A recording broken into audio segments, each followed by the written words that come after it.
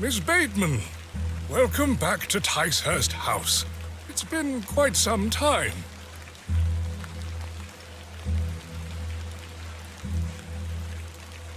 Terrible weather this evening, is it not? Nurse Blaketon has had enough of me smoking inside. Makes her cough, you see. A bit of rain won't kill me, will it? You mustn't be interested in me nattering on. Give my regards to your father. Nurse Blaketon is preparing his supper.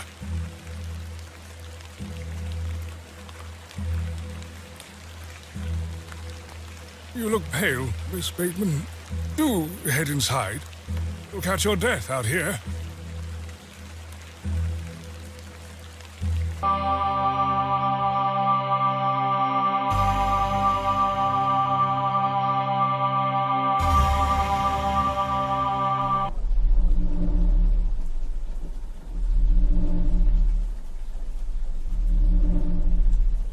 Dearest Mother, I hope this letter will reach you.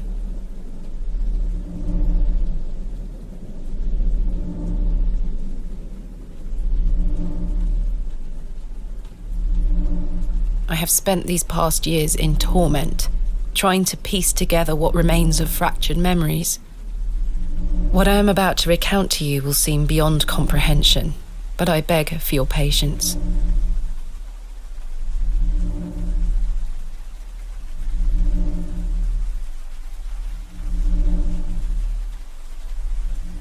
I will endeavour to explain the events that led me to Ticehurst House that night. As far as I can recall, this whole wretched story started with the receipt of a letter from a Mr. Leonard Shoulder.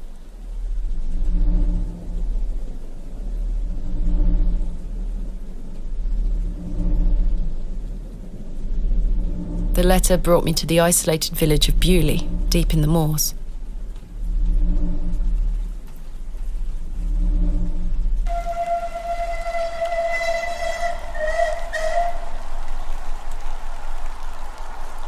No station master in sight.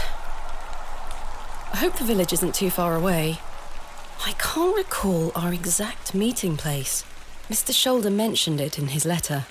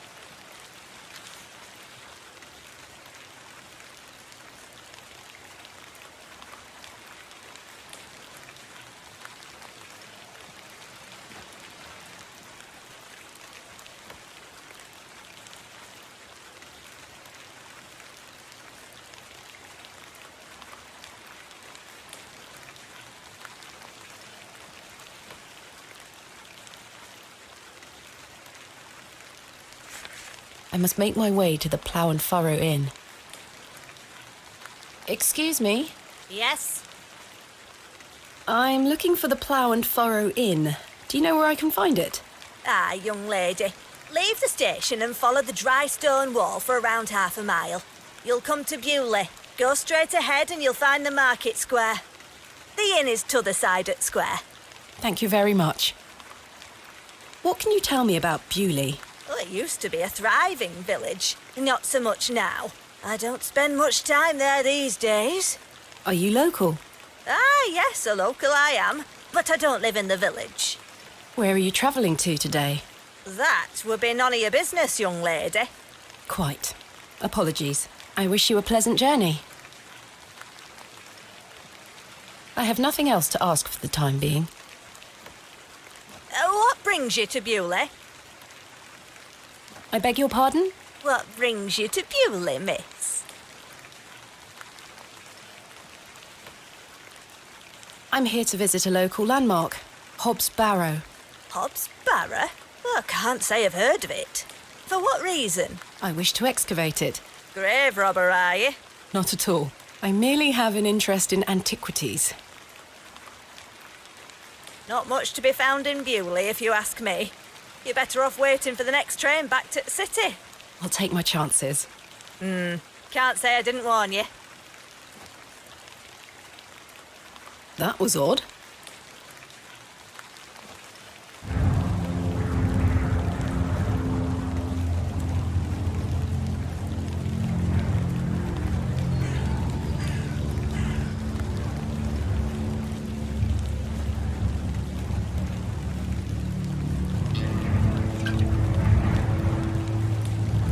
The plough and furrow. I have a bit of time before Mr. Shoulder arrives. I should inquire about a room.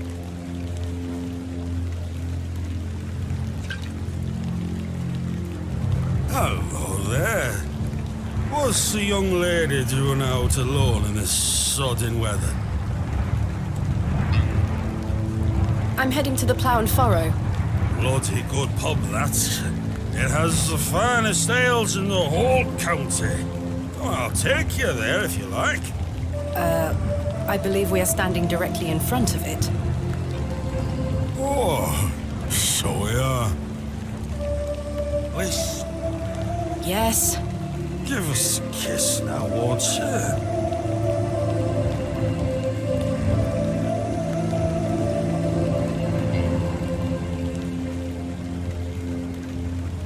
How dare you? Wench! What a buffoon.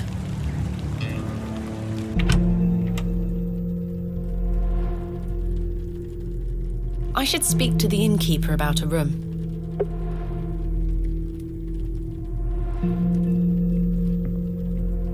Good afternoon. Good afternoon, lass. How can I help you?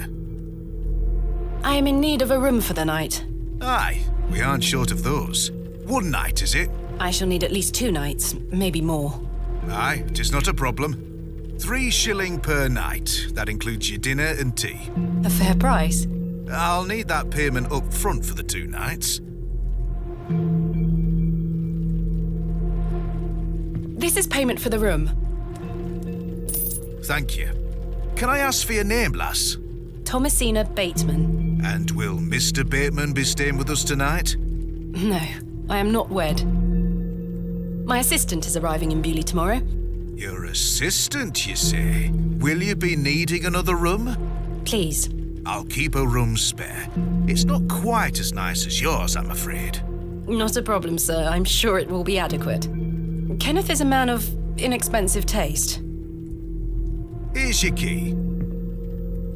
Just go through the door to the right of the bar, then up the stairs. Room number 2. Thank you. Can I help you with your luggage? No, thank you, sir. I can manage.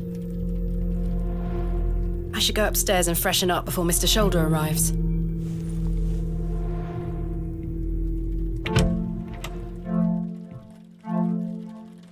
This shall do nicely. Time to change into something more comfortable.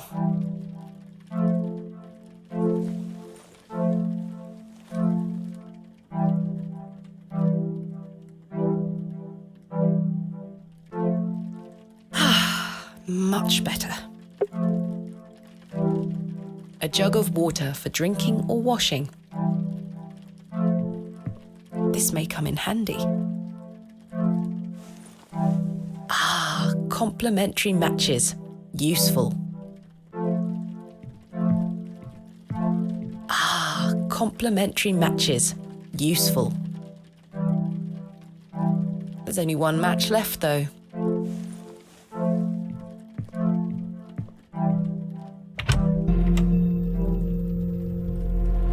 Miss Bateman, you've transformed. I feel far more comfortable in my outdoor clothing. You look like one of those explorers you see in the newspaper. I guess you could call me an explorer of sorts. I'm Stanley. Stanley Kemp. A pleasure to meet you, Stanley. And tell me, I trust your room is adequate. Most adequate. Excellent. I'm looking for a man named Leonard Shoulder. Aye, I know the man. I'm to meet him here tonight. Can I get you something to drink while you wait? Not yet, thank you. What can you tell me about Mr. Shoulder? Aye, he's a quiet fellow. He only comes here to check his post. Yes, I've been corresponding with him using this address. Have you now? You found yourself an admirer. Not quite. What business do you have with old Leonard, then? Well, if you must know, I am what some people call a barrow digger. A what? A barrow digger. What in God's name is that? Are you familiar with tumuli? Afraid not. Barrow is another word for tumulus, or tumuli in the plural. A profoundly interesting subject. You've lost me. I excavate ancient burial sites looking for relics. A barrow is traditionally a circular mound of raised earth enclosing a burial chamber. Oh, aye? You're a grave robber. I am no such thing. Don't worry, lass. I've met all sorts in here over the years. I won't tell anyone. I assure you, my goal is more noble than petty grave robbery. What sort of relics do you find, then? Gold? Silver? Bones? Well, rarely gold or silver, but treasures certainly. Ancient pottery is the most common find. I've been excavating barrows all over the country. I'm documenting my findings in preparation for my book. It shall be called Vestiges of the Antiquities in Rural England. Oh, aye. Very interesting. But what does old Leonard have to do with this? He sent me a letter in which he told me about an unusual barrow in Bewley, a site called Hob's Barrow. I'm meeting him here this evening to find out more. I've lived here nigh on my whole life, and I've heard nowt about a Hob's Barrow. What can you tell me about Bewley? Aye, it's a quiet place. People keep to themselves, work hard. I look forward to exploring the village tomorrow. There's not a lot to see, lass. But St. Edmund's Church is a fine building, worth a visit. Are you sure you've never heard of Hob's Barrow? Not in my life, lass, but I'll tell you something. The moors stretch further than the eyes can see once you leave this village. There's no doubt many a discovery to be made. Mr. Shoulder said the barrow is well known locally, a place of legend. I'm afraid you're going to have to speak to him about it. Why are you interested in digging around in the dirt, lass? Haven't you better things to do with your time? I enjoy nothing more than the thrill of discovery, uncovering the past and piecing together our history. I inherited this passion from my father. Oh, a barrow digger too, eh? Indeed. He would take me with him on excavations as a child. Does he still come with you now, on your own adventures? I'm afraid my father's been bedbound by illness for many years. Oh, I am sorry to hear that, lass. Thank you, Mr. Kemp. He is well looked after at a private hospital. Tell me about yourself, Mr. Kemp. Well, I've been the proprietor of this inn for the last 16 years. I worked as a drover all over the country in my younger days. Saved up my coin and bought this place. It's a fine inn. Thank you. I often run short of ale, but my rooms are rarely full. We don't get many outsiders wanting to stay overnight here in Bewley. Thanks for your time. As you were.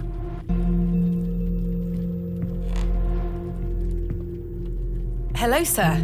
Aye, Do you know a Mr. Leonard Shoulder? you're not local. You've come on that bloody train, haven't you? Bewley's going to dogs. My name is Thomasina Bateman, and you are... None of your business, lass. Where's your husband? None of your business, sir. Ha! You're brave coming in here, all on your own.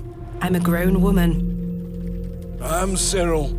It's a pleasure to make your acquaintance, Cyril. Do you know Mr. Shoulder? That be none of your business, lass. I don't come to your city poking around asking questions, do I? Man just wants to enjoy his ale in peace. I take it you are not enamoured with the railway station. Bewley's gonna be swarming with outsiders, like you. We don't want you coming here. It's as simple as that, lass. Why not? This is our town, our land. I assure you I am not here to cause trouble. We'll see about that, won't we? What can you tell me about Bewley? We're a proud community. I've lived here my whole life. Not much here to interest folks like you. Folks like me? Aye. Bye for now. Ta-ra, lass.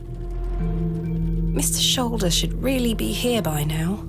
I'll sit down and wait.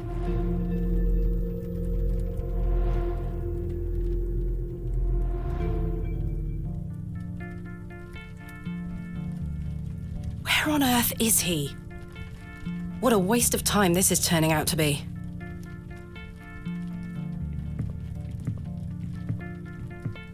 Evening there, miss. Not you again.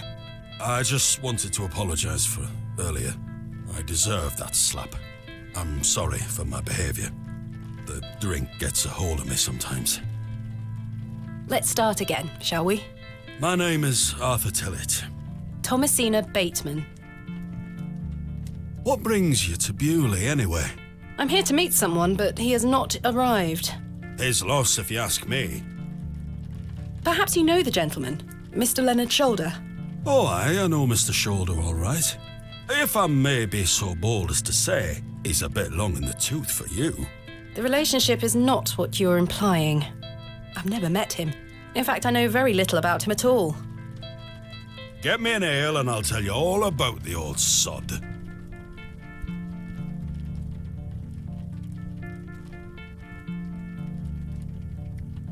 One ale, coming right up.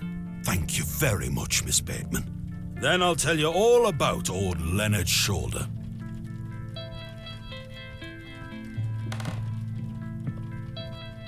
How can I help you? A tankard of your finest ale, Mr. Kemp.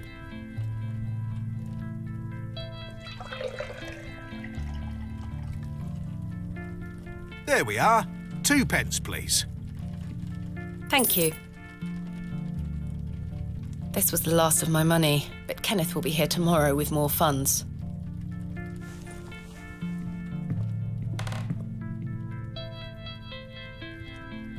Here you are, Arthur. Thanking you. Oh, that hits the spot, that does, lass. Now then. Old Len. Leonard Shoulder.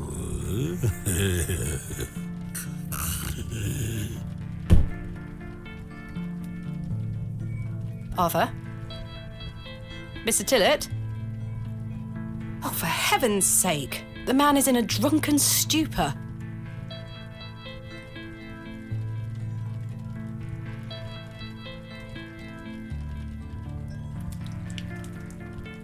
Oh, what the hell were that for? You passed out, Mr. Tillett.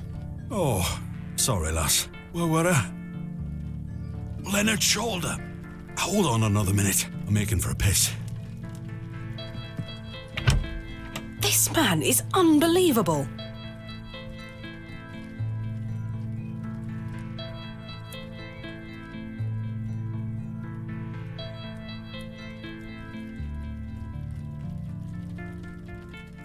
It feels like an hour has passed.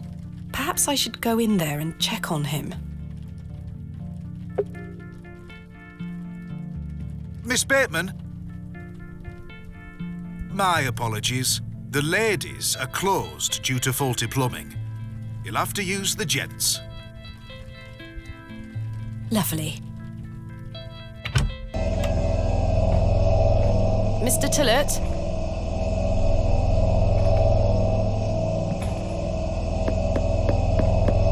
Mr. Tillett? Mr. Tillett, are you in there?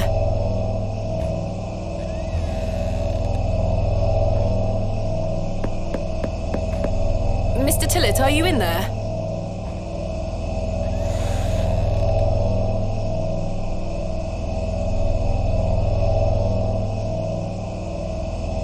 Well, you're not Mr. Tillett. The mangy thing is fast asleep. I'd rather not touch it. The thing stinks to high heaven. The door opens a crack, but appears to be blocked from the other side. think I can hear someone moving around. Mr. Tillett? Arthur, are you out there? Judging from the draft coming from below, this door must lead outside. I should investigate further.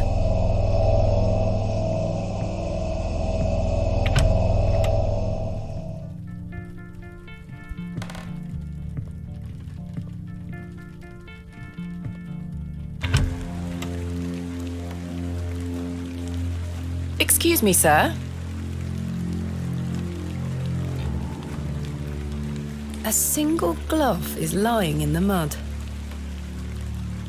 A pearly white gent's glove. It's certainly unlike anything Mr. Tillett was wearing. Seems rather out of place here. Peculiar.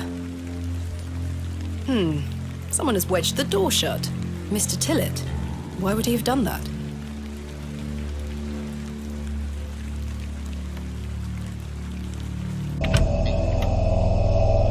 Did Mr. Tillett leave, then block the door behind him? Something strange is going on here. Who was that old chap I saw outside the alley? He headed eastward. Maybe I could catch up with him and ask him if he saw Mr. Tillett.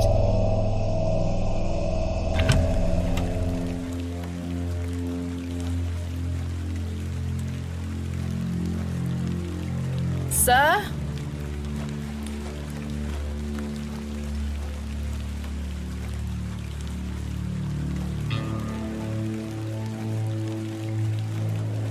The old man has disappeared into the darkness. I'd best turn back to the inn.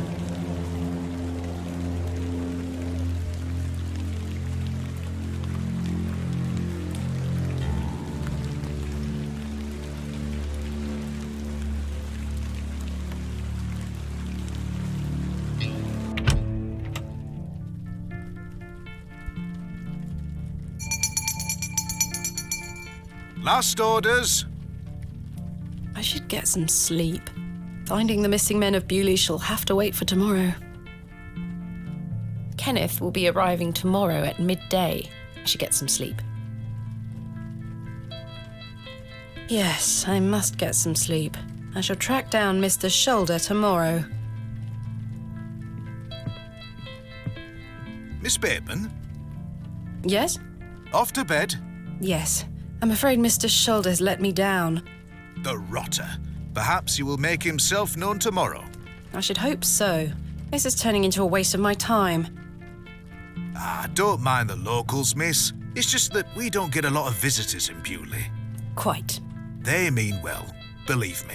Sure, Mr. Kemp. Please, call me Stanley. Good night, Stanley. Sleep well, Miss Bateman.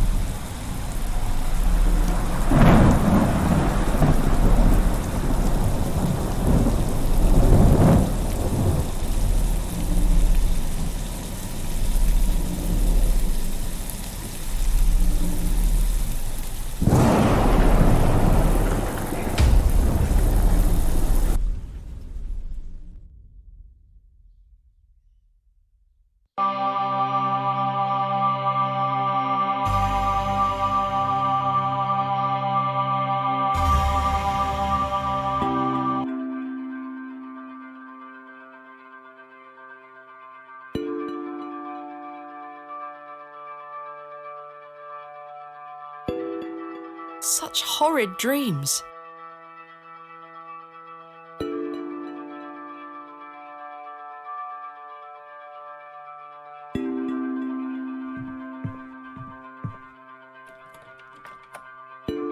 Bolted from the inside, just as I left it last night. As I suspected, I must have dreamt of that wretched-looking cat. I must say I'm relieved. Right then. Let's see if I can track down the elusive Leonard Shoulder. I'm rather anxious to get to this barrow. I also wonder what happened to Mr. Tillett.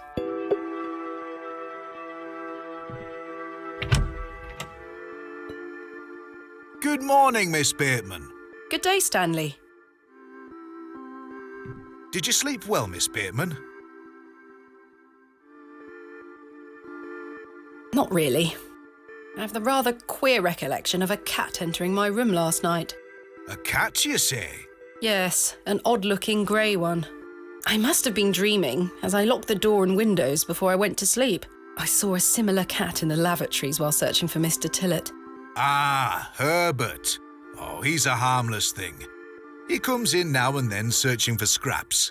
Indeed. Seeing him in the lavatories must have conjured up the strange dream. The mind is capable of manifesting frightful things, Miss Bateman. I'm happy to report the rain of yesterday has lifted. It's a clear morning outside. Crisp. I've prepared a room for your assistant. What time will he be arriving today? His train will get in around midday. Kenneth will also be bringing my excavation equipment. Oh, aye? What does that entail? Picks, shovels, buckets, lighting and such. He usually packs it in a large crate. Come to think of it, I'll need somewhere to store it. You're welcome to use the alley behind the inn for any such bulky items.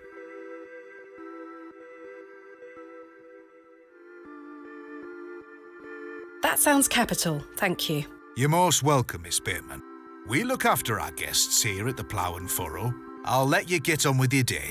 I'll be back with my assistant when he arrives. Miss Bateman, Yes? I've something I wish to get off my chest, as it were. I've been tossing and turning all night, Miss Bateman. I feel rotten, I really do. What on earth are you talking about? As you know, I like to run an honest establishment. And well, I have not been honest with you, lass. I do know of Hob's Barrow. You do? I do. Many here do. There are stories tied to that place, you know. If I've learned anything in this life, it's that some stones are best left unturned. Old Leonard Shoulder is someone to be wary of too. I can't tell you what to do, lass, but you'd best avoid him. Why lie to me about Hob's Barrow? I know, lass, I know. I feel dreadful. But why? What are these stories you speak of? I really can't tell you more. If you insist on visiting that place, you'll have to seek out Mr. Shoulder. He brought you here. He should be the one to tell you. I must say, Mr. Kemp, this is all quite puzzling. I've never let local superstitions stop me in the past. I pride myself on being a woman of logic and reason. I've no time to waste on such matters. As I say, seek out Mr. Shoulder. He can tell you more. Why must I be wary of Mr. Shoulder? The man has a certain reputation. For what? You've seen it already. Were he here to meet you last night? No. Precisely. A man not to be trusted. Where is Hob's Barrow? I don't know. I say that on my mother's grave, Miss Bateman. I now find that hard to believe. The moors are vast, lass. I'd tend not to go wandering out there. A grown man could lose himself and not be seen again. Where does Mr. Shoulder live? I can't say for sure. As I think I told you last night, he's a quiet man and keeps to himself. He only comes in here to collect his post. Leads me to believe he lives a fair distance away. Certainly not in the village itself. Might someone around Bewley be able to help me find him? You could ask around. As I say, lass, Bewley folk mean well. Don't forget that. I shall return later. Good day to you, lass.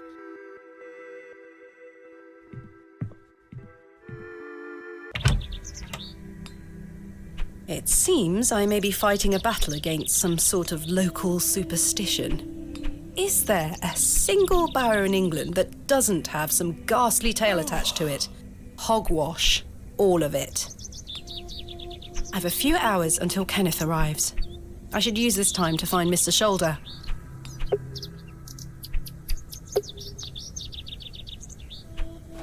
Hello. My name is Thomasina, and you are? Now then, that's none of your concern, love. What do you do around here? Hey up, You're not scared of sticking your neb in. I look after the churchyard. Dig the graves. Ha! What can you tell me about the church? Aye, it's a church. Quite. Do you know a man named Leonard Shoulder? I don't know aught about no Leonard Shoulder. What can you tell me about Hob's Barrow? Naught to be found digging around in those things. You know of local barrows, then? Don't concern yourself. What can you tell me about Bewley? Not much around here, love. Not worth mentioning to you, like. I see. Goodbye. Ta-ra.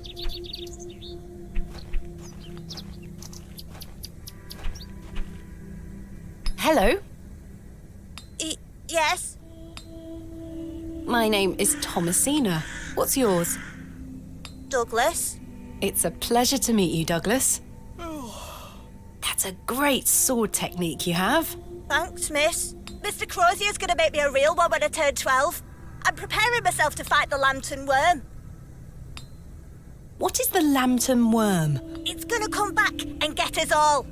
John Lantern thought he killed it at the River Wear, but my father told me it still lives. We must all be prepared. The lantern worm isn't real, Douglas. Father just told you that to get you out of his hair. Not true. I saw it slithering out by the beck. Like a giant eel it were.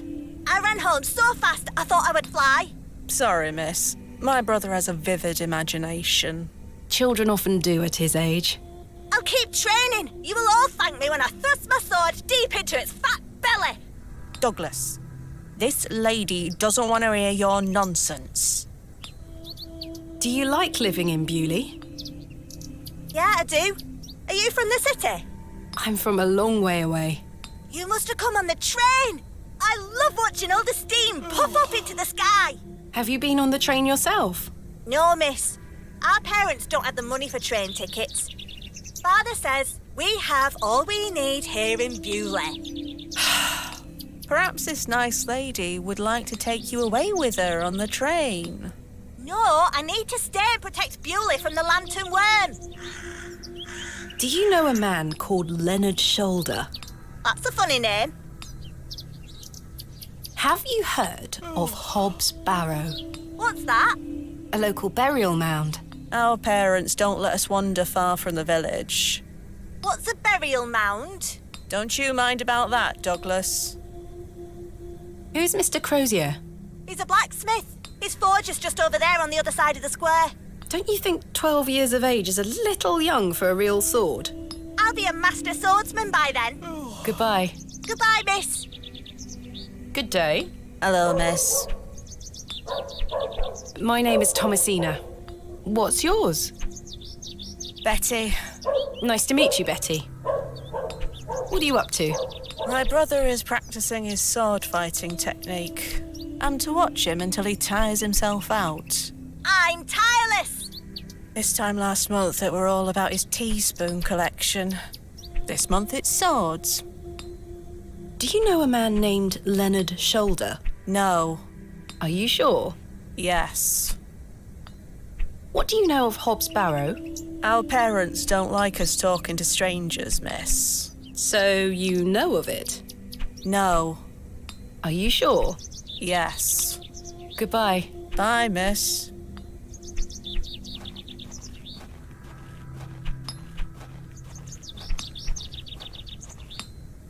Good day. Yes? Mr. Crozier, I presume. Aye, George Crozier, at your service. My name is Thomasina. Aye, can I help you? Are you a Bewley native, Mr. Crozier?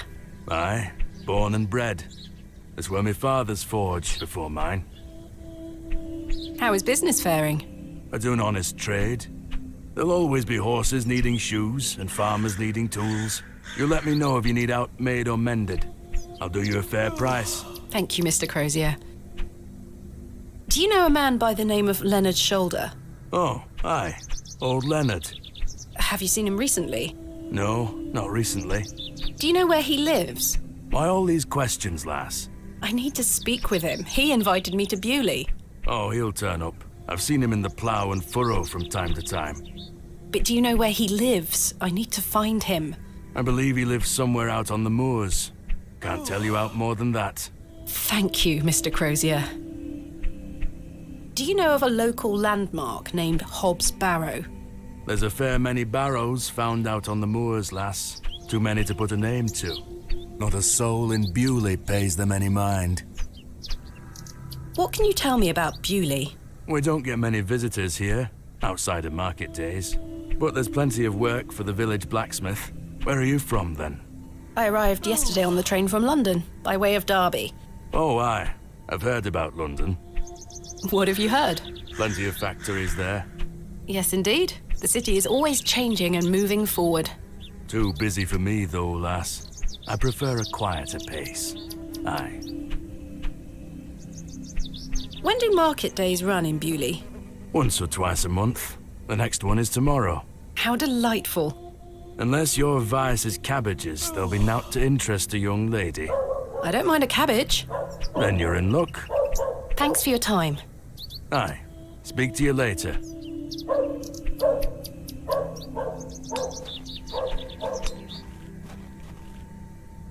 Hello. Good day. Would you like to buy one of these cakes, pet? What kind of cakes do you have? I have some lovely Bakewell puddings, the sweetest marriage of almond and jam. I can tell you're not from around here, because if you were, you would know about my Bakewell puddings. They are quite famous. Alas, I'm not carrying any money with me. That's unfortunate, pet. I'm sorry, I can't give them away for free. The money goes to the church, you see, and one cannot shirk one's duty to the church. I understand. My name is Thomasina. What's yours? Mrs. de Plancy. A pleasure to meet you, Mrs. de Plancy. Likewise, pet. Tell me about yourself, Mrs. de Plancy. About me? What would you possibly want to know about me? I've been attending St. Edmund's Church my whole life. I always want to help where I can, so I sell my baked goods and all the proceeds go to its upkeep. This place means so much to me.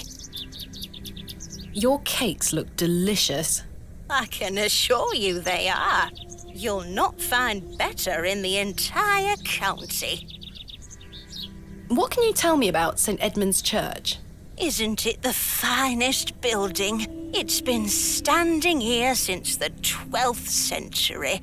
The box pews in the nave are very fine and date back to the 17th century. The door is open if you'd like to worship. Thank you, Mrs. de Plancy.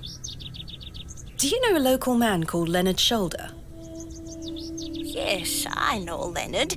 What business do you have with him? It's a long story, but I'm trying to find where he lives. I'm afraid I don't know, dear. Father Roach has access to the parish register.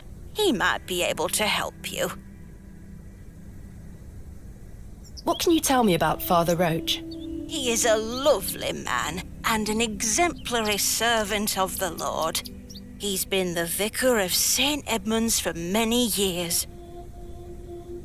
Where can I find Father Roach? At this time of day, he'll be taking his exercise in Herne Wood, to the west of the village. Thank you. I'll go find him. Be sure to listen out for his merry whistling. Such a jolly man. What do you know of Hob's Barrow? Hob's what? Hob's Barrow, a local burial mound. The only place of burial I know about and care for is in this very churchyard. Thank you for your time. Lord be with you. Excuse me, do you think anyone would mind if I borrowed this trowel? You help yourself, dear. Father Roach won't mind lending it. Just be sure to put it back when you're finished. Of course, thank you. It is more blessed to give than to receive.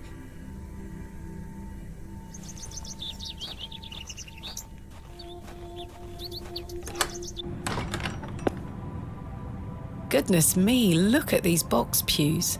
I've never seen any as tall as that before. Most unusual architecture, even for the Normans. Someone has left a necklace hanging here. A silver cross. Sterling by the look of it. Maybe I can reunite it with its owner.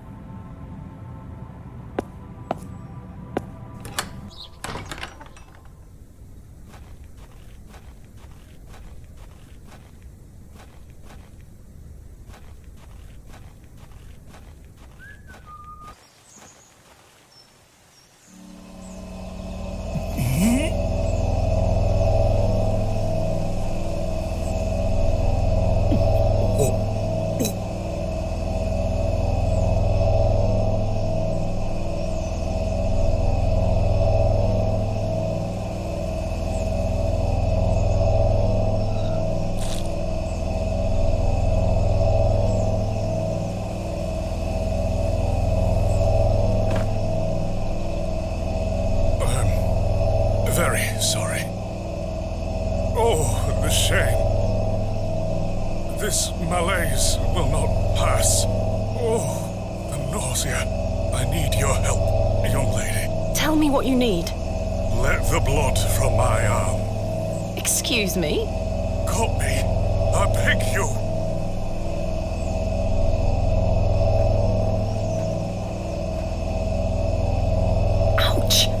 The broken lens is extremely sharp.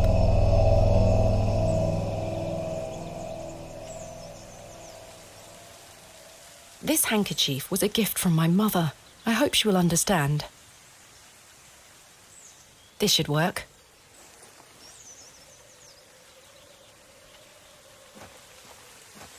Are you sure you want me to do this?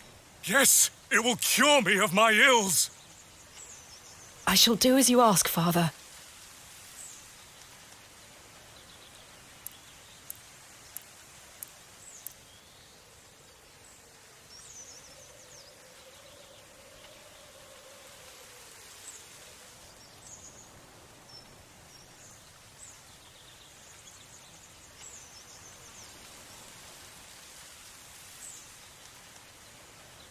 Thank the Lord for my spare pair.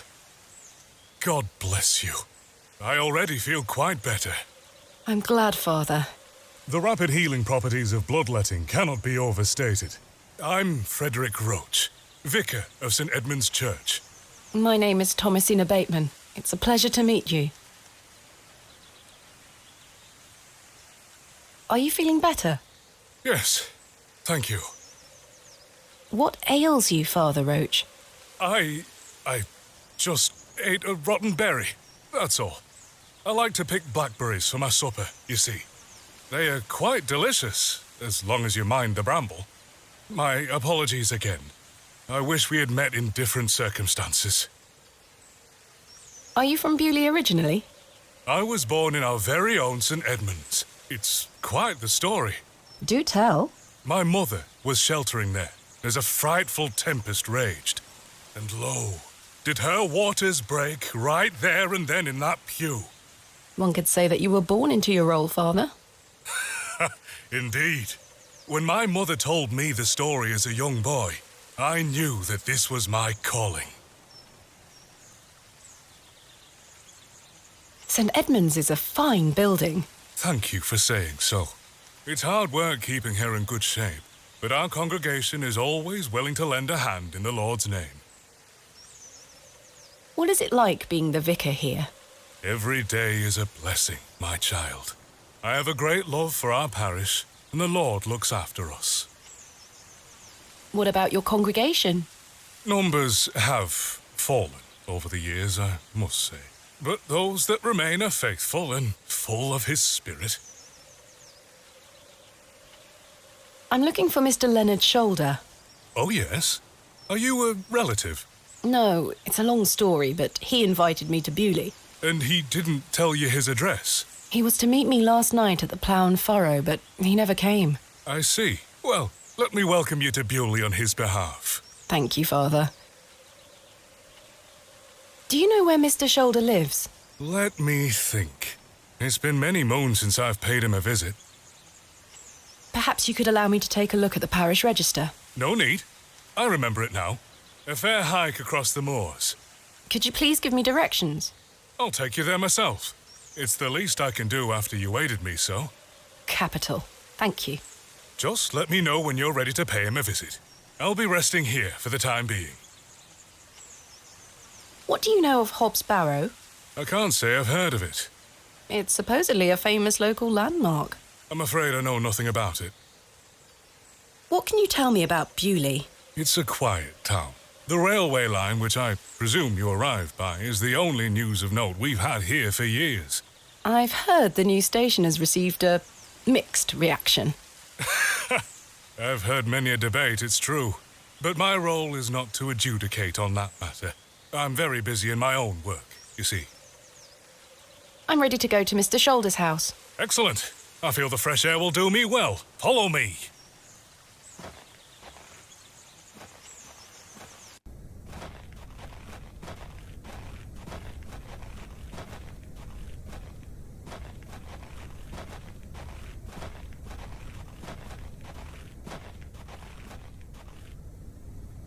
Good morning, Father.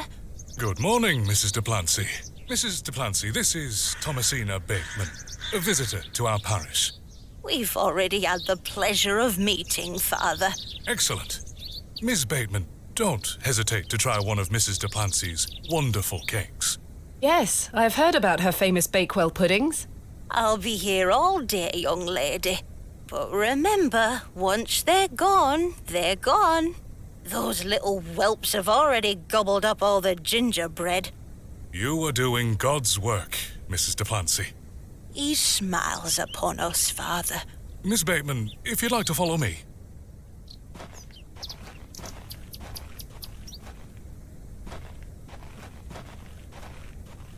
Let's talk of graves, of worms, and epitaphs.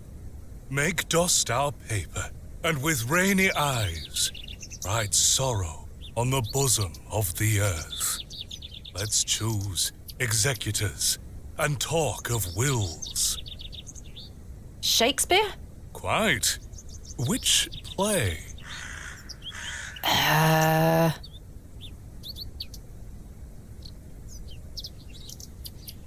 Macbeth. Magnificent guess, Miss Bateman, but I'm afraid that passage is from Richard II. Studying the work of the bard is one of my favorite pastimes. Follow me.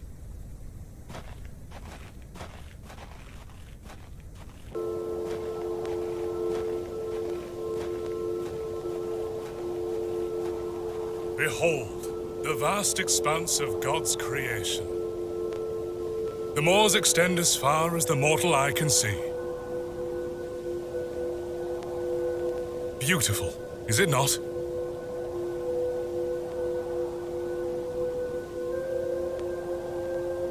Indeed, the moors are beautiful. The beauty of God's creation is that it takes so many forms.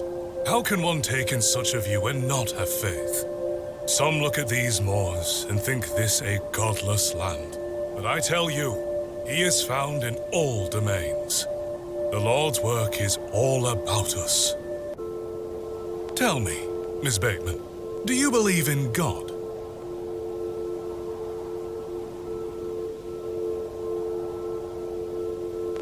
I was brought up Anglican. The church was an important part of my early life, Father Roach. But what happened to my father eventually made me question things. If you don't mind me asking, my child, what happened to your father? He had an accident when I was very young.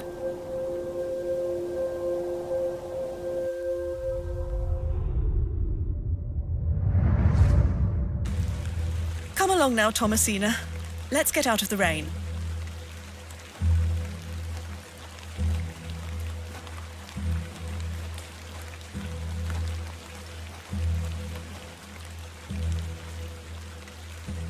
Remember what I told you, all right? Be a good girl. People are unwell here. They don't want to hear you running about making noise. Understood? Yes, Mother. Good. And don't annoy the nurses. I promise I won't.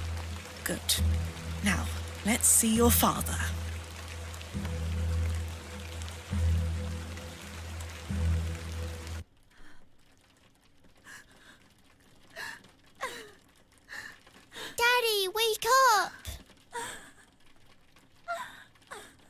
Mummy? Mummy?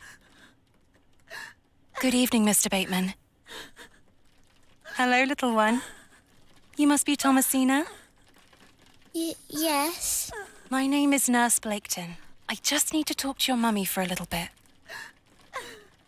I'm sorry to disturb you, Mrs. Bateman. Mrs. Bateman? Will he ever talk again, Nurse Blaketon? The doctor is uncertain, Mrs. Bateman. There is the possibility that Mr. Bateman won't regain any movement at all. But we will do our utmost to look after Mr. Bateman here at Ticehurst Manor. He will have a nurse by his side at all times, I can assure you.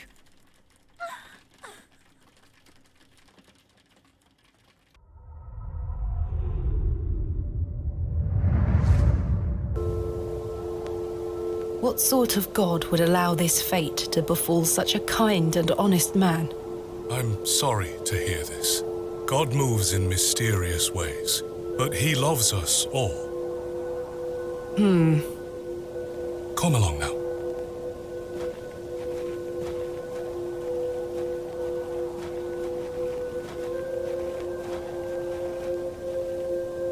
Hello?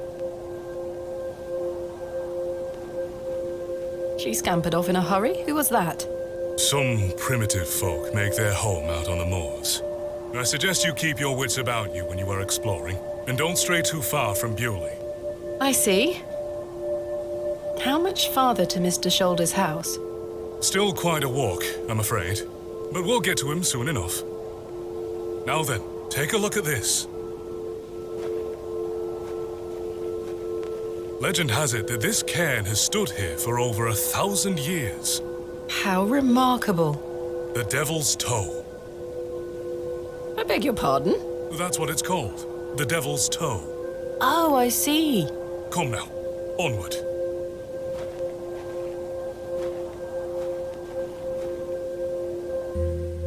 We walked and walked across that vast, featureless landscape. All the while, Father Roach was whistling away merrily. Just as I had begun to wonder if we were hopelessly lost, a building emerged from the mist. Mr. Shoulder's cottage.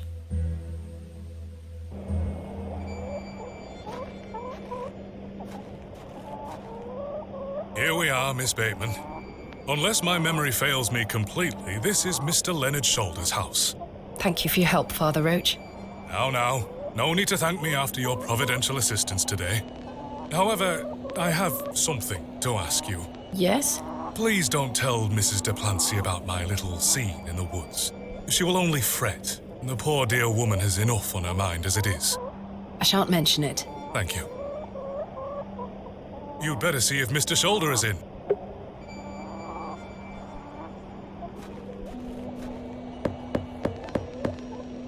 Mr. Shoulder? Is Thomasina Bateman here? I'm here in Bewley as discussed. Maybe try again. His hearing probably isn't the best at his age. Mr. Shoulder, are you home?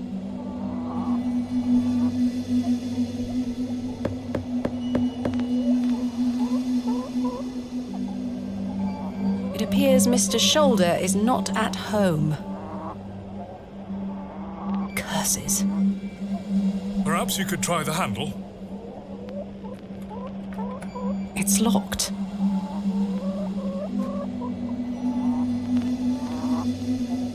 No sign of life? None.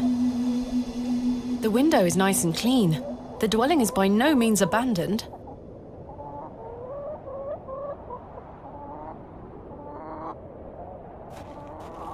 The gloves are a pair. Does this mean Mr. Shoulder was in the alley last night? Why didn't he come inside to see me? Perhaps he's gone for a stroll. Possibly. I'd suggest you call back later, my child. I myself must make my way back home. I have some matters to attend to at the church. Shall I accompany you back to Bewley? No, you go ahead, Father, thank you.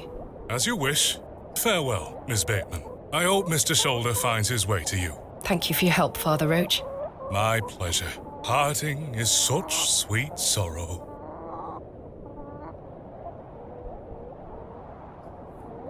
Much ado about nothing? Oh dear. I thought that was an easy one. Romeo and Juliet. Of course. That I shall say good night till it be morrow. Lord be with you.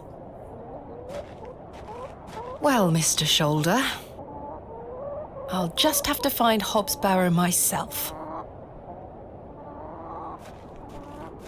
A carved stone has been affixed to the door. I think it depicts a crescent moon.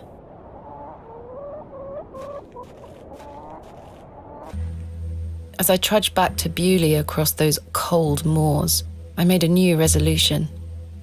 I would find Hob's Barrow myself, with or without Mr. Shoulder.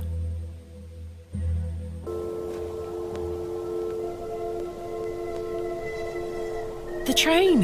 That must be Kenneth. I should go and meet him at the station.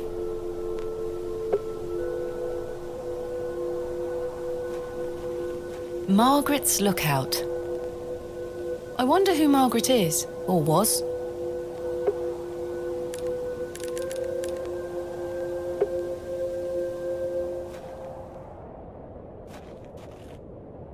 Where is Kenneth?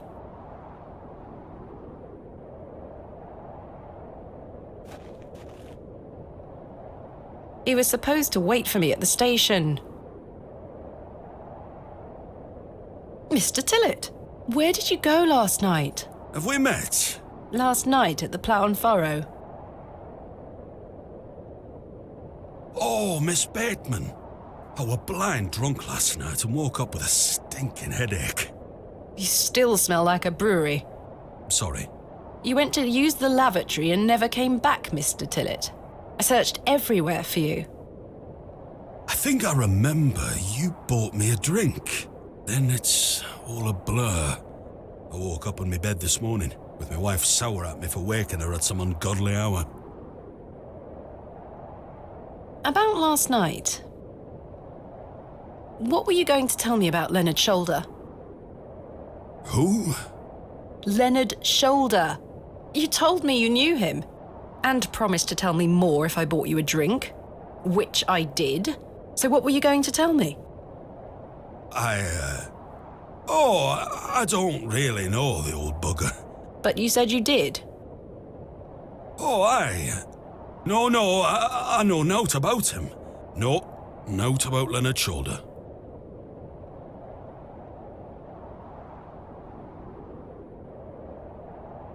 You're hiding something, Mr. Tillett. I don't believe you. I say a lot of things when I've got the drink in me. I probably just wanted you to buy me an ale. A likely story. Look, what would I gain from lying to you? I just wanted another drink. Even if that's the case, it doesn't explain your disappearance. Aye, I don't remember out. I found Mr. Shoulder's house, but he wasn't home. Don't worry, you'll find him. How's your headache faring? It feels like a steam engine is driving full pelt in a circle around me skull. Be sure to drink plenty of water, Mr. Tillett. Aye. I'll survive. So, you work here? Aye. Bewley station master at your service. Would you like to buy a ticket? Not just yet, thank you. I understand that some of the locals are not too happy about this new station. Aye. I'd go as far as saying the whole village. How long has the station been open for? About 3 months. We're on the Midland Railway line. This employment's been a saviour for me. If I weren't stood here, I'd be drinking my life away at the pub right now. It's worth the occasional withering look from Cyril and the rest of them. What does a station master do? A bit of this and a bit of that. I don't wish to bore you with such things. As you wish. My responsibilities here keep me on the straight and narrow, I'll tell you that much. A sense of duty can do wonders for a lost soul. Indeed. This must be a rather lonesome post to occupy. Trains pass through here more regularly than you might think, lass. I'm looking for my assistant, Kenneth. Oh, aye? His train has arrived. Not a single soul disembarked the last train, Miss Bateman. Impossible. Was that not the midday train from London by way of Derby? Aye, it were. Mr. Price were here, unloaded a few crates. But no Kenneth. Not a soul. Hold on. One of them crates had your name on it, Miss Bateman. A great big one it were, with... A red ribbon. Aye. What is Kenneth playing at, sending my equipment but not himself? Curses. Where is my crate now? Mr. Price took away all the crates on his cart. Who? Mr. Price, he's the postmaster. Where can I find Mr. Price? He lives above the storeroom, just north of the plough and furrow. You'll see it. There's a Royal Mail plaque on the wall. Thank you. I'm looking for Hob's Barrow. Hob's Barrow. It's why Leonard Shoulder invited me to Bewley. He thought I might like to excavate it. Oh, aye. I heard about a Hob's Barrow somewhere out there. There's some old stories around it. What stories? I can't remember. Mr. Tillett, please, this is important. I'm awfully sorry, Miss Bateman. I'll try to remember. If he invited you here, then I'm sure Mr. Shoulder will tell you all about it. That's if I ever get to meet him. I'm sure you will. Where can I find Mr. Price? He lives above the storeroom, just north of the plough and furrow. You'll see it. There's a Royal Mail plaque on the wall. Thank you. Farewell for now. Ta-ra!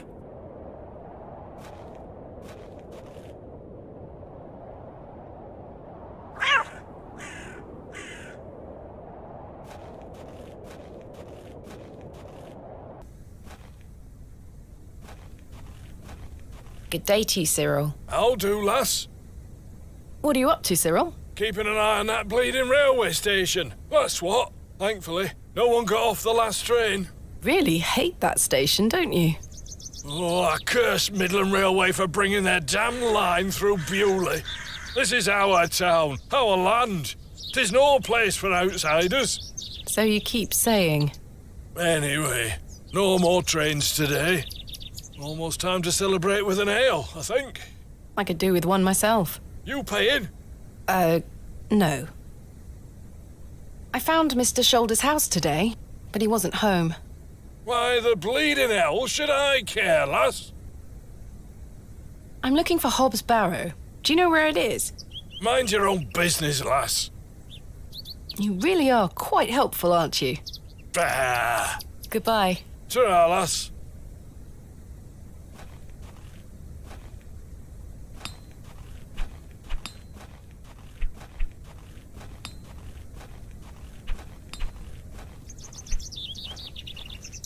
That must be the postmaster's storeroom. Hello. Good day. I haven't seen you in Bewley before. I'm just visiting.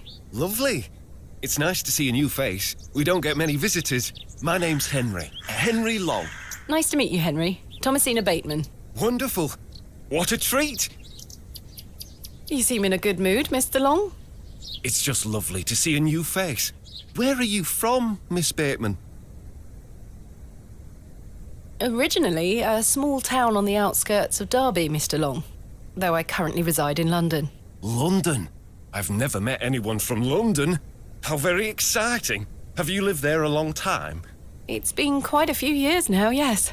I've heard that the air there is so heavy with smoke, it makes it hard to breathe. Is that true? Some days. Oh, you must miss the fresh northern air. Well, you've got that in Bewley. No factories out here. Such things are a blight on his creation. I were born in this very home I stand in front of. Bewley is in my blood. Why would I ever want to leave? Especially now I can meet new folk thanks to the railway line. I'm looking for Mr. Price, the postmaster. Oh, Mr. Price, my lovely neighbour. I'm afraid you've just missed him. Curses. I saw him wheeling a large crate into his storeroom just there. It must be mine. I really need it. Have a look through the window to see if it's yours. Where did Mr. Price go? I don't know. The man were in a hurry. I know he has family in Bakewell. That's miles away. Did he leave by foot? No, by horse. He must be a few miles down the road by now. Curses. When will Mr. Price be back? He didn't say. Could be tonight, could be a few days. How infuriating. I told him I'd keep watch of his storeroom, and I'm a man of my word, Miss Bateman. I shall not budge from this spot. Do you know a man named Leonard Shoulder? Aye, funny old fellow. I hear he lives way out on the moors somewhere. Have you seen him recently? No, not for a long while now that you mention it. Why do you ask? It's a long story, but I was to meet him in Bewley. He invited me here. Well, I must thank him when I see him for inviting such an enchanting young woman. You flatter me, Mr. Long. I'm looking for Hob's Barrow. One of those old burial hills? Yes. Do you know where it is? Believe it or not, I haven't set foot on the moor since I were a child. Why is that? I've got all I need right here in Bewley. And we're all truly blessed with the railway station, which brings us lovely new faces. Your opinion of the railway station differs widely from your fellow townsfolk, Mr. Long. I've not met anyone particularly keen on it. That railway line is the start of a new era for Bewley, mark my words. There's much to protect here, but we need new blood. I hope that some of you visitors will actually stay here permanently. Why is that? So I have new friends to talk to. Some people here don't want any new friends. Cyril Farnaby, the miserable old sod, is the worst offender. I've had the pleasure of meeting Cyril. He really dislikes the railway station. Absolutely miserable he is. I've tried to convince him many times that the station will help Bewley. He just doesn't understand. I met him last night in the Plough and Furrow. Aye, the scene of our many debates. Blimey. I could go for an ale right now, actually. Can I buy you a drink? Really? No. Wait. Do you think Mr. Kemp will let me open a tap? Perhaps. You could always ask him. I shouldn't leave anyway. Mr. Price is relying on me to keep watch of his storeroom. Goodbye. Don't be a stranger.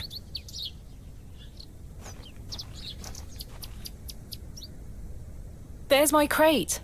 Kenneth always ties a red ribbon to it. I can see an envelope tucked behind the ribbon. Perhaps it can help explain Kenneth's absence. I'm going to have to get in there.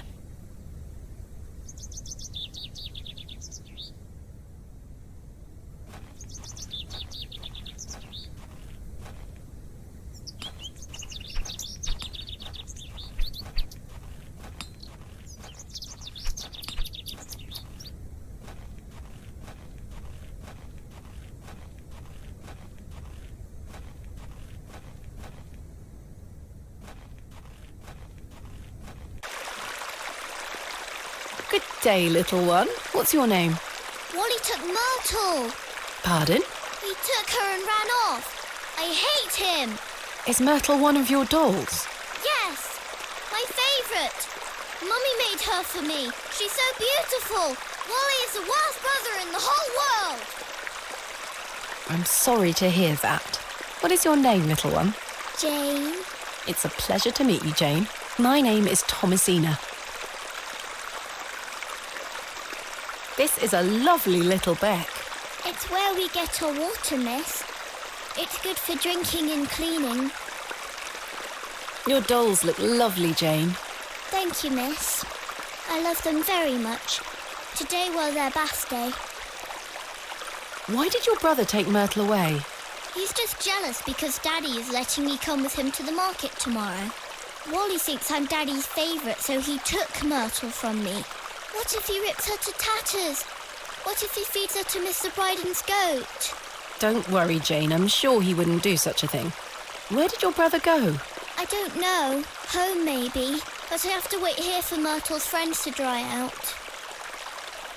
Do you know an old man called Leonard Shoulder? No, miss. Have you heard of a place called Hob's Barrow? I have, yes. You have? We aren't supposed to talk about it. Why not? Would you like to go there? Yes, I would very much like to.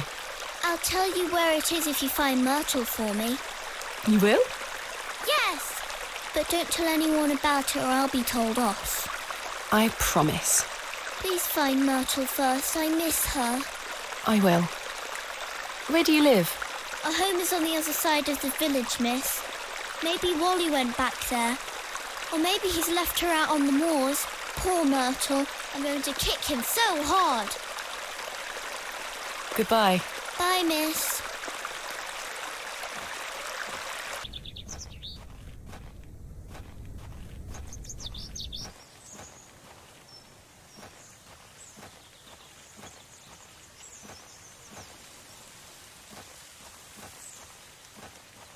I shall see you later this evening, gents. Well, I say. Greetings, my dear.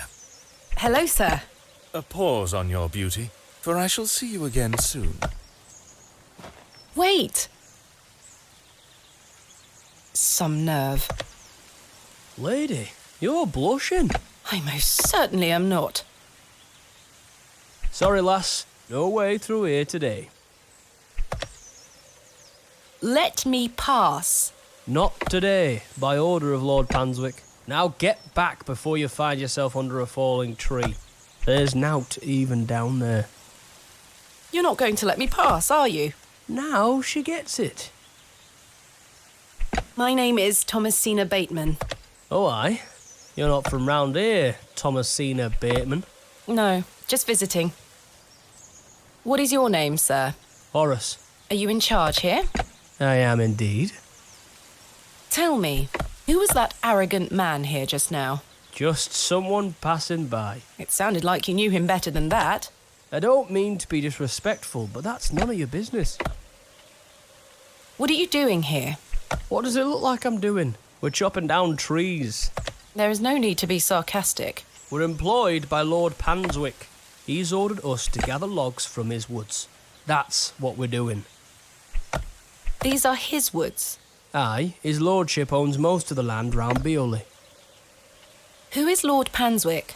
Our governor. He's the governor of the whole town. All right, Owen, back to work now. He lives in Bewley. Aye, not far away. But his lordship doesn't like questions. Or visitors. Now, please leave us to our work. Do you know a man named Leonard Shoulder? No, I don't. Can you let me get back to my work now? Why are you gathering logs for Lord Panswick? By heck, you ask a lot of questions. If you must know, his lordship is repairing an old ruin on his land. We need the timber for the restoration work. How intriguing. What type of ruin is Lord Panswick restoring? An old chapel. I should rather like to see it. Not possible. His lordship does not welcome visitors to his estate. Do you know where I can find a place called Hob's Barrow? Never heard of it. Thanks for your time. We'll be done by tomorrow morning. Come back then if you want to explore the woods.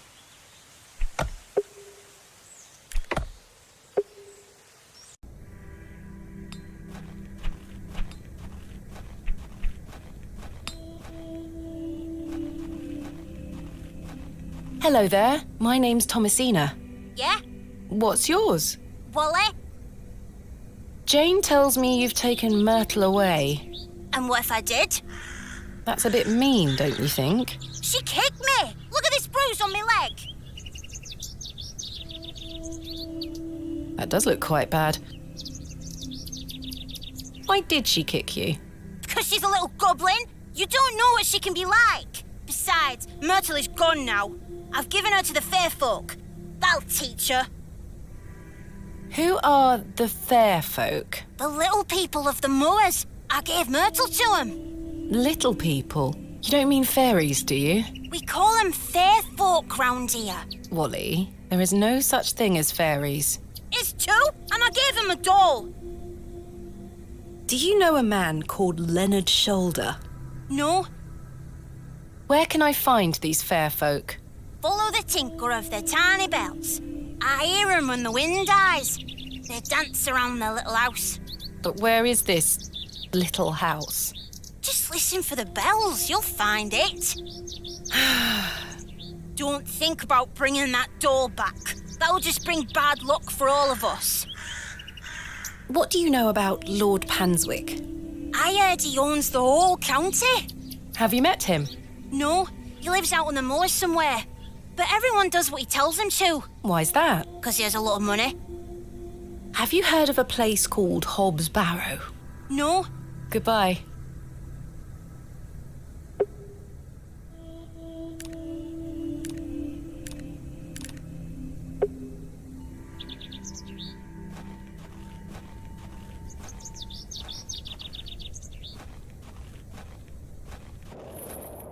I'm not sure if these are poisonous or edible. It looks like something has been buried in the middle.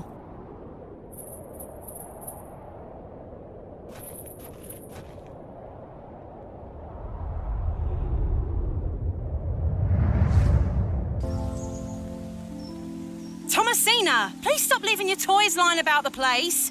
What happened the last time you left your dolly under the tree? A fox ate it, madame. Yes, it did. Fetch it now, won't you? Then I'll fix your supper. Yes, madame.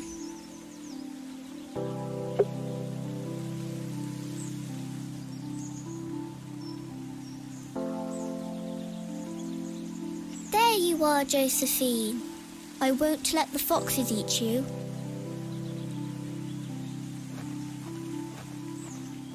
Who's that you have there, little bird? Josephine. She introduced me to the fairies. Oh, fairies, you say? Yes, Daddy. Do you believe in fairies? Of course. Do you see those mushrooms over there? Yes. That's the gateway to their kingdom. That's where Josephine and I go to talk to the fairies. Now, listen to me, Thomasina. Yes? You're old enough now to hear this. There's no such thing as fairies or talking dolls, my little bird. What do you mean? I'm sorry, my dear child. I do not wish to upset you. I just want to make sure that you understand the difference between fantasy and reality. Josephine is just a doll, and fairies do not exist. But, Daddy... Science is the great antidote to the poison of enthusiasm and superstition. Please always remember that. If you hear anything about fairies or the like again, know that it's hogwash. What is it?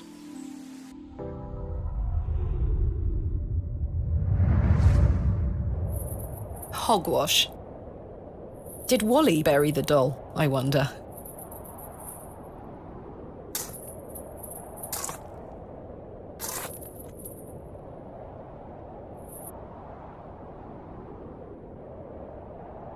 This must be Jane's ragdoll. You're coming with me, little fellow. I shall name you Kenneth. Perhaps these wriggling worms are the fair folk young Wally was so fearful of. How strange. There is a hairpin pierced through the arm. This may come in handy. I'll keep it. At least I shall not return from Bewley empty-handed.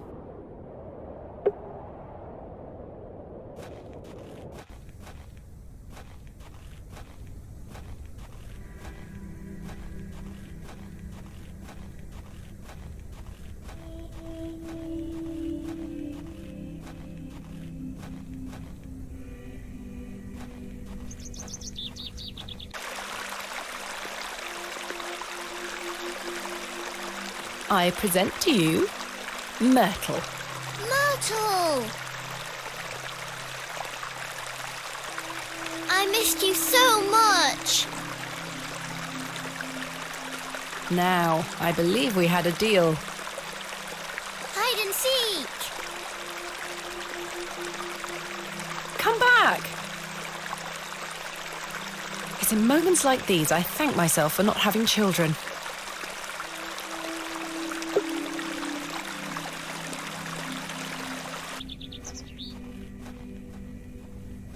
Hey!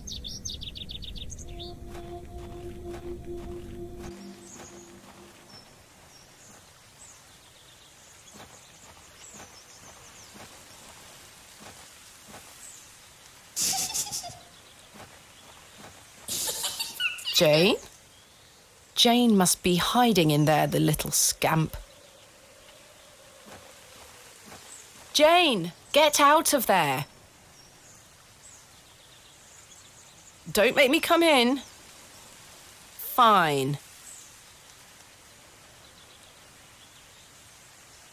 Curses! The hole is too small for me to fit through.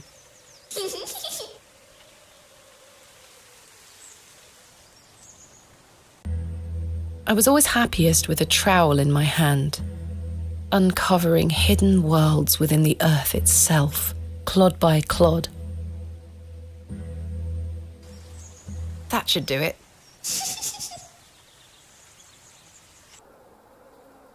Jane! Jane? Jane, come out this instant. I can't see a damned thing in here. I need a light source.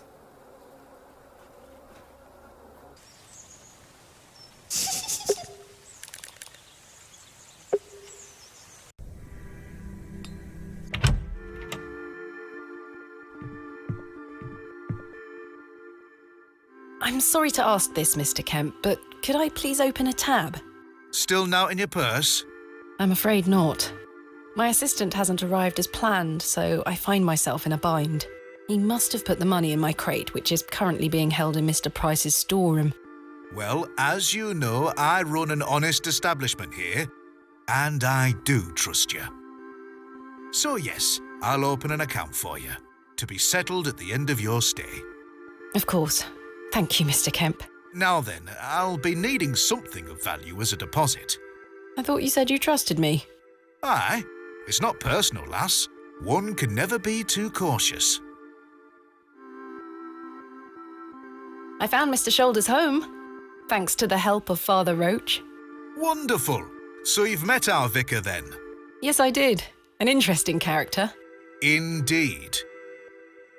So, did old Leonard apologise for his absence? Not quite. He wasn't home. What is that man playing at? You tell me. I've decided to find Hob's Barrow without Mr. Shoulder's aid. Are you sure that's a wise idea, lass?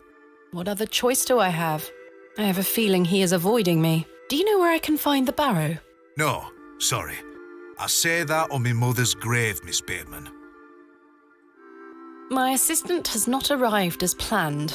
Oh, is everything all right? I'm not entirely sure. Am I to keep a room for him just in case? If you could hold it for one more night, Mr. Kemp. As you wish. What can you tell me about Lord Panswick? A most charming man, Miss Bateman. He looks after us here, a good fellow. Where does he live? Panswick Manor, on the moors. No visitors allowed. His lordship likes his privacy. Goodbye. See you soon. Will you accept this silver cross pendant as a deposit? Can I take a closer look at it?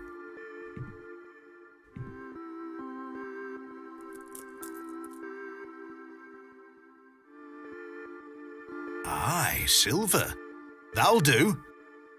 Thank you, Mr. Kemp. Can I get you something to drink? Not right now, Mr. Kemp.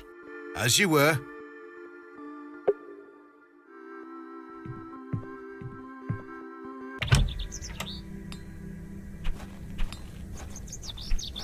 Good. Hello, miss. What do you know about Lord Panswick? Not a lot. I know he's in charge around here. Does he come to the village often? Not really. He has a manor out on the moors. Have you ever been there? Heavens, no. Villagers aren't allowed there. Why not? Dunno. It's just the way it is. Goodbye. Bye, miss.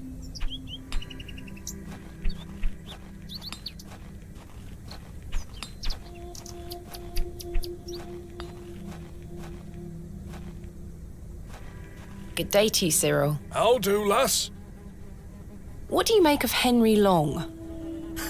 An idiot who thinks that station's a good idea. Can you imagine? Strangers pouring into Bewley. Turns the stomach, that does.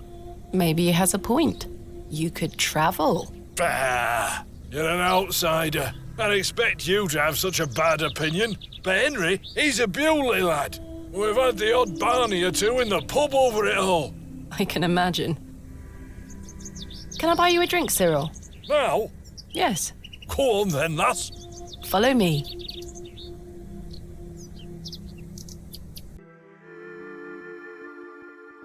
So then he turns around and says, "Why is a dog like a tree?" And I says, "I don't know." And he says, "Because they both lose their bark once they're dead." Very droll, Cyril. Well, it's been a pleasure, but I must be off. Aye, lass. Ta for the drink. You're not too bad for an outsider.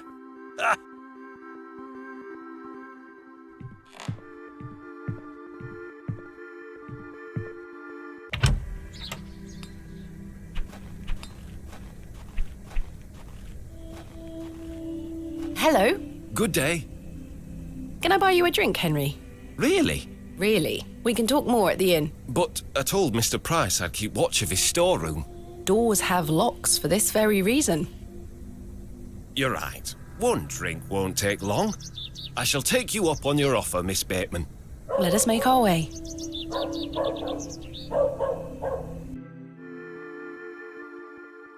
To think, if that station hadn't been built, we would never have met. Blessed be the Midland Railway. Idiot! That station is the worst decision this village has ever made! Cyril Farnaby, a miserable man with miserable ideas. I will change your mind even if it kills me.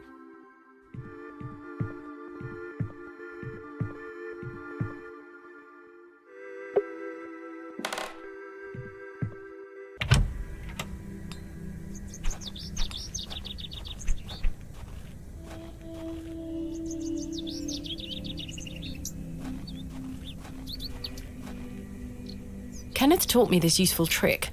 A hairpin is much more than a hair accessory. A few wiggles and this lock should spring right open.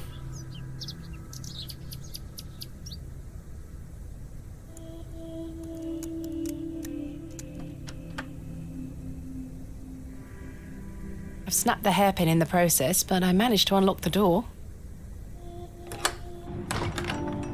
Let's open this envelope. There's a note inside.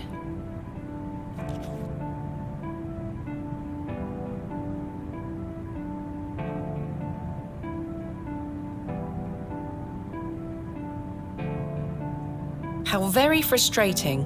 I wonder what happened. I'd better get this to the alley before Mr. Long comes back. Moving a fully laden crate through the village square was no easy task. Somehow, no one was there to witness it.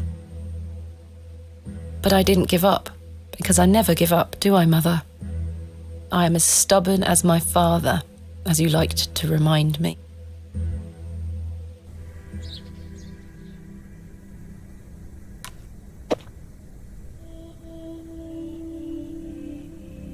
Wait.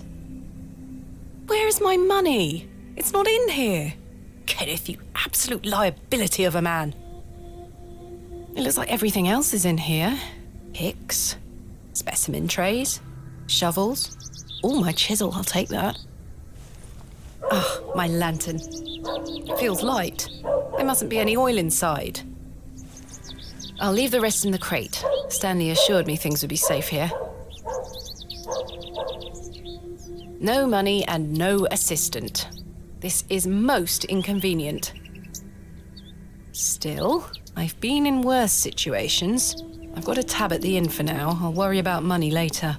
I must find that barrow and get on with the excavation.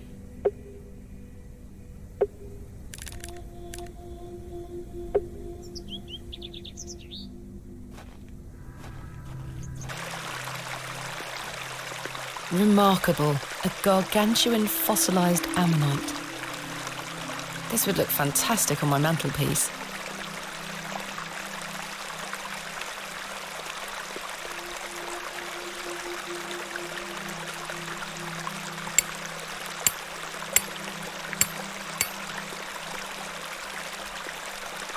Splendid. I've managed to extract it in one piece.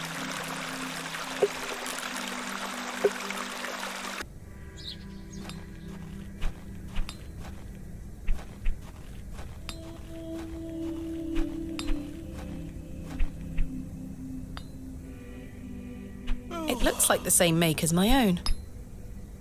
Look, we have the same lantern. Aye, so we do. Good day. Yes. I was wondering if you might be able to spare some lantern oil. I don't have much to spare, lass. Paraffin is as rare as hen's teeth in these parts. How much coin do you have? None, I'm afraid. If you're in a bind, I can trade you a small amount. A trade, you say? Aye. Thanks for your time. Aye. Speak to you later.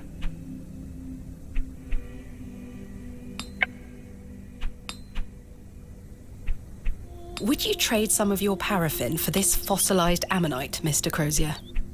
Now then, 'tis a beauty, that. It looks familiar. I'll take it off your hands. Wonderful. Let me fetch some paraffin from inside.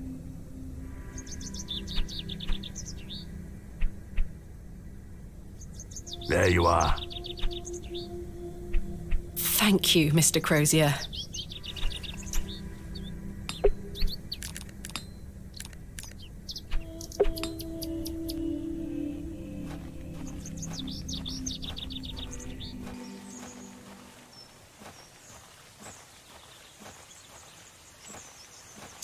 I should fill the lantern with paraffin before I go in there.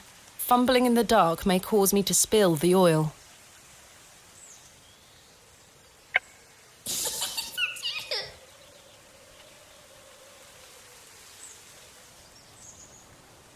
My lantern is fueled and ready for action.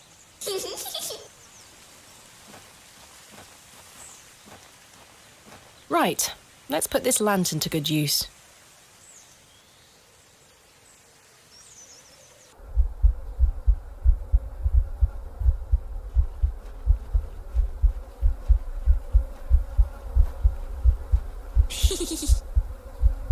Jane, come out at once.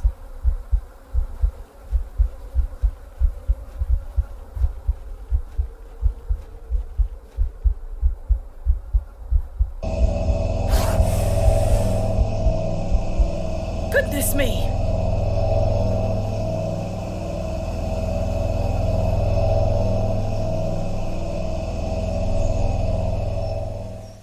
Jane!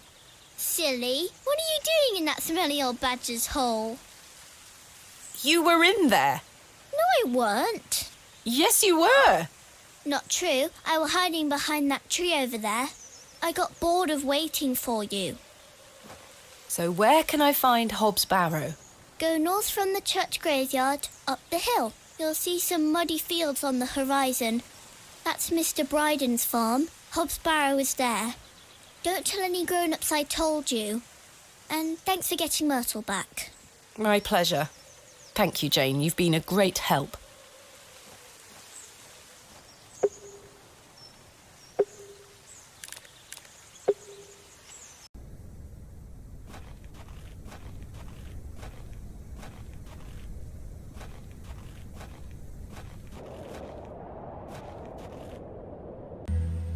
As I trudged through the barren moors, with only the odd sheep for company, I reflected upon my visit to Bewley thus far.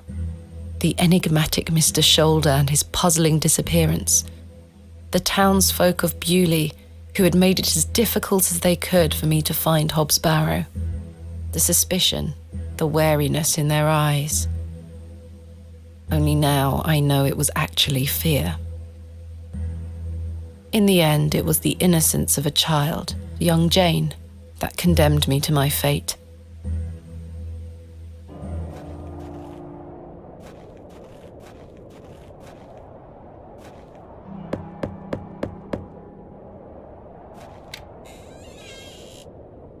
What do you want? My name is Thomasina Bateman. Mr. Brydon, I presume. Aye? What do you want, lass? I understand Hob's Barrow is located on your land. Oh, well, yes. Why do you ask? I am an antiquarian, Mr. Brydon. I'm writing a volume on the barrows of England. Oh, I suppose you'll be wanting to dig about it. If at all possible, Mr. Brydon. I was invited to Bewley by Mr. Leonard Shoulder, who told me such an excavation would be possible. Leonard's shoulder? Ha! I haven't seen him in years. The last I heard he were on death's door. There's to be no more digging there, lass. Not since it went so badly last time. Tell me about yourself, Mr. Brydon. I live here with my wife. I might be long in tooth, but I can still run this farm without too much help. Was there a previous excavation of Hob's Barrow? Aye. My brother dug it up. Must have been, 25 years ago. You see, whatever he found inside, well, it drove him mad. Oh? Aye. I moved back here to look after him. Poor bastard hanged himself not long after. I'm sorry, Mr. Brydon. That's terrible. Aye. Time passes, but it were an awful thing.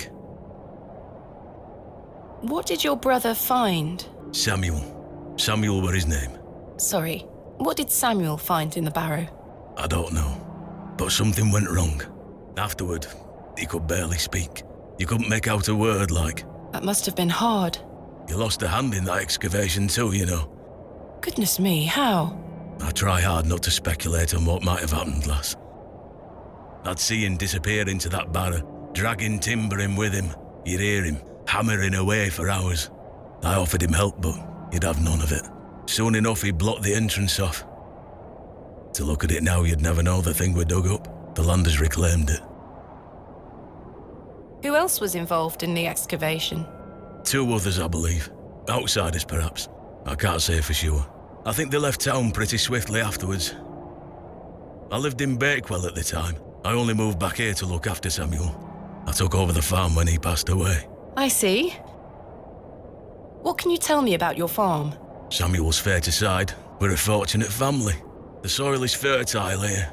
Crops grow without too much trouble. All the other farmers round here raise livestock. Even Lord Panswick. We grow feed for him. Most fortunate, Mr. Brydon. Is your wife home? She's out in fields, lass. Pulling weeds. The curse of such fertile soil. 40 years we've been married. I couldn't do it without her, you see. How splendid. Aye. My wife is a fine woman. Are you married, lass? No. I've had my fair share of proposals, Mr. Brydon, but that's not the life for me. Marriage is an important institution. You'll find a man one day. I manage rather well without one, Mr. Brydon. You haven't seen Mr. Shoulder for some time? I hear about him now and then, but it must be a good few years since I set eyes on him. He hasn't been here to visit Hob's Barrow? Not to my knowledge. I heard he's beset by ailments. Don't leave his home often. How odd. I assumed he'd spoken to you about my visit. Not at all. What can you tell me of Lord Panswick? He keeps us going. Most of our crops go to feed his animals. What is he like? Oh, I've hardly laid eyes on him. He sends his workers here to pick up the crops. I see. You say Mr. Shoulder is at death's door. What exactly ails him? I'm unsure. It's just what I've heard. I wouldn't want to speculate on matters that are not my business. Mr. Brydon, may I please have your permission to excavate Hob's Barrow? No. Have you not been listening, lass? Samuel found something in there that's best left to rot. No digging here, lass.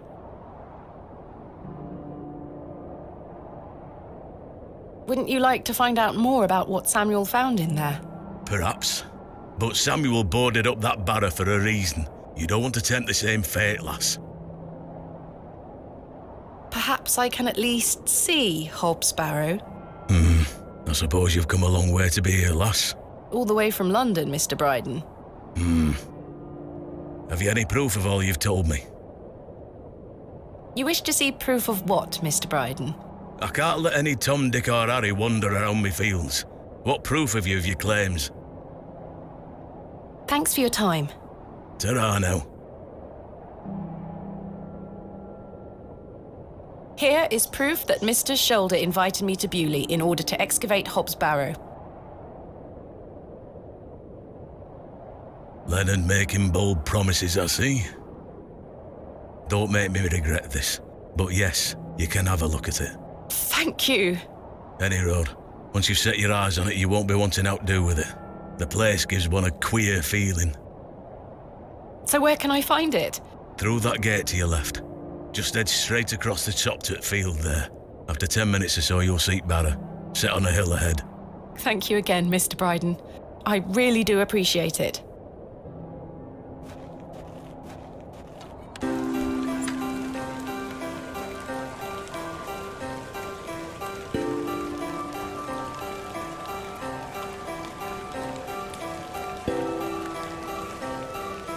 I probably should have brought my umbrella. Perhaps I could take a closer look.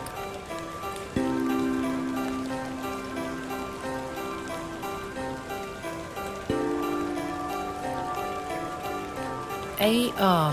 I haven't a clue what that could be referring to. Finally, here it is. Hob's Barrow.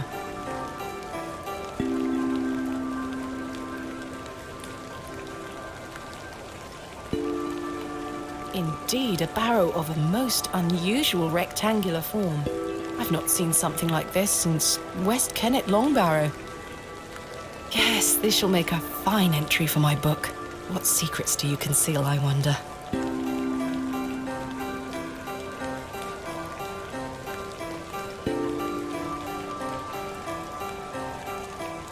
That smell.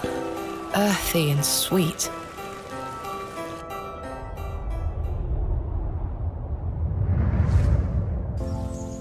Three, 2, 1. You can open your eyes now, Thomasina. Come.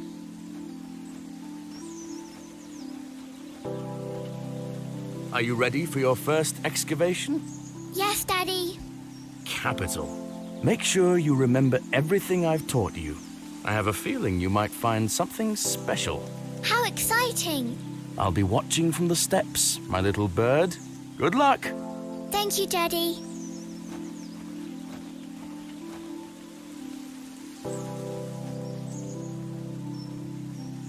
Now I'm ready.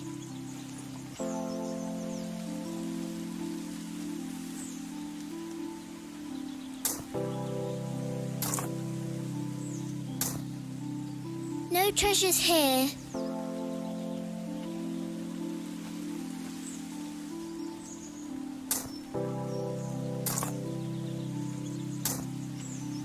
Nothing here.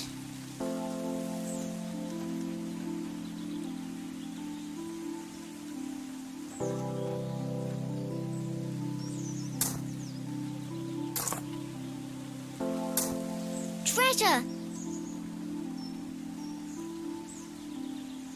Daddy, I found the treasure! Look! Well done, little bird. Your first successful excavation. That urn you're holding is very old and precious. Take good care of it, all right? I will, Daddy. I promise.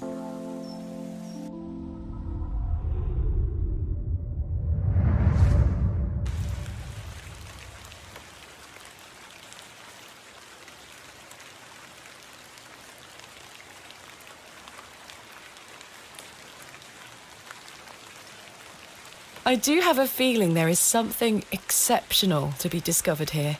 I must gain Mr. Brydon's permission to excavate.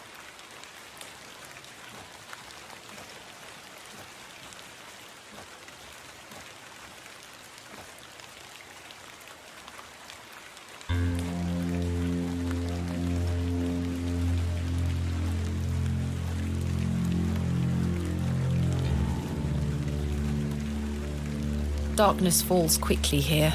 I should make my way back to the inn.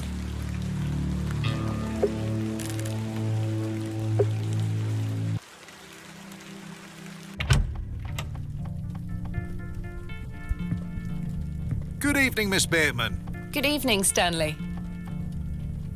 I found Hob's Barrow. Oh, remember what I said, Miss Bateman? There are stories connected to that place. Yes, stories you won't elaborate on, I might add. Don't worry about me, Stanley. I'm quite capable of warding off imagined fiends. I have no doubt, but please leave that place be. I've come this far, there's no turning back now. That's precisely what worries me. Goodbye. See you soon. I don't wish to wake him up. Hello again, Cyril. You're still here? Did Mr. Long convince you of the virtues of Bewley Station? What the hell do you think? Now bugger off and leave me to me drink. He seems even more wound up than usual. Time for bed. Tomorrow I shall convince Mr. Brydon to allow me to begin my excavation. Miss Bateman. How are you? Tired. Gonna buy you a drink?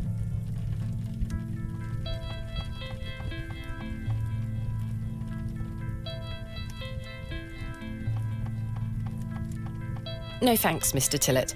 Please, Miss Bateman. I feel bad about what happened last night. I'm sorry I can't remember it. That's all right, Mr. Tillett. Alcohol can do all sorts of damage to one's memory. I was thinking that maybe if we had another drink tonight, I might remember what happened. I'm not sure that's logical. But worth trying? Oh, Mr. Tillett, if you insist. Very good. Take your seat, Miss Bateman. I shall return with the goods.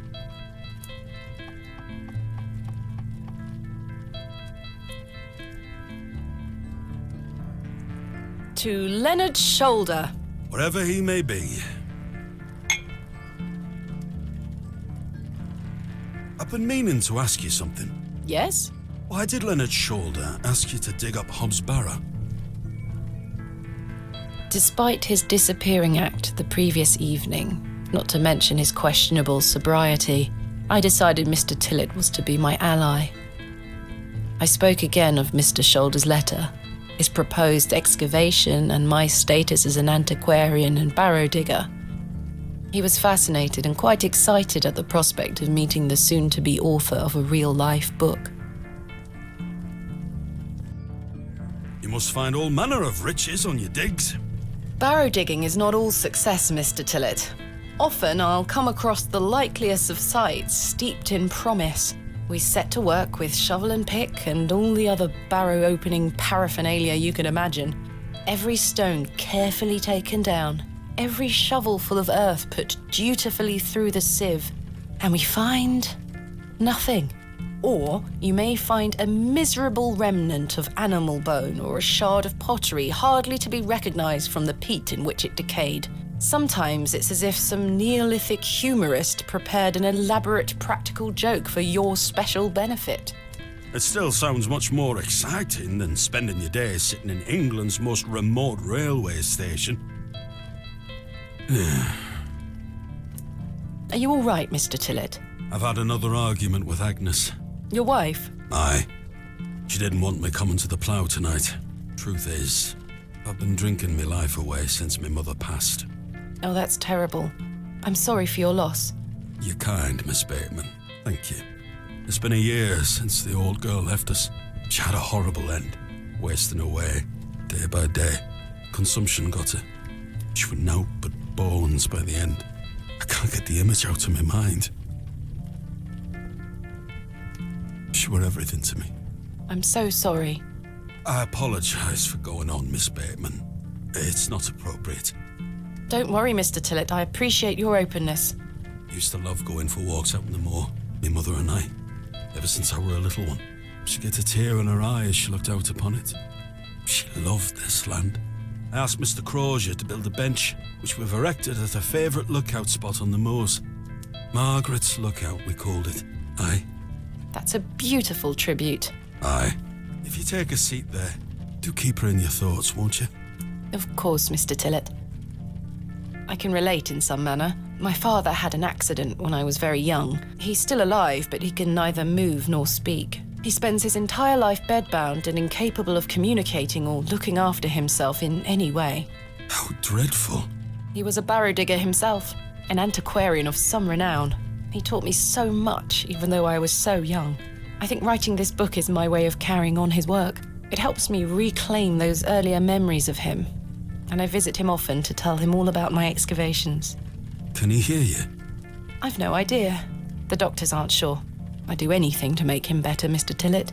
I'd do anything to bring him back to the man he was. I am in a state of suspended mourning for a man caught between life and death. Dreadful. Just dreadful. We all have our weaknesses. Mine just happens to be my father. And what of your mother? A cold woman. We haven't talked in quite some time. I think she blamed me for my father's accident somehow. You were but a child. Indeed. She thus saw it fit that a governess should raise me as she spent her life grieving for my father. Well then, I propose a toast. A toast to what? A shared sense of loss. I'll toast to that, Arthur. Now then, enough of this wallowing. Let us be merry. Another round. I really shouldn't. But I did. And another after that. And another. The frustrations of my visit to Bewley slipped away with each swill of Stanley's finest ale. We had great fun that night, Mr. Tillett and I. I treasure the memory. Go on then.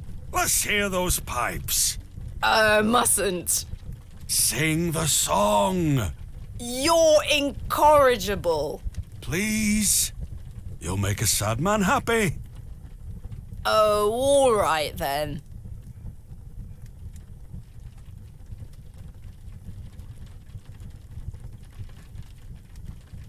Clasps, celts, and arrowheads I'll try to claw within my clutch. And if a shield I should espy, I'll vow there ne'er was such. With popish tricks and relics rare, the priests their flocks do gull. In casting out the earth take care. Huzzah! I've found a skull!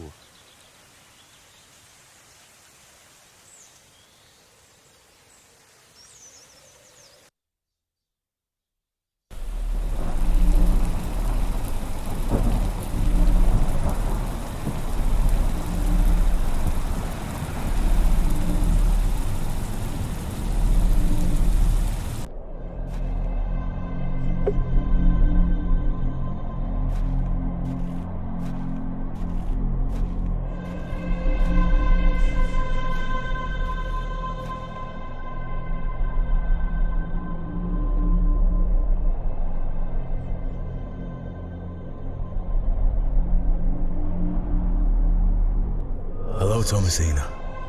What is this? Who are you? I'm the one that saved your father. What do you mean? You were here 25 years ago. My father? You were deep down with the others. You were there, and something went wrong. I dragged him out. Impossible. I helped him then, and I can help him again. I don't understand. Believe my words. You'll find proof in morning. Now go.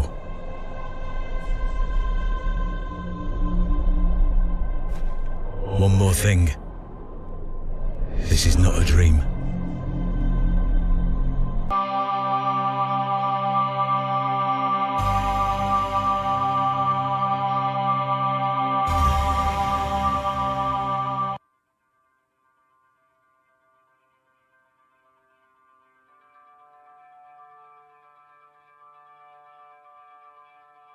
Goodness, that was a terrible sleep.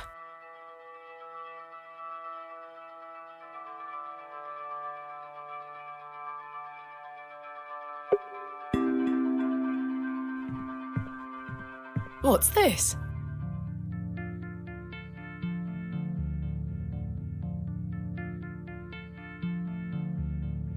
There's a strange stone strapped to the cover.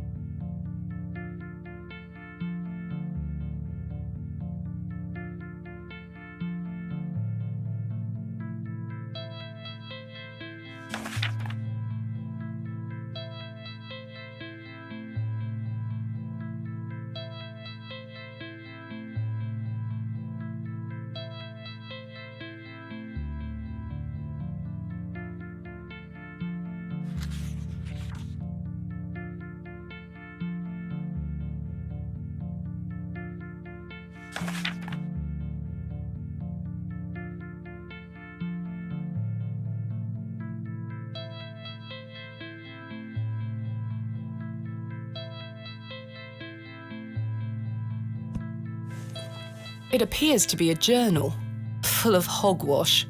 I don't recognize the handwriting. Maybe Stanley knows more about it.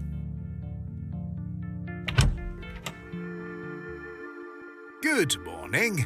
How's your head, Miss Bateman? That were quite the tune you treated us to last night. To be honest, Stanley, I've felt better. I take it you slid this journal under my door? I beg your pardon? The journal, Stanley. I certainly did no such thing. Nor could have anyone else. You're the only guest staying here. What's the meaning of all this? Do you propose that it manifested itself out of thin air? Well,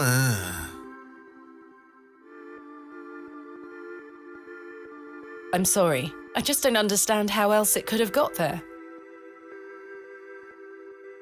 Are you sure there was no one else here overnight? Without doubt. How very, very peculiar. So, what does it say inside? I'd rather not say, Stanley. Oh? Suit yourself. What do you make of this stone? That's a funny-looking thing.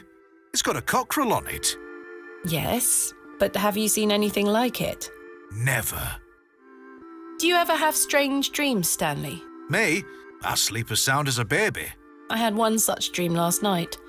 It was so vivid. What were it about? I was at Hob's Barrow. Oh? But everything was different.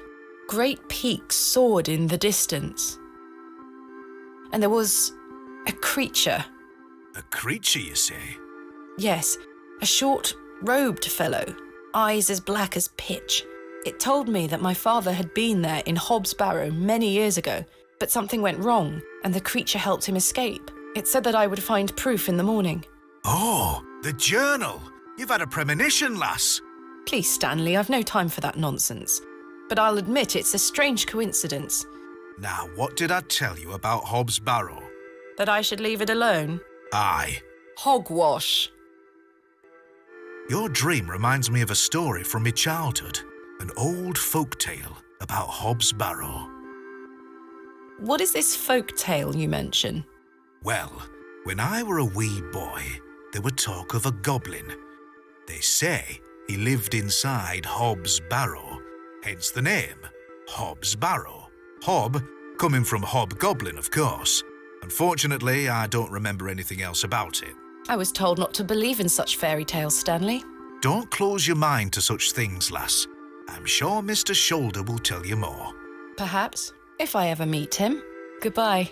See you soon. Good morning, Mr. Kemp.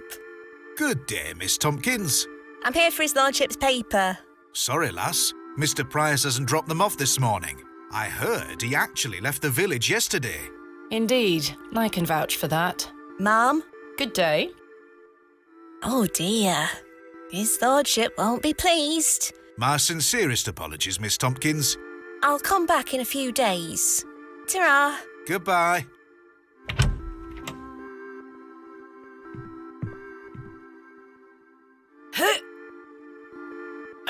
Goodness me, I can't budge it. Be careful, Miss Bateman. You'll cut yourself. I spent all morning trying to get that bloody thing out. I shall be having words with that scoundrel next time he shows his face.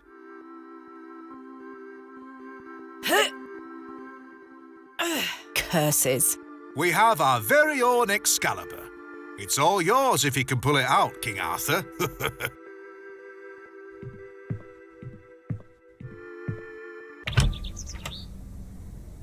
Right. I need to convince Mr. Brydon to let me excavate Hob's Barrow and find out where this journal came from.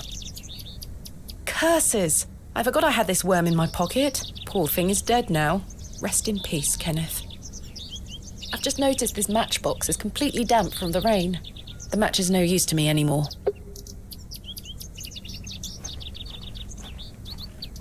Good day. I'm still setting up my stall. Come back later. Oh, I'm sorry.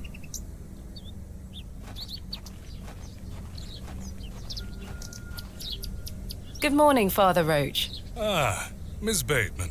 What a pleasure to see you again. Have you tracked down Mr. Shoulder yet? Don't get me started. I'll take that as a no. Indeed. Do you recognize this journal? What a tatty old thing. You ought to take better care of your possessions, Miss Bateman. It's not mine. Then whose is it? That's precisely what I'm trying to find out. I'm afraid I can't help you. I haven't seen it before. What do you make of this stone? I don't recognize the symbol from any Christian iconography. Did you make it yourself? No, never mind. What brings you to the square today? I'm meeting a couple of young congregation members to go over some scripture. You're welcome to join us. Thank you, Father Roach, but I have quite a busy day ahead of me. We will be at St. Edmund's, should you wish to join us later. What do you know of Lord Panswick? Oh, yes. A rather important fellow around here. His vast land holdings give many a steady employment. I hear he is renovating an old chapel on his land. Aye, I've heard such reports. He believes this to be a godless land, something I wholeheartedly disagree with. To which god his chapel will be dedicated to remains a matter of concern. Why do you say that? Oh, my apologies. Don't listen to my oafish conjecture. Let us move on. Thanks for your time. Lord be with you.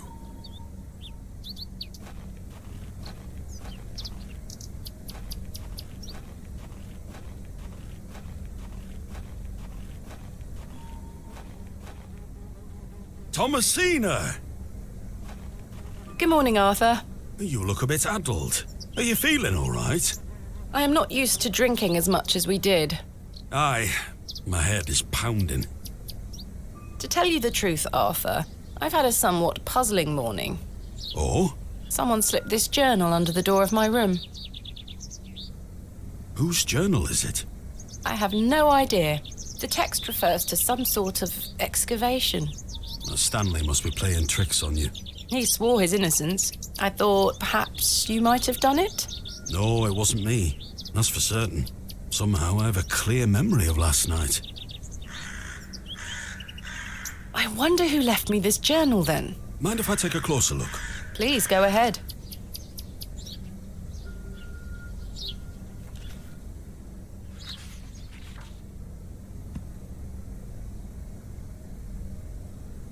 The writings of a madman.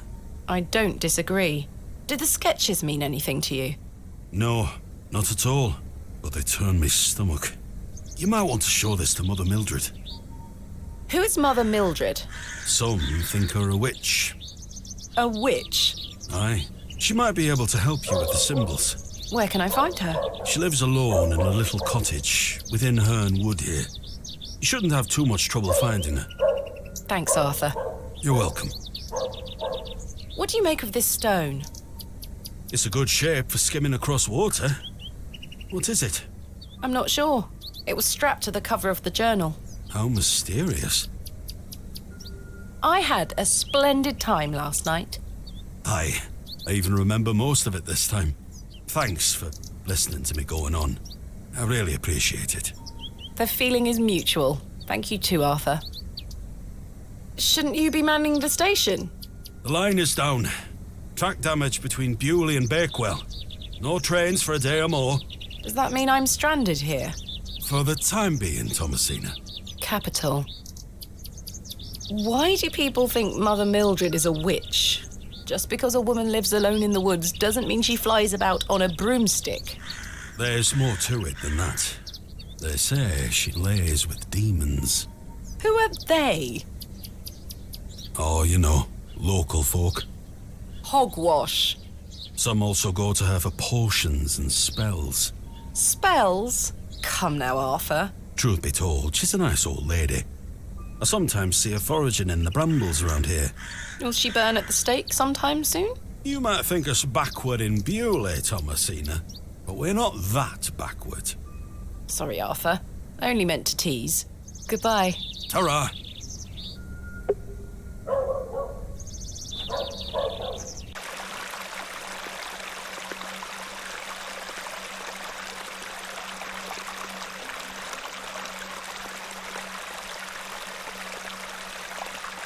Hello, dear. Good day. I believe we've met. Miss Thomasina Bateman. the famous antiquarian. My reputation precedes me. I can assure you it does. And you are? James. Are you a painter? You see this beck before you. Look at the water. See how it tumbles and falls.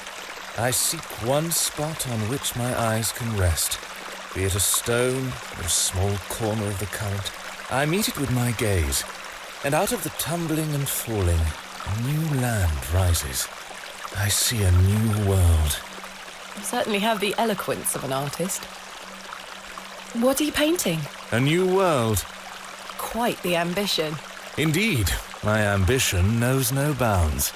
Can I see it? Not yet. It's not finished. Such a world is not complete without you in it. You've flattered me, James. Nonsense. Say you'll let me paint you. I haven't even seen your work. What if you can't paint? Don't fret, my dear. You shall be the shining star of my new world. When the time comes, I shall call on thee. Do you recognize this journal? A place to keep one's thoughts and reflect. Is it yours? No, my dear. What do you make of this stone? It looks antique.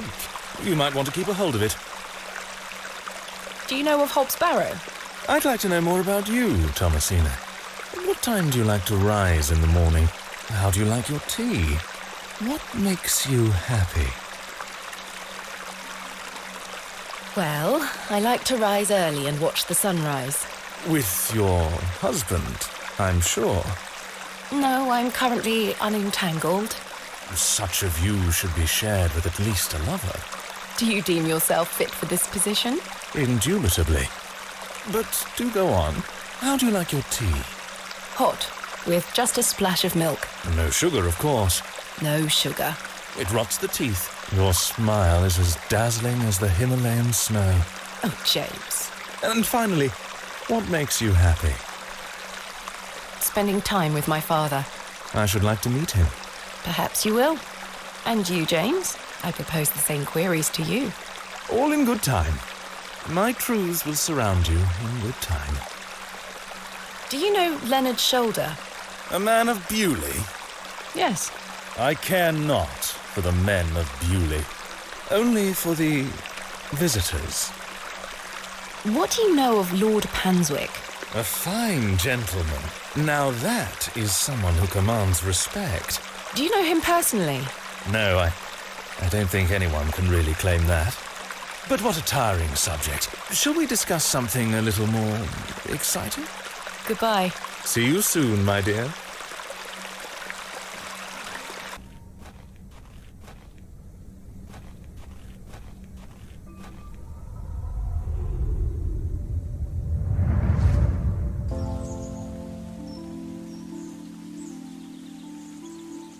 Thomasina, dear, come say goodbye to your father. Come on now, don't make him wait. I don't want to. Aren't you going to miss me? I hate you, Daddy. Those are strong words for such a little lady. I want to come with you. We've been through this, little bird. You can't come with me this time. But we'll go to Seaborough next month. I promise. Oh, what a dig that shall be. I hate you. Well, I love you. See you soon, little bird.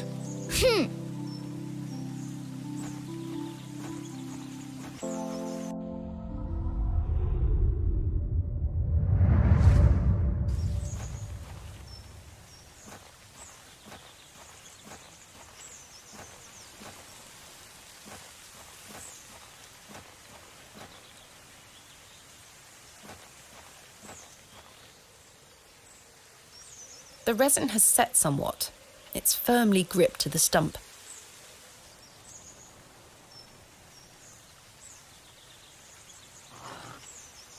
I've collected some waxy resin.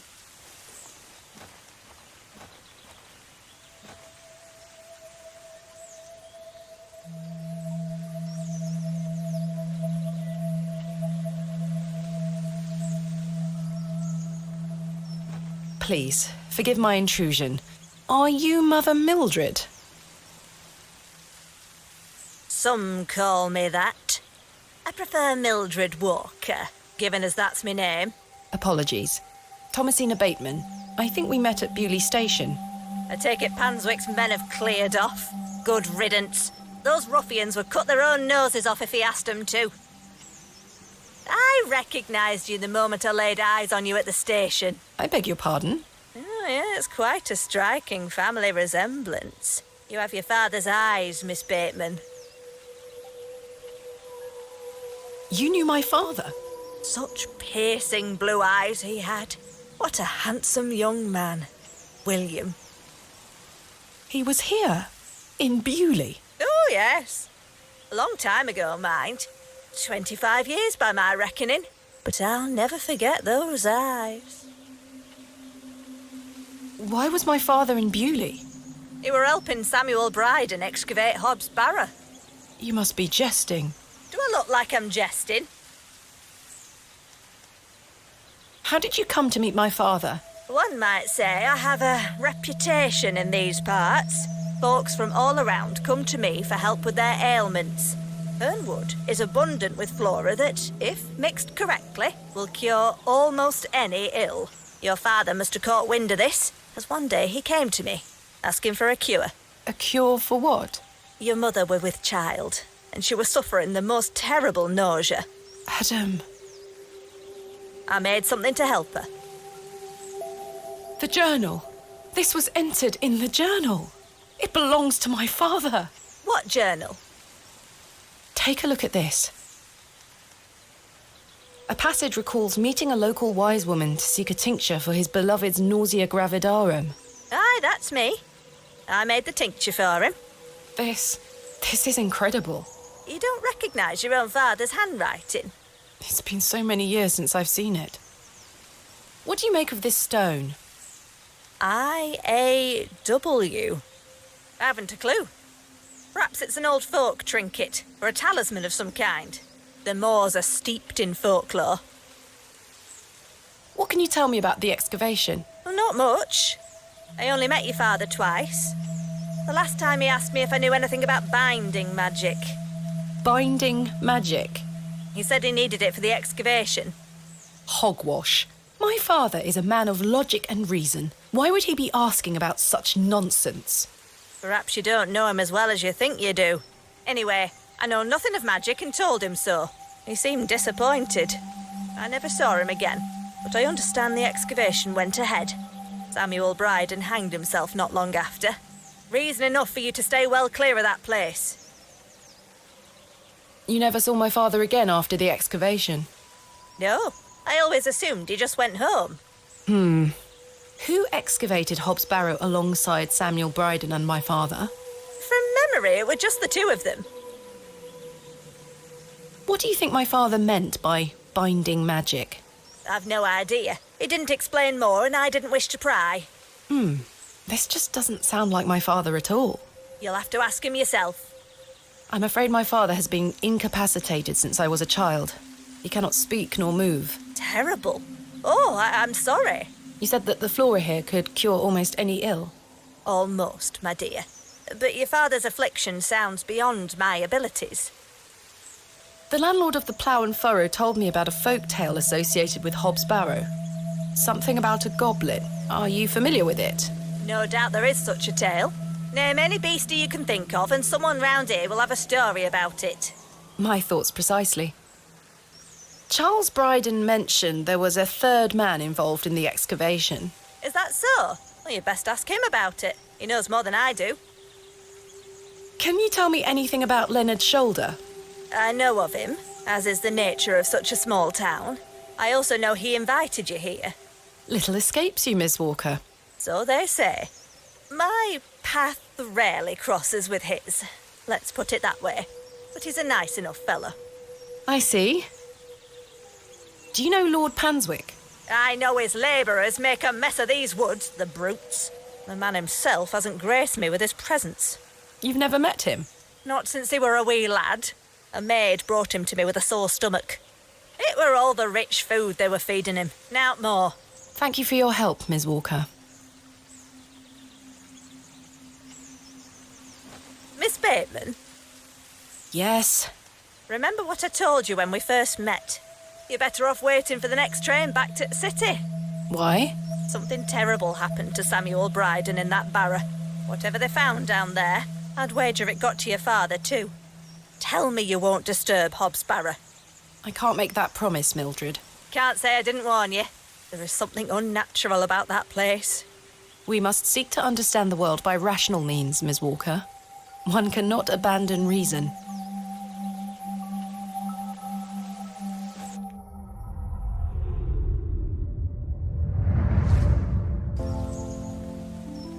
Thomasina!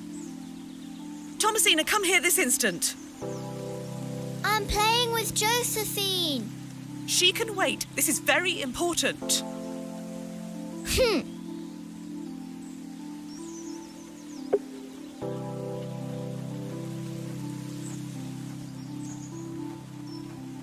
What is it, Mummy? It's your father. Daddy's home? No, my dear. I must go to Bakewell with haste. Miss Bowes will look after you whilst I'm gone. Is that clear? Where's Daddy? He's had an accident. What happened? He's come off his horse. Silly Daddy. Will he be all right? Of course he will be fine. Your father is as strong as an ox, but I need to go collect him, all right? Can't I come too? No, dear.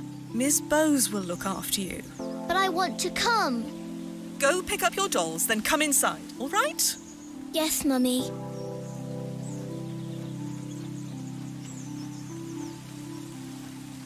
Josephine, it's time to go inside now.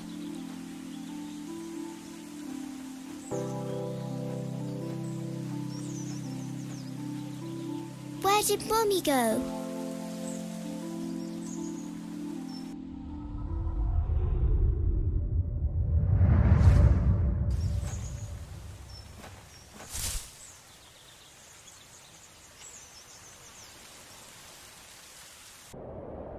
I helped him then, and I can help him again.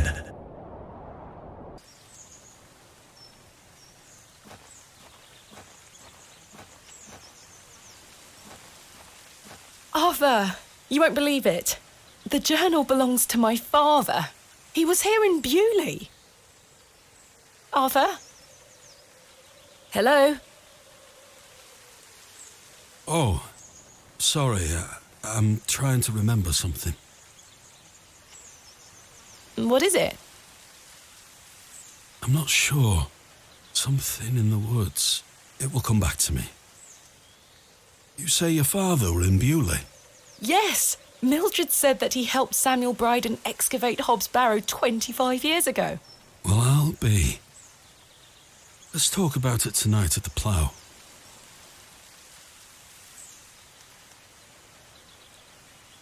Arthur, I must tell you about the dream I had. I was at Hob's barrow and there was a creature. It told me it saved my father from something inside and that I would find proof of this in the morning. Sure enough, when I awoke, the journal was in my room. Mildred confirmed the journal belonged to my father. The creature told me it could help my father again. I mean, it was merely a dream. I don't know what to think anymore. Arthur? Arthur, are you listening? Fine then, we'll talk later. I hope you piece together your memories.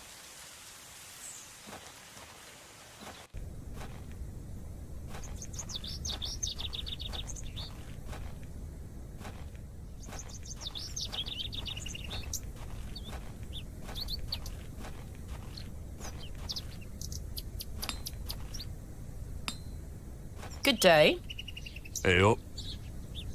Look at this, Mr. Crozier. It's my father's journal. Oh, aye? Why are you showing me? Did you slip it under my door last night? Ha! Have you gone daft? Why would I have your father's journal? Never mind. Did the sketches inside mean anything to you? Looks like a load of rubbish to me. I found out my father visited Bewley 25 years ago. William Bateman, perhaps you remember him? I would have been just a lad. What were you here for? That's what I intend to find out. What do you make of this stone? Don't look like out to me. Are you familiar with any local folklore? Oh, aye. The old cobbler used to tell me some rat stories. Swore he sold a pair of boots to a goblin when he were a young man. A goblin, you say? I take it this cobbler was a regular at the Plough and Furrow? Never drank a day in his life. Sober as a judge. Have you been to the Devil's Toe? Yes, I'm familiar with the cairn. Some say they've seen the goblin's daughter there, playing her fiddle. Can't say I've seen her myself, mind. Do you know any other stories about this goblin? I don't have the time to be standing here gossiping about old wives' tales. Apologies. I'm having some trouble extricating a knife from a table in the Plough and Furrow. Might I borrow a pair of pliers? A knife, you say? I can get that out for you. That's very kind of you, Mr. Crozier. Think nothing of it. Wait here.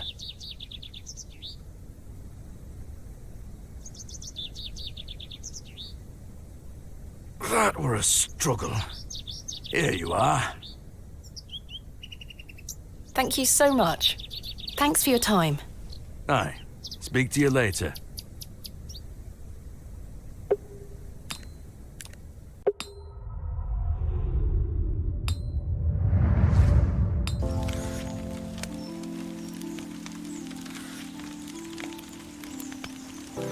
Mummy?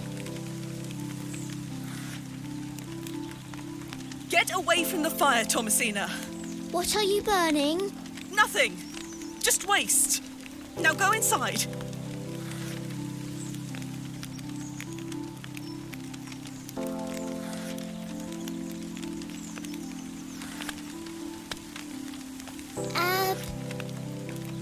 Abrax. Mummy, what is this? Waste. Burn it.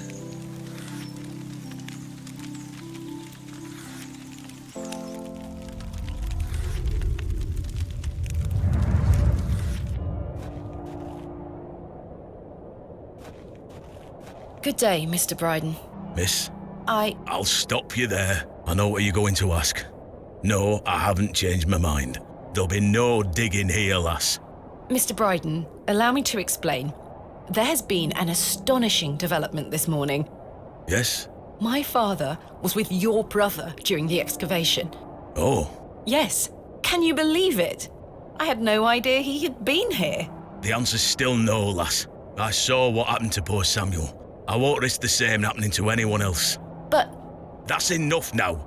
You can feast your eyes on that hovel to your heart's content, but there'll be no digging. What do you make of this stone, Mr. Brydon? It was strapped to my father's journal. Wait a minute. Let me see that. By God. Wait here a moment. I need to get something from inside. I waited for what felt like an age. I now realise that Mr. Brydon must have been in a great debate with himself, wondering whether or not to share his own piece of the mystery with me. The goat stared at me, seemingly in pity, as I stood there in that rolling fog. Finally, Mr. Brydon emerged. Now then, as far as I know, what I have here is the only thing that Samuel brought back from Barrow. Take a look. Incredible! A pair! That's been in my drawer ever since Samuel passed. I suppose it might be important, so I kept it safe. Fate is clearly playing a part in your arrival, lass. Please, Mr. Brydon, allow me to excavate Hob's Barrow, a place that is no more than dirt and stone. You're not gonna give up, are you, lass? I'm not. Samuel managed to say one thing about those men that helped him. I think it's time I tell you. Yes? He stuttered out that one of those fellows could barely walk after they got out of there. Tongue-tied too, the man were. My father. You what? My father.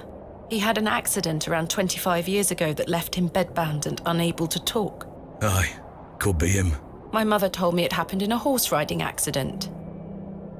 Samuel boarded up that barrow for a reason. Something unnatural occurred, I know it. Mr. Brydon, we must rely on our rational faculties to explain any... Promise me you'll be careful. Any sign of trouble, leave without hesitation and we board that accursed place up again. Understood? Wait, you're giving me permission to excavate? Aye. Against me better judgment. I don't have the energy to stop you, lass.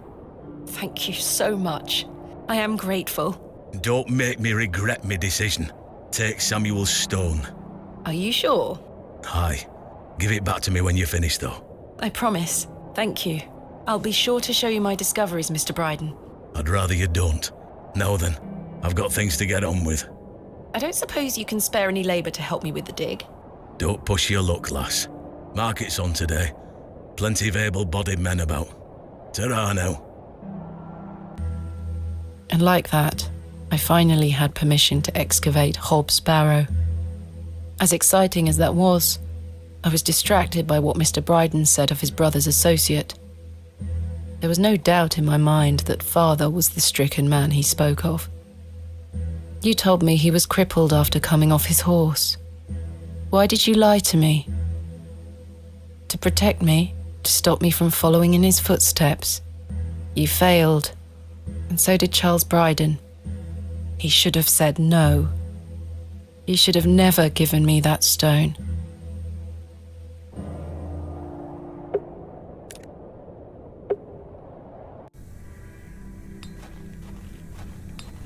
Good day. Fresh produce! What have you got for sale?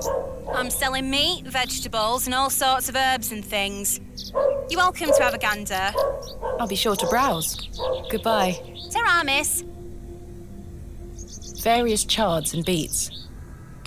She is selling various herbs, some familiar looking, some not. A decent selection of cuts and sausages. Good day. Freshly picked apples, miss. Would you like to try one on the house, like? Yes, please. Here you are, miss. The apple looks somewhat rotten. It's riddled with holes. Can I interest you in a pie? Finest mutton in all the county. 2p each. No, thank you. You're missing out. Hello, Miss Tompkins. Hello. We weren't introduced earlier. My name is Thomasina. Ma'am? How do you fare, Miss Tompkins? I'm waiting for Mr. Ambrose. Have you seen him? Who's that? The milkman. Ms. Fenchurch will be ever so cross if I've no milk for his lordship. I'm afraid I haven't seen him. You are in the employ of Lord Panswick? Aye. He employs Arthur Bewley in one way or another. I'm in need of some help for my excavation. Do you think his lordship could lend me some of his labourers? Maybe. Might you introduce me to him? Sorry, ma'am, but his lordship doesn't take visitors. Any road, I must wait here for Mr. Ambrose. Ms. Fenchurch will be ever so cross if I've no milk for his lordship. If Mr. Ambrose doesn't turn up, and I find you some milk, would you be able to introduce me to Lord Panswick? His lordship really doesn't like visitors, ma'am. I'll take the risk. Miss Fenchurch will be cross with me. But she'll be even crosser if I come back without fresh milk. So, do we have a deal? Aye. Bring me some milk and I'll take you to his lordship. Thank you. But hopefully Mr. Ambrose will arrive soon. Have you been waiting long for Mr. Ambrose? Aye. He should have been here a good 2 hours ago. He's here every market day, you see. He sells only the freshest milk. Miss Fenchurch swears by it. I hope misfortune hasn't befallen him on his way here. I'm sure he will turn up. Oh, I hope so. Are you familiar with Hob's barrow? What's that? Never mind. What do you make of these stones? Oh, gives me the creeps. Why? Dunno, just a feeling. Who is Miss Fenchurch? His lordship's housekeeper. I'll let you know if I find some fresh milk. Thank you, ma'am. But tell me if you see Mr. Ambrose, won't you? I will.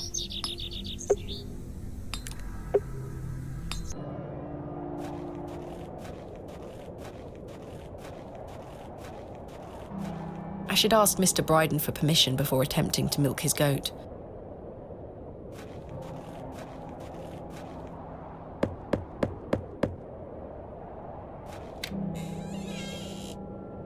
What do you want? Do you have any fresh milk going spare? If you can get any milk out of old Eunice, you're welcome to it. Eunice? Me goat. Good luck.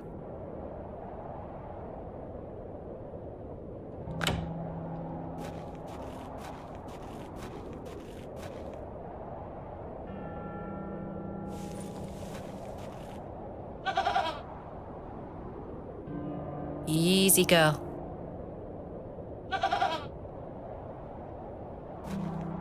I'm not fond of goats at the best of times, but this one seems particularly disagreeable.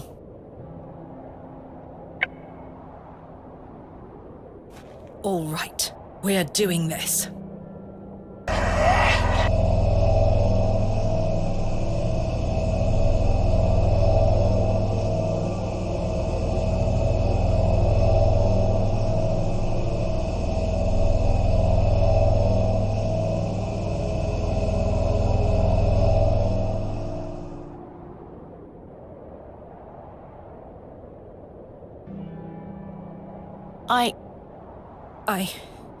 I'm not sure what that was.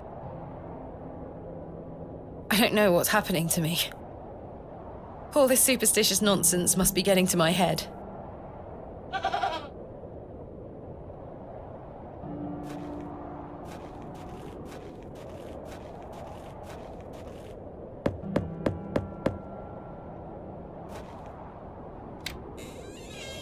Well, did you get any milk out of her? I tried, and failed miserably. She's a temperamental beast. Perhaps you could milk her for me? I'd like to help you, lass, but I've just had a flare-up in me joints. I've worked myself too hard this morning. I couldn't bend down to save myself. Is there anything I can do to help? My wife would say I'm beyond any help, I'm certain of that. But if you know of any remedies for aching joints, please send them my way. I'll see what I can do, Mr. Brydon. I'm going to rest for a while. Ta-ra now.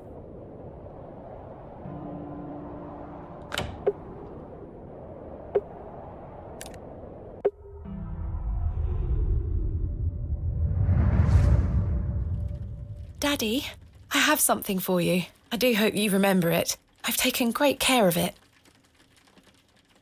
I'll fetch it for you now, all right?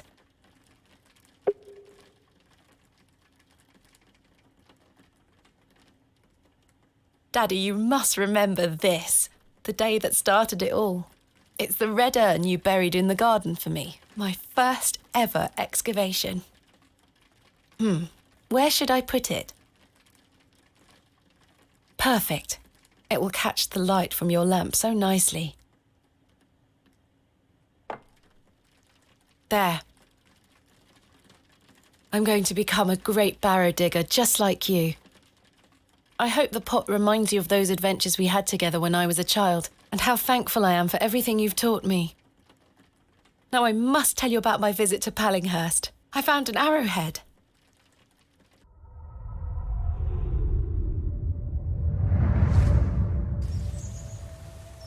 Good day. Yes? Do you know of any remedies for aching joints? You're too young to be suffering from this, surely. It's for someone else, Mr. Brydon. Yes. I know just the poultice. Capital. May I have some? Well, I don't have the ingredients, I'm afraid. What do you need to make it? It's a simple blend made of natural elements. Elderflower and flirtwort. I can make the poultice for you if you bring me these things. Then it just needs to be applied directly to the joints. That should ease his burden. Thank you. Where can I find some flirtwort? Flirtwort is not commonly found around Bewley. It's a perennial shrub that bears small white flowers. You might find some growing out on moors if you're lucky. Thank you. Where can I find some elderflower? There used to be quite a few elder plants growing here in Herne Wood, but they've long since gone. Nowadays, you might find the shrub growing within a hedgerow or a private garden. I see. What does elderflower look like? Elderflowers are small, white, and grow in clumps on the elder shrub. Elder shrubs can grow in all shapes and sizes. Just look out for the clumps of tiny white flowers. Farewell.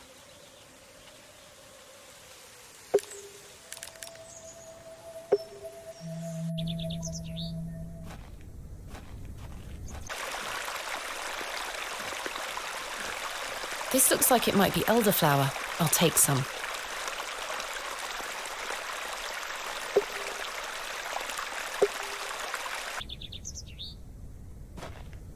Excuse me, Miss Bateman.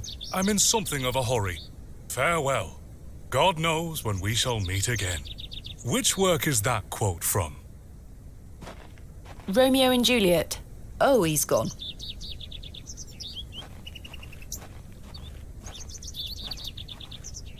Hello?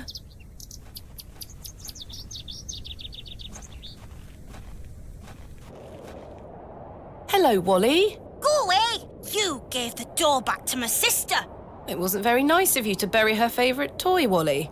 I gave it to the fair folk, and you stole it back from them. You don't really believe in fairies, do you? You're old enough to know better. They're real, and thanks to you, I'm cursed. There's no such thing as curses either, Wally. Go away!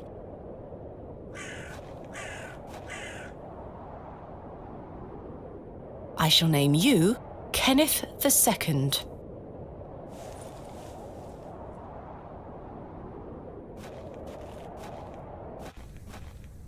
Hello?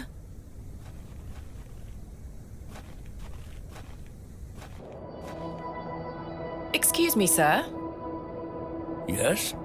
Did you see a young girl with blonde hair pass by here? No, lass. Here you are. Are you Thomasina Bateman?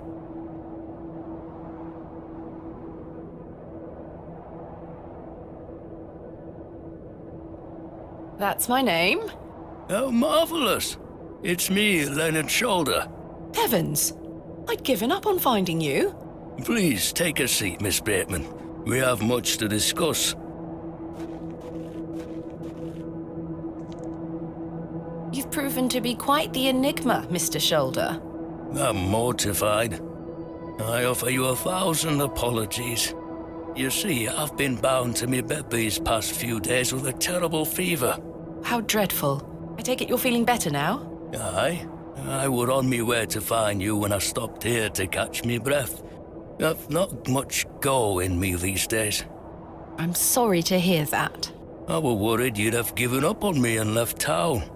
I had no idea what had become of you, Mr. Shoulder. I spent a good amount of time pounding on your front door. I'm embarrassed. I really am. I've been doing my best to sleep through the fever. I am so very sorry. Please accept my apology, Miss Bateman. Fine, Mr. Shoulder. I've come all this way. Let us speak of the business at hand. Marvellous. I've just learned that my father was part of a previous excavation of Hob's Barrow some 25 years ago.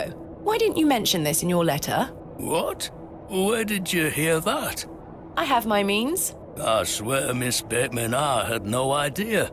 I take it you will also deny delivering me my father's journal? I'm confused. What journal? My father's journal was slipped under my door at the Plough and Furrow. It wasn't you who did this? I've been bound to me bed, lass. What an extraordinary coincidence. You are following in your father's footsteps. It would seem so, Mr. Shoulder. Why did you invite me to excavate Hob's Barrow? I've always been curious about the colourful folklore surrounding the place. My father told me all sorts of stories about it when I were a wee fellow. Stories that some folk around here take a little too seriously, especially after those lads entered the Barrow a while back. How did you know about me? I saw your interview in the Beckwell Times. A young lady travelling about the land, digging up barrows. Perfect for the job. But why do you wish to excavate the barrow? I want to see what those lads found in there. My curiosity has grown over the years. Now it is time for the mystery to be solved. I must say I am rather eager to find out what's in there myself. Mr. Brydon has given me permission to excavate Hob's Barrow. Marvellous! I'm sorry you've had to sort all this out in my absence. When do we start? Tomorrow, I hope. But first, I need to recruit some locals to assist with the dig. It's too much work for me to do on my own. I see. Bewley has its fair share of strapping young lads. You'll find assistance, Miss Bateman. Did you know my father? I don't believe so. What's his name? William Bateman. He was in Bewley for at least a few days, from my understanding. I'm sorry, lass. The name doesn't ring a bell. Are you sure you had no idea of my father's involvement in the previous excavation? I'm quite sure. A most fascinating coincidence, but nothing more than that. I'm starting to wonder if it's more than mere coincidence, Mr. Shoulder. Miss Bateman, I did not take you for a credulous individual. I'm none of the sort. What can you tell me about the previous excavation of Hob's Barrow? Oh, it was 25 years ago, or thereabout. Back then, Bewley were undergoing a period of great strife. Samuel Brydon hadn't harvested a single crop for 2 seasons. Even Hernwood was sick. Berries went to rot almost as quickly as they grew. Folks started to believe the ground were blighted. Disease spread through the livestock too. People were going hungry, a panic set in. That sounds terrible. Aye, but I managed to keep myself fed. These things happen in nature, but the blame for it all fell on Hob's Barrow. It was long said that a goblin made his home there. A rumour took root that the goblin were not best pleased with the villagers. In revenge for some unperceived slight, the goblin placed a curse on the soil itself. The villagers believed that ridding the barrow of its lodger would put an end to it all. Hogwash. My father would have paid no heed to such tales. Whether it were his intent to join the excavation when coming here, I do not know. But whatever it were that Samuel Brydon and those lads did inside that barrow, people say it did the trick. The crops started to grow back, and health returned to the livestock. Bewley were no longer in the grip of dark forces. You must understand, folk here are a superstitious lot. They don't want you disturbing whatever it were those lads did. As far as the villagers are concerned, the problem were fixed. The thought of another excavation must be conjuring panic that you'll undo whatever it were they did. This does explain a lot. And it's also why I'd venture nobody around here wants you to touch the place. Except for you. I want to know what's there. Surely you don't believe these tales of goblins and curses to be true? Not at all. However, I suspect those lads did find something in the barrow. But did it have any connection to failing crops and dying livestock? No. I can assure you there's nothing to fear. Coincidence reigns supreme. So what do you think they found? That is for us to discover, Miss Bateman. Who was the third man who joined my father and Mr. Brydon on the excavation? I'm afraid I don't know. Although I'd heard about the excavation and I were intrigued by it, I mostly stayed at home during that time. The atmosphere in the village was rather too tense for me liking. And besides, the excavation were undertaken with an air of mystery about it. Tell me more of this folklore you mention. It is said that Hob's Barrow is home to a goblin. Everyone in Bewley has some version or another of this story. But the version my father told me as a child described the barrow as a thin place. The goblin were deemed to be the guardian of this so-called thin place. Tell me more about this goblin. Some said he were a mischievous little mite, snatching newborn lambs and smashing windows with pebbles. Others said he were friendly, there to lend a helping hand in times of strife. The latter of which makes it all the more surprising as to why the previous excavation took place. My father's stories put the goblin in the mischievous category. Saxnot, he called the creature. I recall one such anecdote, that Saxnot entered Bewley and ordered a pair of boots to be made by the cobbler. However, when collecting them, he insisted on paying for them with a bag of sow's teeth. The cobbler was so scared of angering the goblin that he accepted. A colourful tale indeed, Mr. Shoulder. Has any explanation been offered for why this sack's not cursed the soil? Your guess is as good as mine, lass. What is a thin place? A place where one can walk between worlds.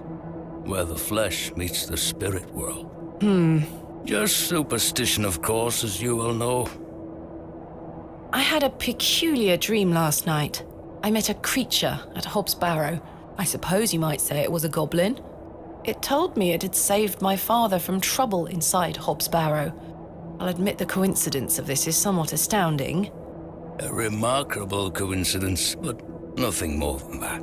But there is still one thing that puzzles me. The goblin told me proof of its claims would await me in the morning. Surely enough, I awoke to find that my father's journal had appeared in my room. Very queer indeed. Mr. Shoulder, you invited me here, to a town I'd never heard of, only for me to discover that my own father was here 25 years before. And not only that, but that he was also embroiled in some sort of superstitious hysteria which goes against everything he ever taught me. Something is wrong here. This must be more than mere coincidence. It's strange, I'll give you that. But please remember who you are, Miss Bateman.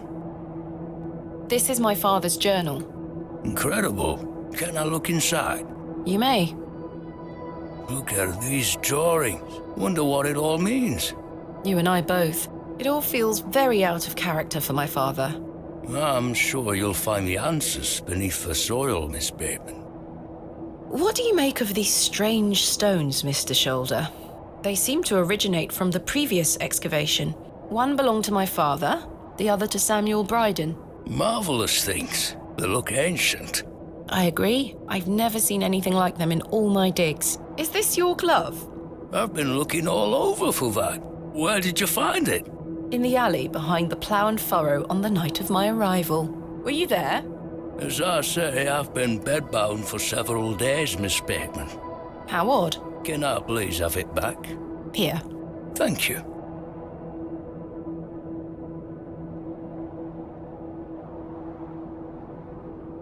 We're peas of the same pod, Miss Bateman.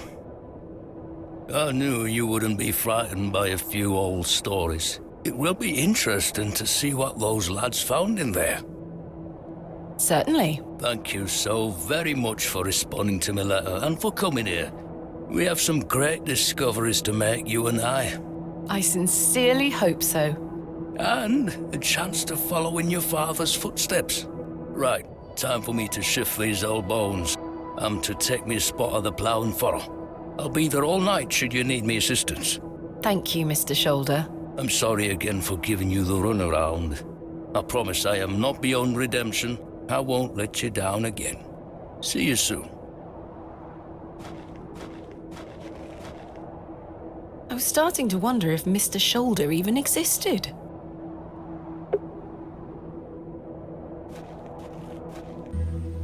The day was starting to test me. The word coincidence felt insufficient to explain what was happening. It was after that first conversation with Leonard Shoulder that I started entertaining thoughts of a truly irrational nature. What if my dream wasn't just a dream? What if it was all more than simple coincidence? What if that thing really could help my father?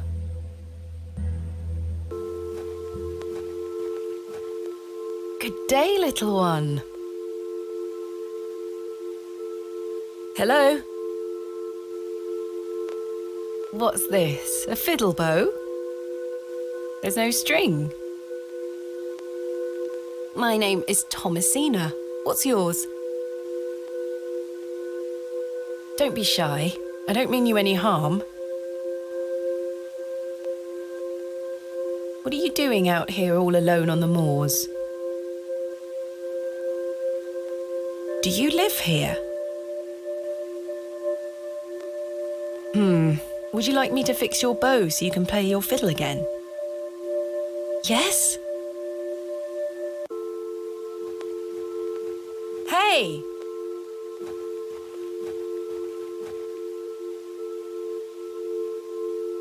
Most peculiar. Perhaps I can mend the bow for her. If memories of my childhood violin lessons serve me right, bowstring is made from animal hair, coated in a waxy resin. The strings don't vibrate without it.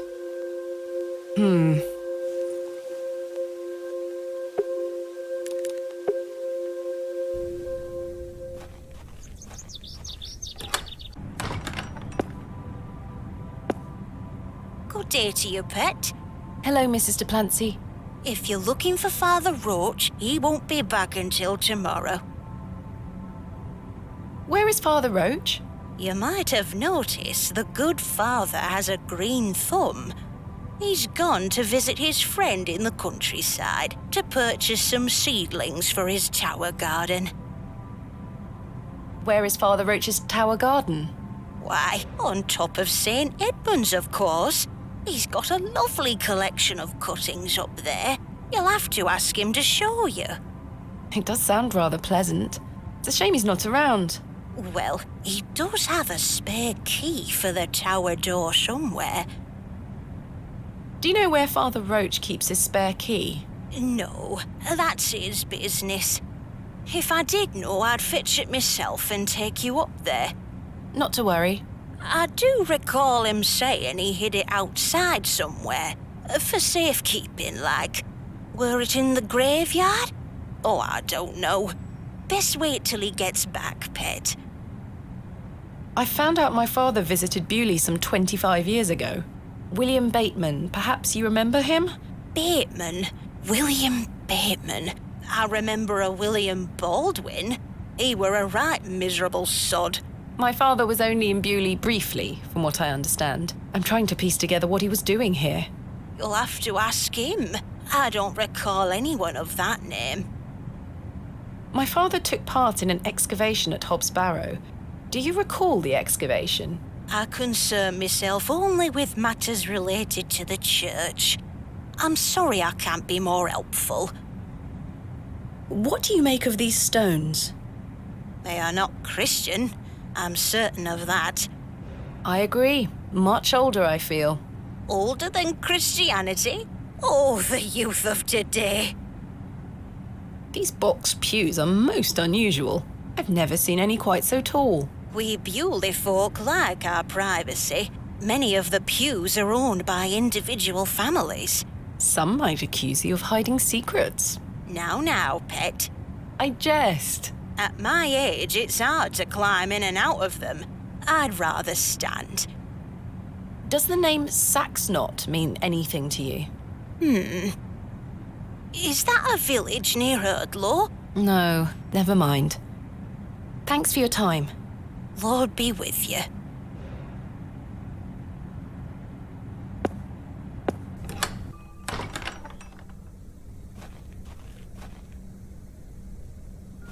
In memory of Romeo Hegg, dearly missed by his beloved Juliet.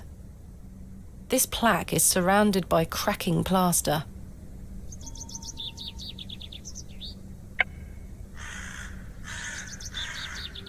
I think I can chip away at this plaster.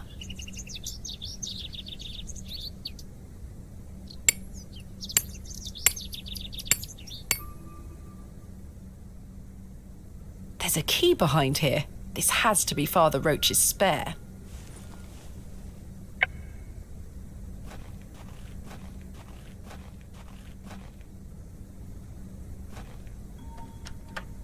Capital.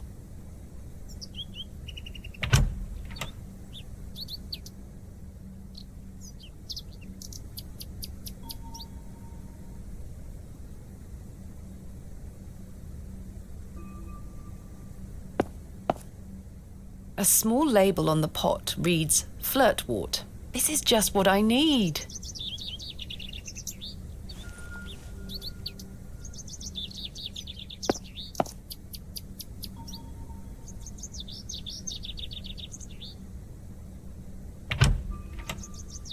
I should put the key back.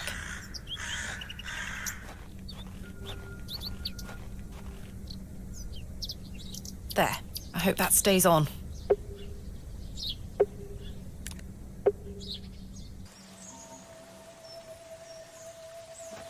Good day. I have the ingredients you asked for. Wonderful. Hand them over. No, this is not elderflower. It's cowbane. An easy mistake to make. The two look very similar.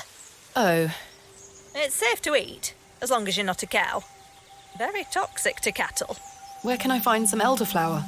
There used to be quite a few elder plants growing here in Herne Wood, but they've long since gone. Nowadays, you might find the shrub growing within a hedgerow or a private garden. I see. What does elderflower look like? Elderflowers are small, white, and grow in clumps on the elder shrub. Elder shrubs can grow in all shapes and sizes. Just look out for the clumps of tiny white flowers.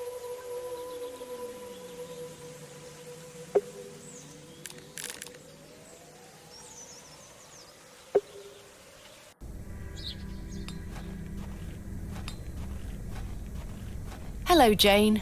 Miss, watch me juggle.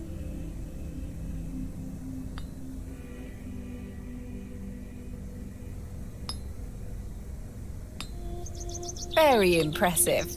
I can juggle even more apples. The worm has found a new home within the holes of the rotten apple. I dare you to juggle an extra apple. Easy. Yuck, a worm!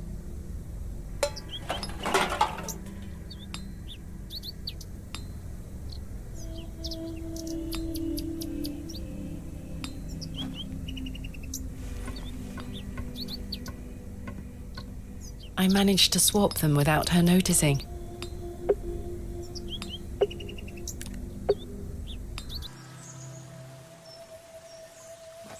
Good day.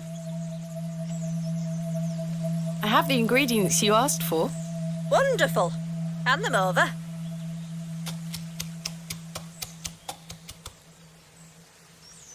There you go.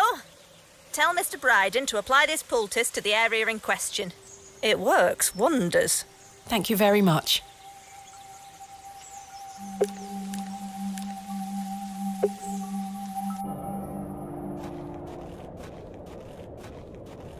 That's a peculiar idea.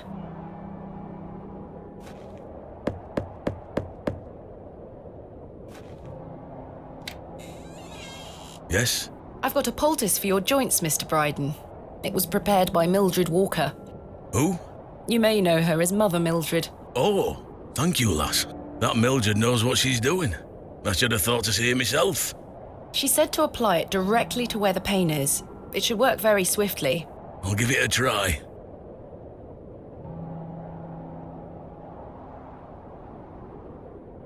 Oh, that did the trick, lass. I feel like a lad of 20 again. I suppose you'll be wanting me to milk old Eunice for you in return. If you don't mind, I'd appreciate it. A fair exchange.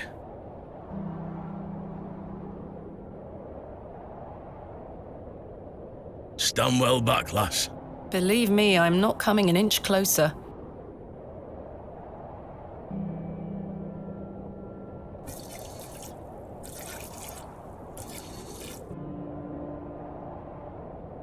There you are, lass. Some fresh milk. Thank you very much, Mr. Brydon.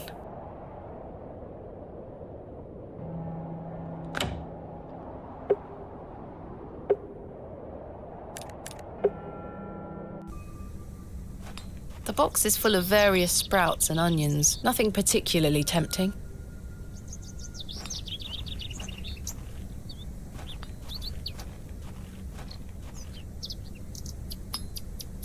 I've got a pail of fresh milk here for you, Miss Tompkins. You haven't? Here.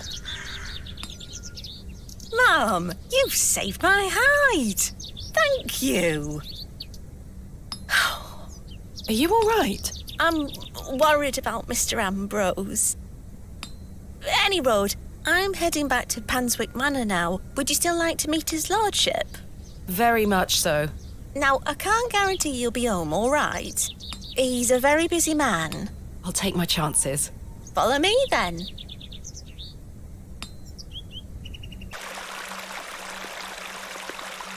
on over. It's not much further.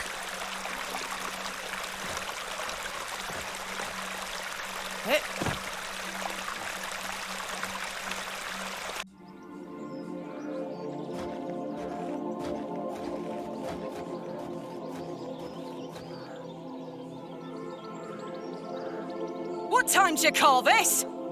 Sorry, Mum. Give it here, then.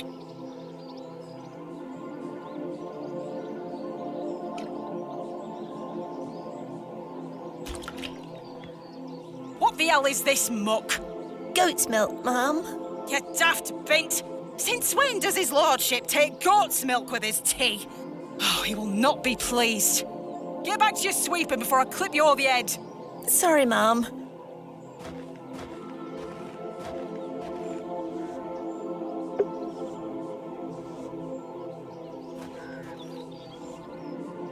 Some fine-looking flowers. Hello there. Bugger off, you whelp. This is private land.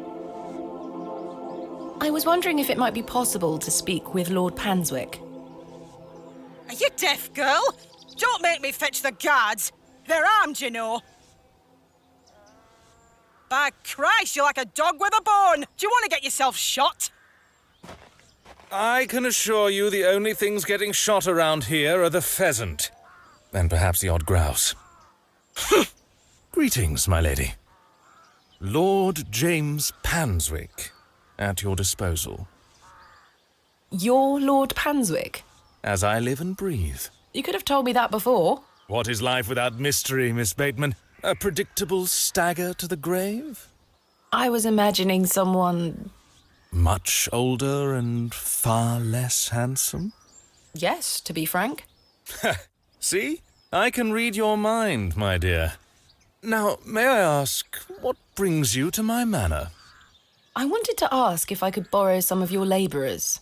Oh? For what purpose? I intend to excavate Hob's Barrow tomorrow, and I'm in need of some assistance. An excavation? How very delightful. We're in the middle of our own works right this minute. Follow me, Miss Bateman. Come along.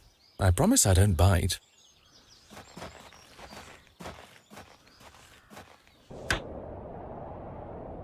For generations, this chapel was a place of unique devotion. And this was until some of my more ungrateful ancestors forgot him and abandoned it.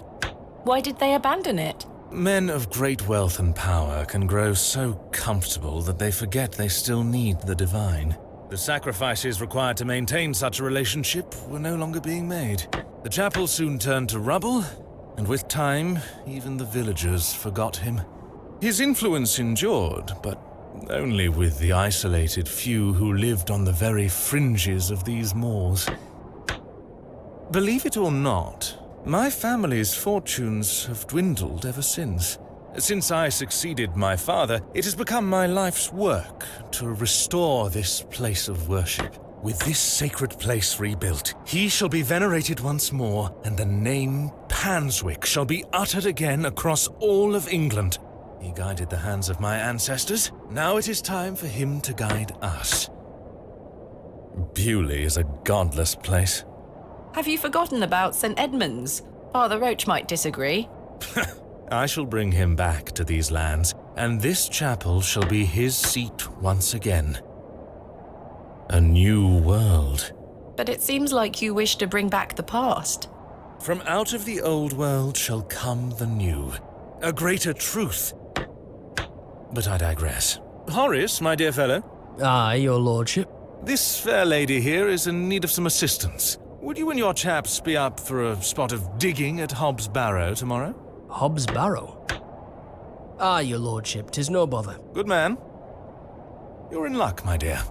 These are my finest, and they're all yours. Thank you. I am grateful. On one condition. Yes? I've heard wonders about Mary de Plancy's Bakewell puddings. I'd rather like to try them for myself.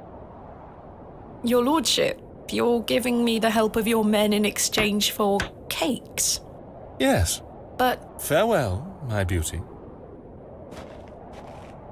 Wait!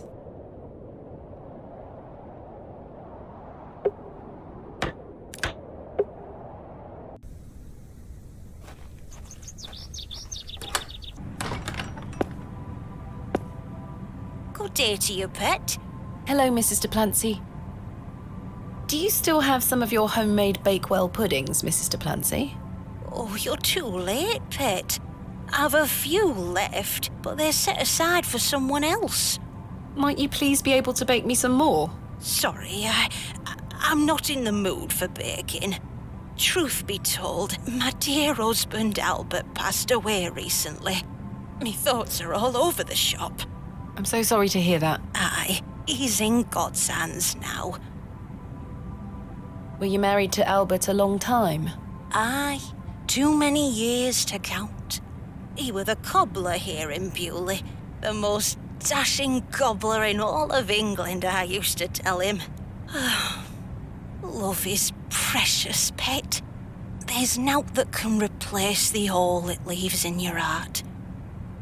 I can relate to that in my own way. I wish you strength in this difficult time. Thank you. With God's blessing, I'll get by. May I ask who you have set aside the puddings for? Oh, Father Roach. He won't be back until tomorrow. Won't they be off by then? Not at all. Besides, pet, as I told you, I'm not in the mood for all this baking chatter. Sorry, Mrs. Duplancy. Thanks for your time. Lord be with you.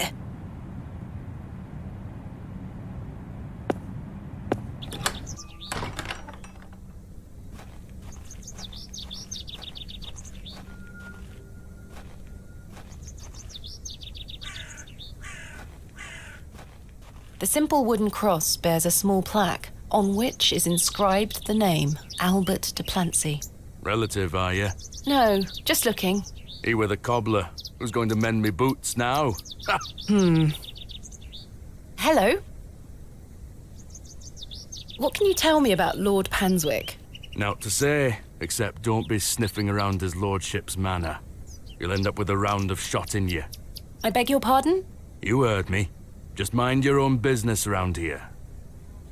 Does this fresh grave belong to Mrs. Duplancy's late husband? Aye. Rather bare, isn't it? My job is to dig the graves, not decorate them. Goodbye. Ta-ra.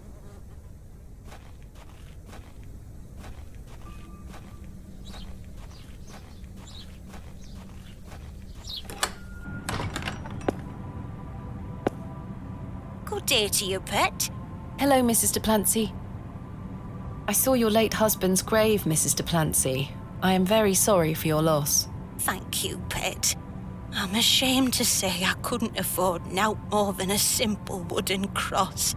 He were a colourful man, our Albert. He deserves better. He loved his flower beds.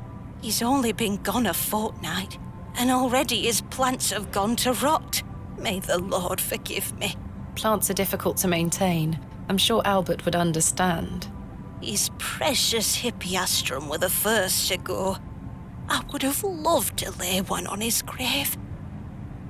What does a hippeastrum flower look like? Oh, beautiful things they are. Tall stems topped with large red flowers. Hard to grow in this climate. They were his pride and joy. The remarkable thing is there's no scent to 'em. That's why he loved 'em so much. You see, he hated anything that smelled sickly sweet. Hippeastrum were just perfect. Let me know if you come across one, won't you? Of course, Mrs. Duplancy. Thanks for your time. Lord be with you.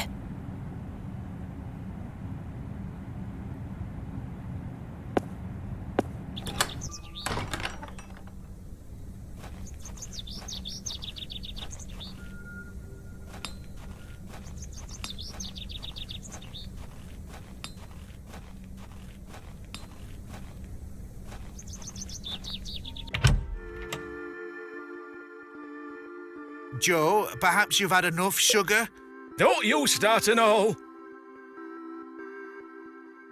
Hands off me sugar. I think this is supposed to be for all the patrons, sir. I said hands off. Come on, Joe. Be nice to our visitors. Ha! This place has gone to buggery.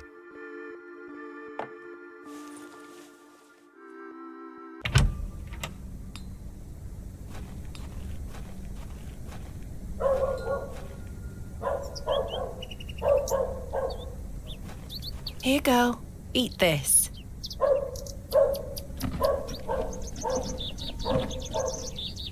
Good girl. Hopefully that's gained some trust between us.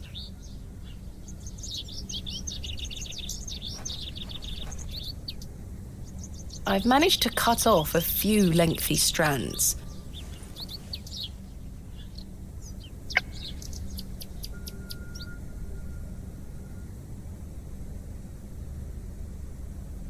There we are. This should make sufficient bowstring now.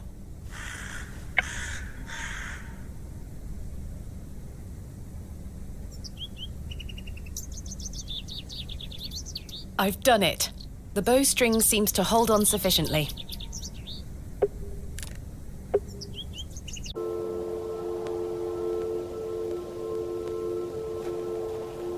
Look what I have for you.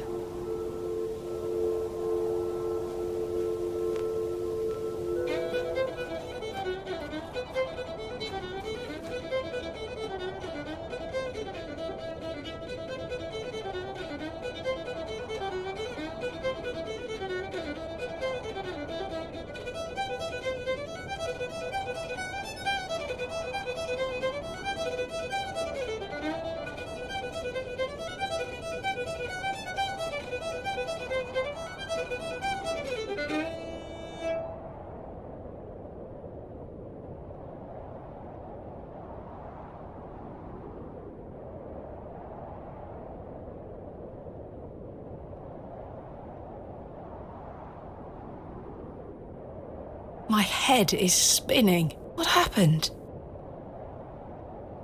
Hello? Where did she go? The girl left her fiddle behind. I'll take it with me in case I see her again. I want to understand what just happened.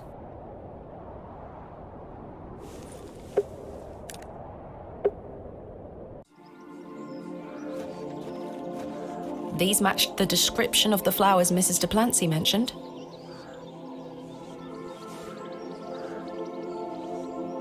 There's no scent. You get away from my hippiastrum! Ah, apologies. Move! Well, that confirms it. Good day. Hello. I really need one of those hippiastrum flowers. Why? It's a long story. Might you please be able to get one for me, or distract Miss Fenchurch so I can take one? Those flowers are Miss Fenchurch's favourites. She spends hours looking after them. Sorry, Mum. It's just that I'm so worried about Mr. Ambrose. The milkman? Aye. We were to run away together today. I see. I'm worried sick that he stood me up. Without Mr. Ambrose, this job is all I have. I can't risk losing it over a flower. I'm sorry, Miss Tompkins. I still haven't seen him. Do you think he's abandoned me? I'm sure that's not the case. He must have been delayed somewhere.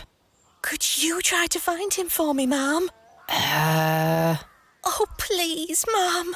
I'd do anything for you if you found my love. I can try. Oh, thank you. You're ever so kind, Mum. Goodbye. I'd best get back to work.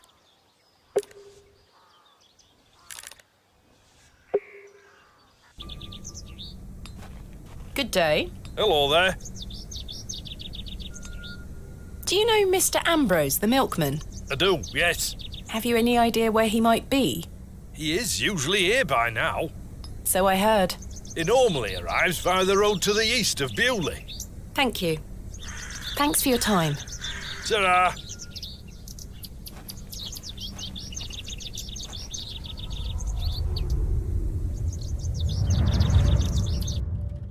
There we are. Your shells are looking much more interesting now. I pestered Mother for years to let me bring some of your treasures here. I think she's worried that I want to follow in your path. She has hidden most of your discoveries away. I had to beg her to bring me to visit you, you know. I shouldn't worry you with all that. Do you know that I have a story for each of these pots? Well, I don't know if they're all true, but they are my memories. Even though I was so young, I still remember our adventures together. Would you like me to share my memories of them? Well, I'm going to, whether you like it or not.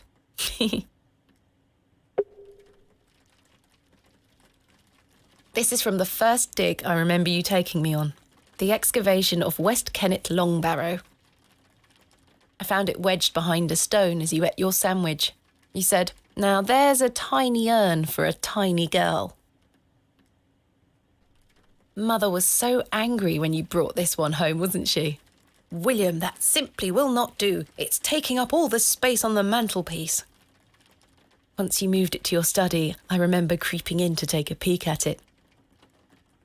We found this one together in that mucky old barrow near Avebury. I think it was the second time you'd taken me on a dig with you.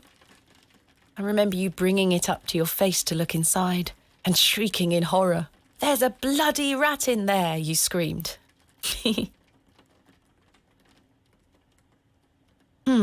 I think you brought this one back from a trip abroad. I would have loved to go with you, but Mother didn't want me to. I remember you being so proud of it. It looks ancient. You were incredibly excited about this one. I hadn't gone on an expedition with you yet.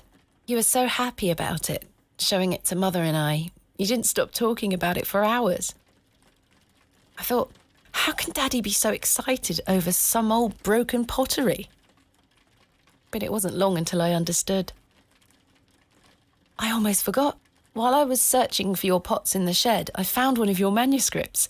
I thought Mother had burnt all your notebooks, but she missed one. It was an account of barrows across the east of England. I managed to read it all before Mother took it away. Daddy, it was fascinating. I've decided that is what I want to do with my life. I'm going to travel the country, excavating and documenting my own finds.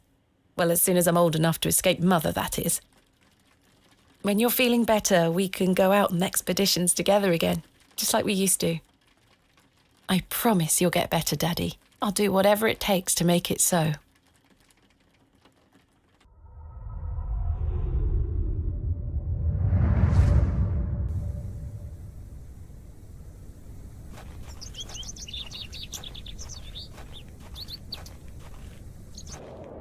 There's something ahead on the road.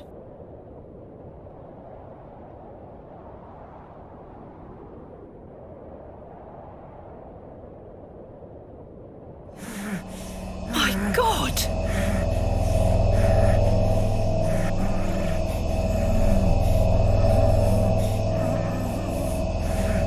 Mr. Ambrose!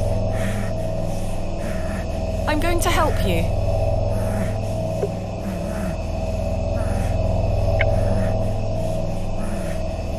Please hold still. I'm going to cut you free. He had been so tightly bound that I could barely cut through without hurting him further. His mouth was stuffed full of flowers of a most peculiar scent. I was dismayed at such savagery and wondered if the feral folk Father Roach had mentioned were responsible for this abhorrent act. After some considerable effort, I managed to cut him free. Are you all right? Who were lost in visions of hell itself, the devil. I saw the devil. Who did this to you? I don't remember. Oh, the terrible sights I saw. I won't forget them till my last breath. Are you Mr. Ambrose? Yes, Edward Ambrose. You were to meet Miss Tompkins today. Aye, my love. Oh, my darling love. Let me take you to her. Here, take my hand. As we made the arduous trek to Panswick Manor, I probed Mr. Ambrose on who had done this to him. He insisted that he didn't remember anything, except for his nightmarish visions.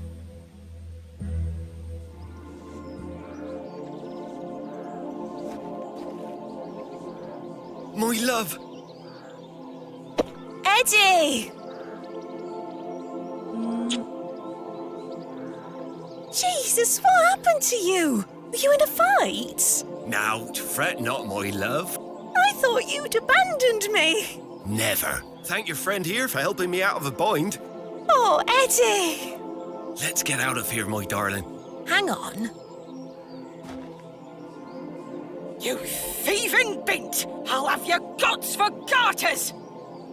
Oh, stick it where the sun don't shine, you bitter old sow! The cheek! Here you are, ma'am. Thank you, Miss Tompkins. No, thank you for finding my poor Eddie. Aye, thank you, lass. Let's go, Eddie. I'm never setting foot on this godforsaken estate again. Good luck, you two.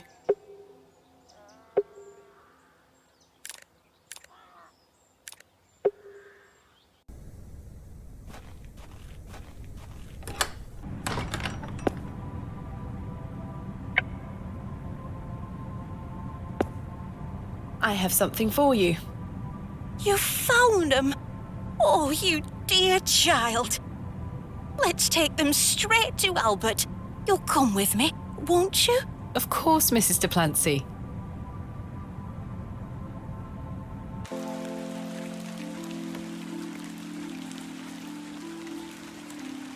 You know, the things I miss most about him are the things that used to annoy me.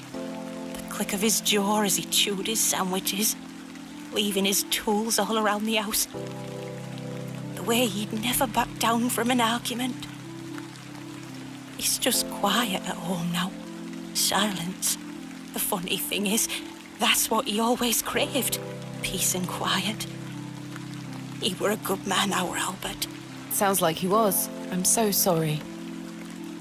Do you fear death, pet? Not at all. I dare say I won't be around to know it's happened. But what of heaven and hell? Life is for living, not for worrying about what comes after. Albert didn't fear death either. You're both braver than I am. It's not bravery. It's just trying to make the most of what we have in the present. One can neither live in the future nor the past. I fear it, but my faith keeps me going. I know I'll meet him again, in heaven. Take that thought forward, Mrs. de Plancy. Remember it. One day, you will be reunited. Thank you. Oh, those flowers look beautiful. They do. Albert will be smiling down on us. Pet, I left my basket inside the church. You'll find some Bakewell puddings in there. You can have them. Oh, you... I insist. You've brought an ounce of happiness into my day, dear. It's only just that I return some. Thank you, Mrs. de Plancy. To be truthful with you, I was saving them for myself. I shouldn't be so selfish. Lord forgive me. You're nothing of the sort. I'll stay here with Albert a bit longer. You go back to your day, Pet. Lord be with you. And you, Mrs. de Plancy.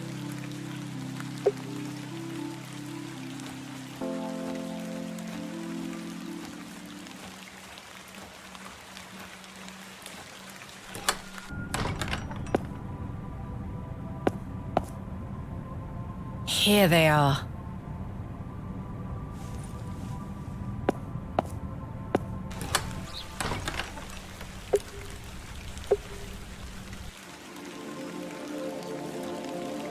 The vision returns. I come bearing gifts. Freshly baked gifts? Yes. 3 of Mrs. de Plancy's famous Bakewell puddings. You are an amusing creature, Thomasina. What do you mean? You must think me a scoundrel of the highest order for asking you to undertake such folly. Of course, I would have lent you my men either way. I merely desired an excuse to share a cake with you. Lord Panswick. I take no pleasure in watching you scurry about Bewley to fulfill my every whim. Or do I? I do not find this amusing in the slightest. You have no idea what I had to go through to get these for you. Oh, I do. And that's what I admire about you. Tenacity. Even in the face of something you know to be absurd. You don't give up, do you? Never. Though in this case, I ought to have. Now then, will you share one of these tempting confections with me? Why not? Splendid! I'm glad the rain doesn't put you off. You like to live a little dangerously, don't you, Thomasina? Let us stroll to the beck. That sounds nice.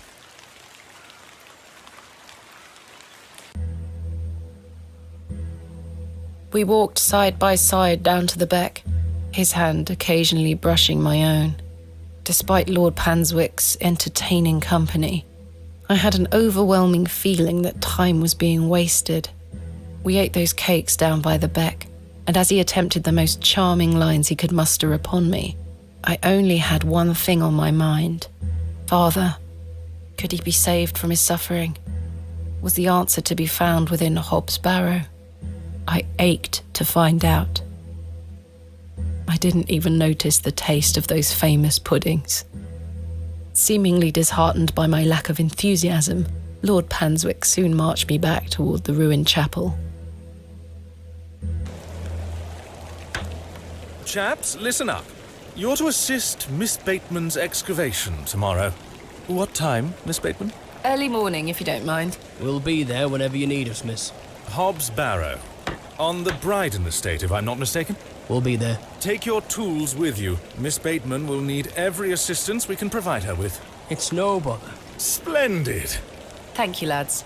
Now, if you'll excuse me, I'll see you later, my dear. Thank you, Lord Panswick. We're finishing up here, miss. See you tomorrow morning, all right? Certainly. I appreciate your help.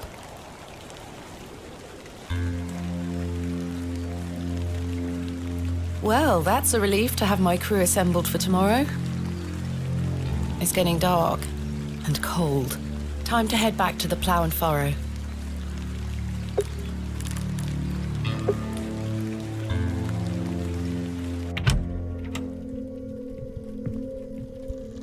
Evening, Miss Bateman. Good evening, Stanley. Your lordship. Stanley, my good man. To what do we owe the pleasure of your visit, your lordship? I've come to wish Miss Bateman good fortune for her grand excavation tomorrow. I'm really rather curious as to what she might turn up. As am I, your lordship. An exciting time for Bewley. Wouldn't you agree, Stanley? Oh, yes, your lordship. Very, very exciting. My dear, please, allow me the pleasure of buying you a drink. A welcome antidote to the wind's bite. Wouldn't you say, Stanley? Yes, indeed, your lordship.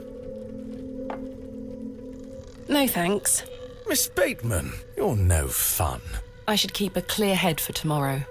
Good thinking. In that case, I shall bid thee the fondest of farewells. May you conquer Hob's Barrow and find all that you desire.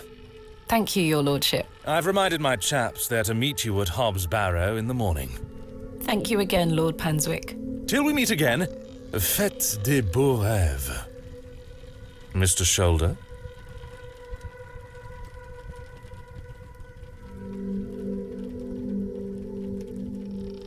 Your lordship?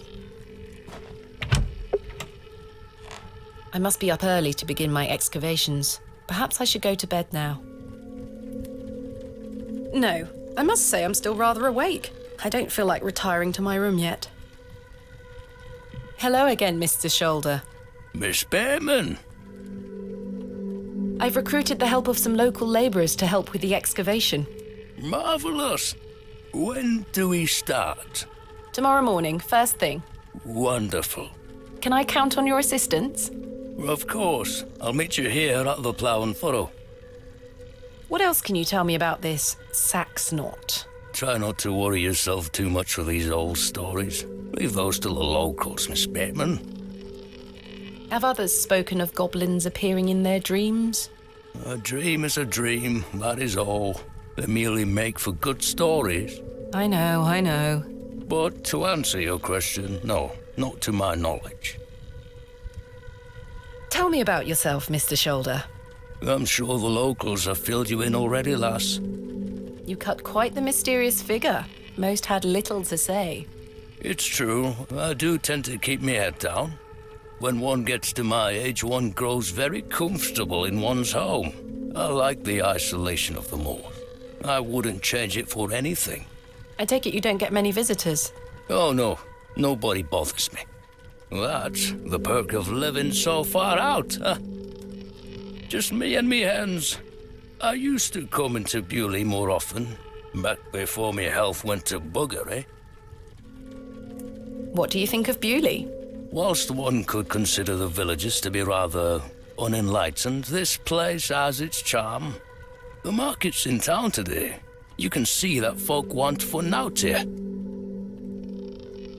Is there anything else I should know about Hob's Barrow, Mr. Shoulder? No, lass. I'm certain we will know a lot more about it by this time tomorrow. I hope so. What else can you tell me about the previous excavation? I think I covered it earlier, Miss Bateman. As you yourself said, it were a time of superstitious hysteria. What was it like, living in that period of hysteria? I kept to myself. It didn't really affect me. My hens stayed healthy and their eggs kept me well fed. If one can keep a level head in such situations, one can get by. Indeed. Is there anything else I should be aware of before my own excavation? No other ghouls I should be worried about? You know the answer to that. The corruption in that soil were all in the minds of men. What do you make of Lord Panswick? His lordship is an important man in Bewley, as I'm sure you have gathered. His family has commanded much respect here for many generations. Do you respect him as a leader? I do. He wants the best for the village. Without his influence, the railway line would have never come through here. Does he want more visitors? Aye, I believe so. He has great ambitions for Bewley and wants to share them with the world.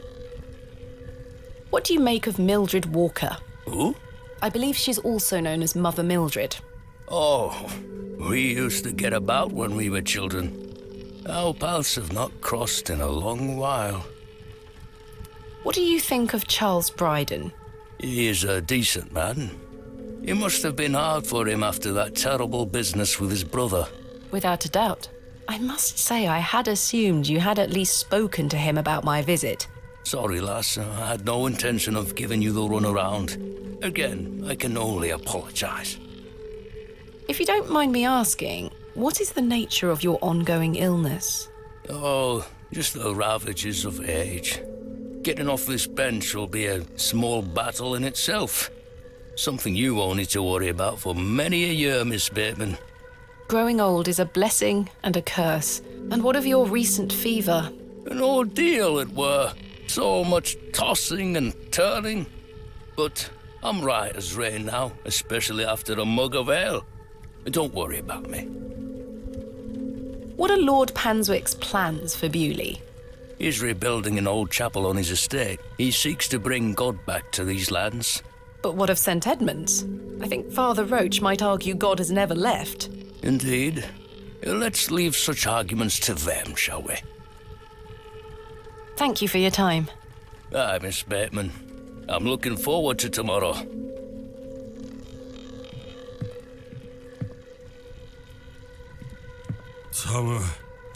Thomasina. Arthur? I've remembered something. What is it, Arthur? Not here. Meet me outside, in the alley.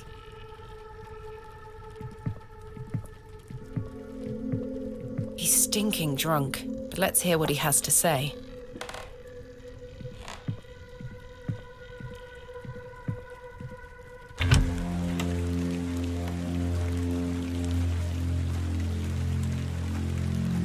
What is it? First of all, I must apologize to you.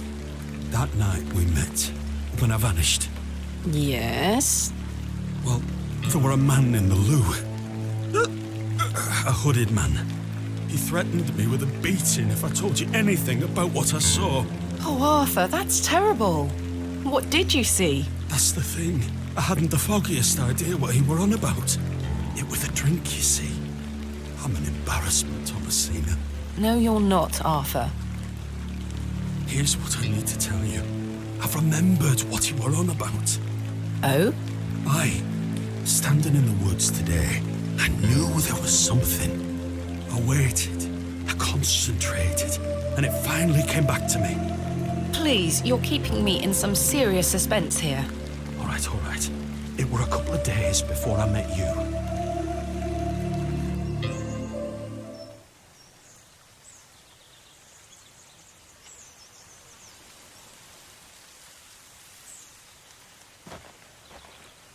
Hurry now, Leonard. I'm not as quick as I used to be. This leg is getting worse by the day. Yes. I'm constantly made aware of your failing health. Do not fear. You said he has promised you the reward of your returned strength. Aye, and it can't come soon enough. Are you sure that it must be her blood? Aye, she's family. And she gets here in 2 days? Aye. We must bring her to the site as soon as she arrives. No. Your lordship, with all due respect, we've been through this. We need to ease her into the idea. She will laugh in our faces if we just asked for it. Who said we would ask? He told me that she needs to give it willingly. This little scheme of yours better work, Leonard. It will, your lordship. We've got the perfect bait. Wait. Who goes there? Did you hear something?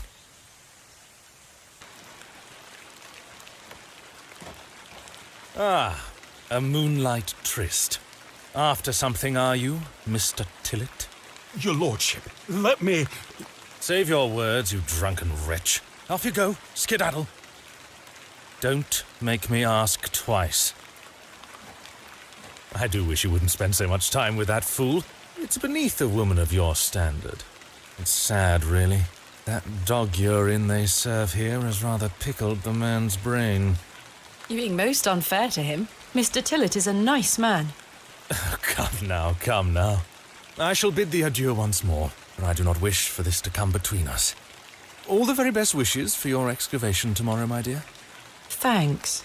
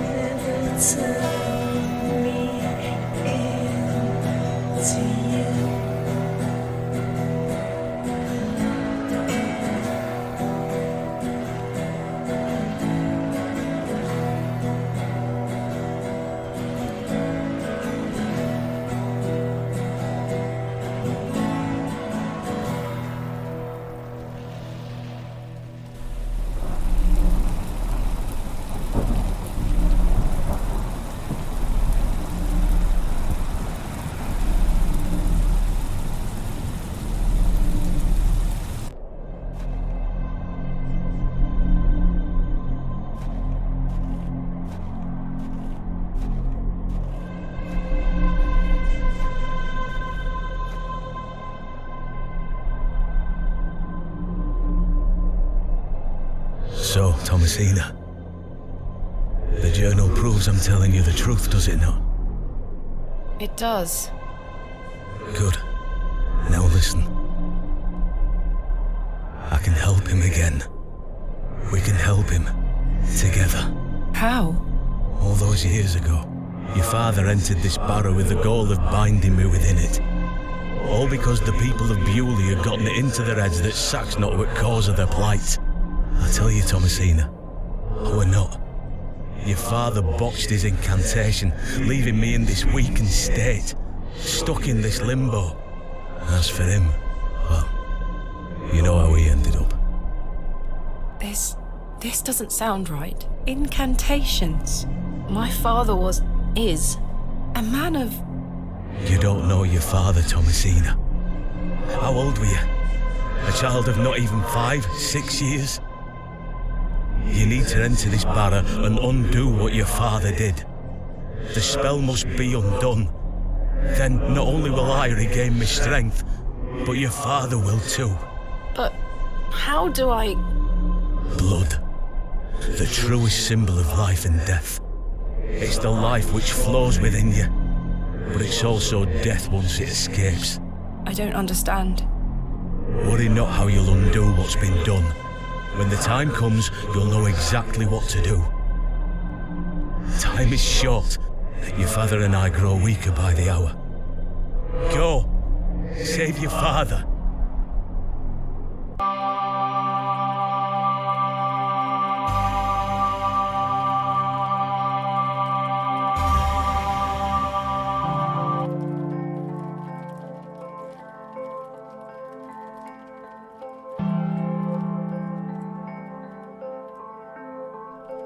I must undo what has been done. Father, I'm coming.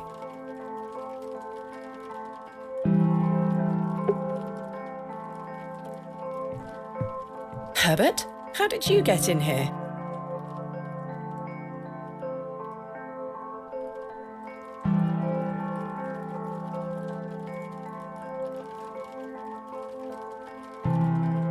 It doesn't matter anymore. I've got much more important things to get on with.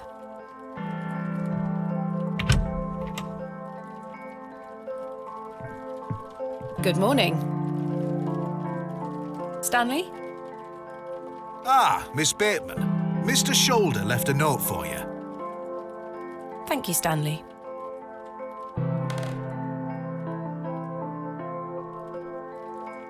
Oh, there were a key with it too.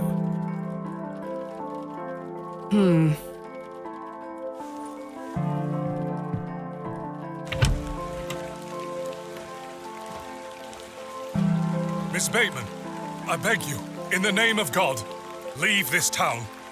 Father Roach, what is the meaning of this? There's nowt for you here, lass. Clear off. I beg you, Miss Bateman. Father Roche, Mr. Farnaby, here to wish Miss Bateman good luck for her excavation, gentlemen. Am I heck? Mr. Kemp, you know... An excavation strongly supported by Lord Panswick, no less. I wish you well with your findings, Miss Bateman. May the Lord strengthen you and guard you from the evil one. Yeah, little children, guard yourselves from idols. Good luck, Miss Bateman. Thank you.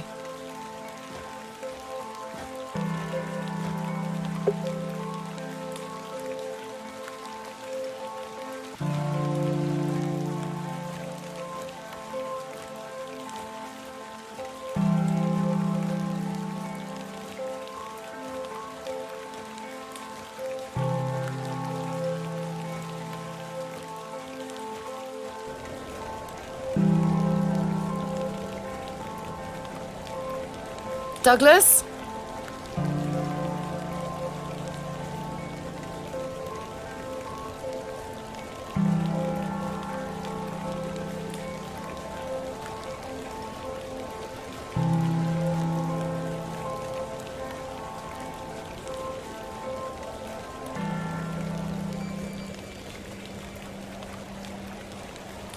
What's this?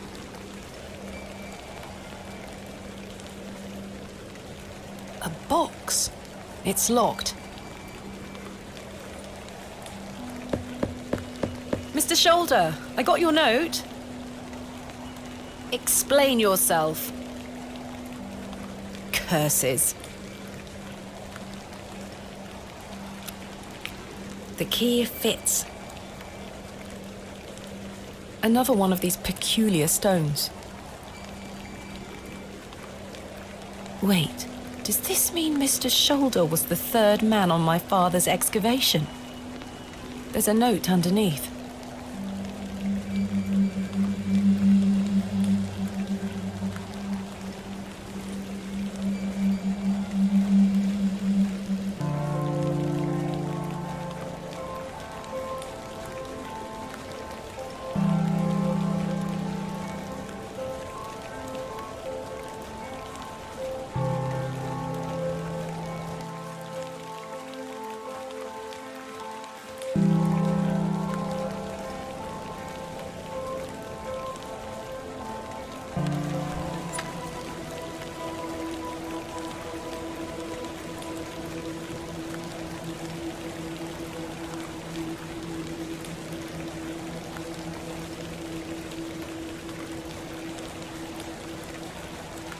Good morning, men.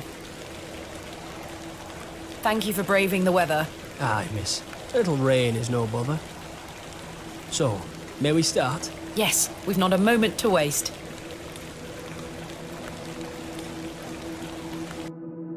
And so, the excavation of Hob's Barrow began. Horace and his men learnt quickly and went about their work with care. We toiled for hours, rolling away great stones, removing mortar and masonry put in place by Father, Mr. Brydon and Mr. Shoulder. They had gone to great lengths to seal the barrow. I should have realised their efforts were not only to keep us out, but also to keep something contained within. Eventually, our careful application of pick, trowel and shovel gave way to open space. A stagnant, cadaverous odour was let forth.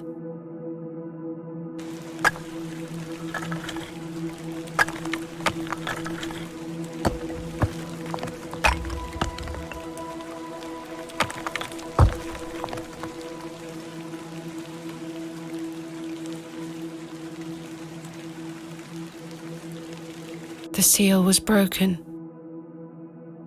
I couldn't believe my eyes.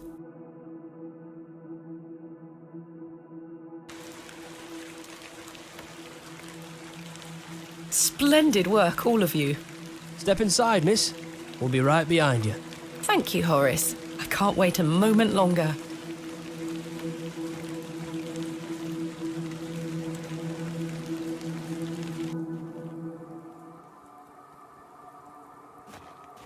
Flowers?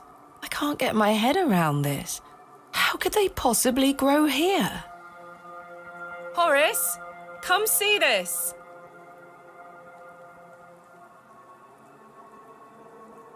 Horace? Chaps? I've been abandoned.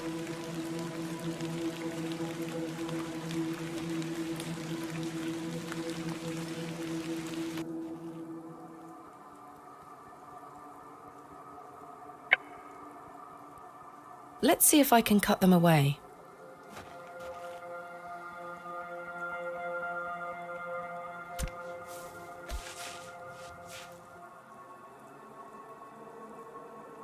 Something has been boarded up here.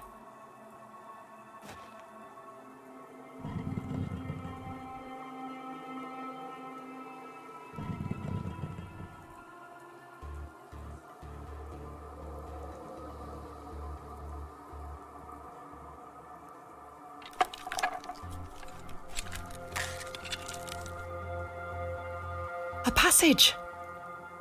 Father, I'm coming.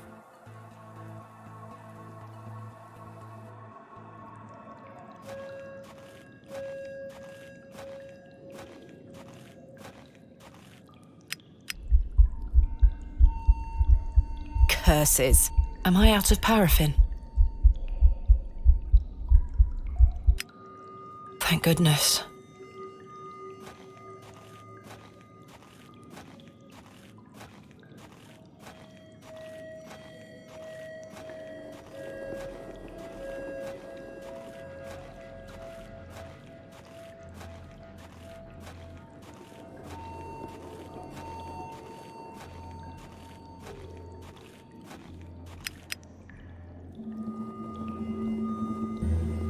My lantern went out, for good this time. I had no choice but to venture forth into the darkness. With each step, the passage narrowed in every conceivable way, until I was on hand and knee, crawling through thick clumps of vegetation. The odour of that dank soil was somehow unnatural. I crawled for an age, until I emerged in a cavern that seemed lit by the very earth itself.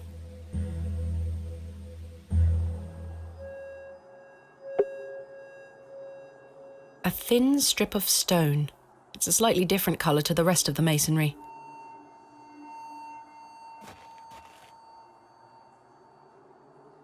Perhaps I can chip away at the edge of the stonework here.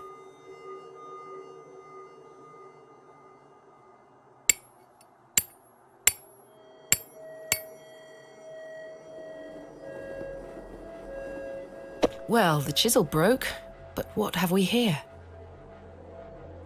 3 niches have been carved into the stone.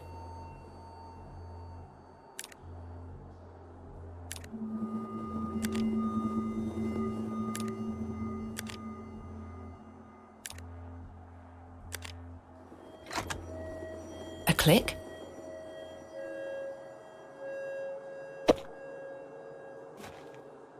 Incredible.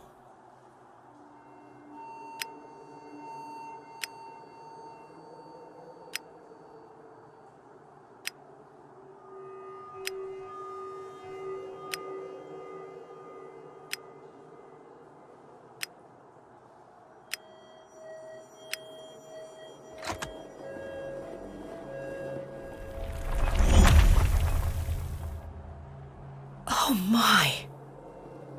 The light.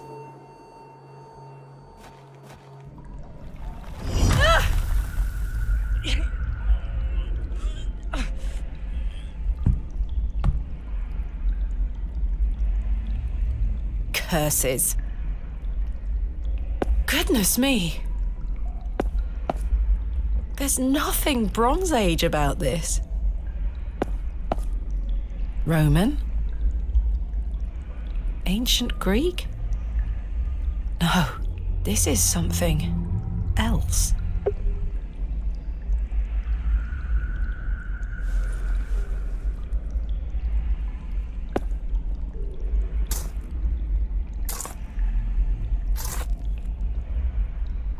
I've broken up the soil. It's loose now.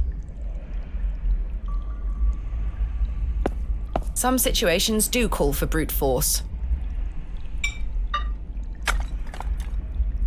There's something here, made of wood.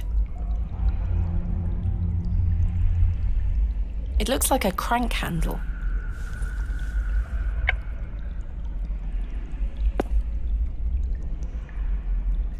It fits in the hole. Let's see if I can turn it.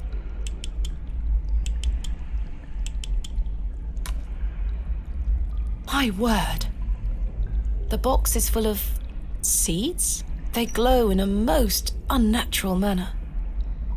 Yet I feel compelled to take some.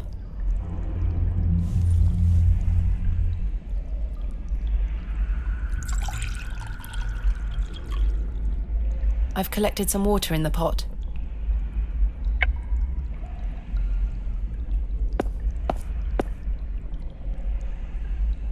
There we are.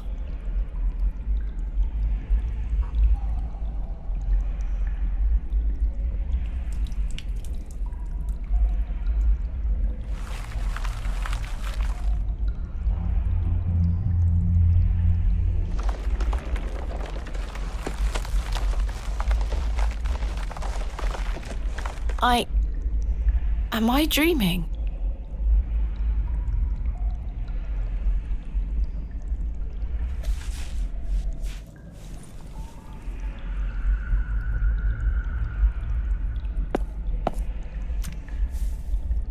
I've removed a portion of the root.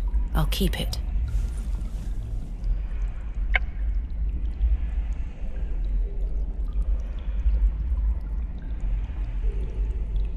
It's a little crude, but I believe I've fashioned a whip.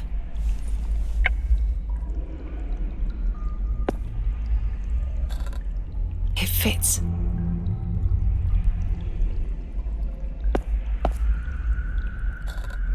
It fits.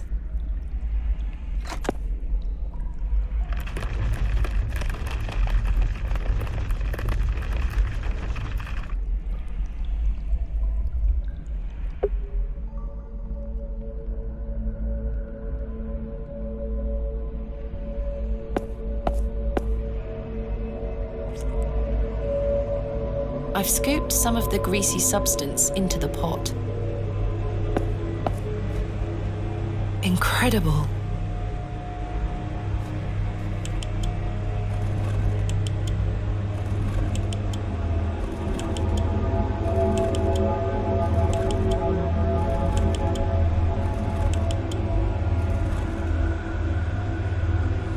This crank is jammed. It won't budge.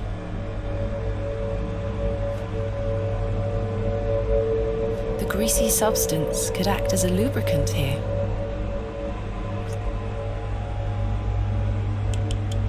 Voila. There's something in its mouth. A gold coin. There are no markings on heads nor tails.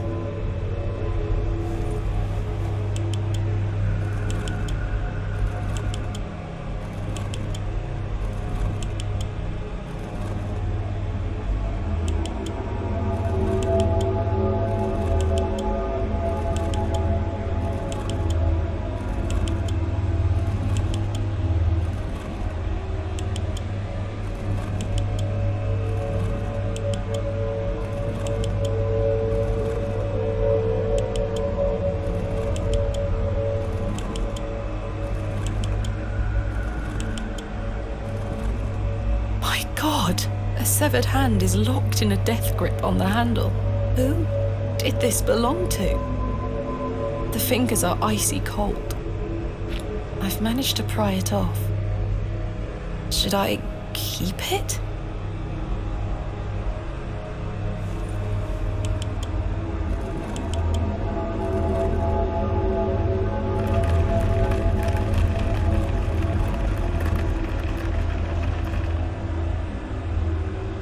Something has emerged from within the bust.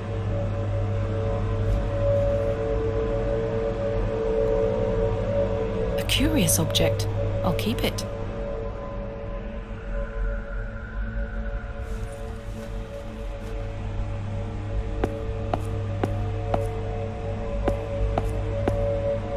Goodness me! Herbert? It's Herbert! What madness is this?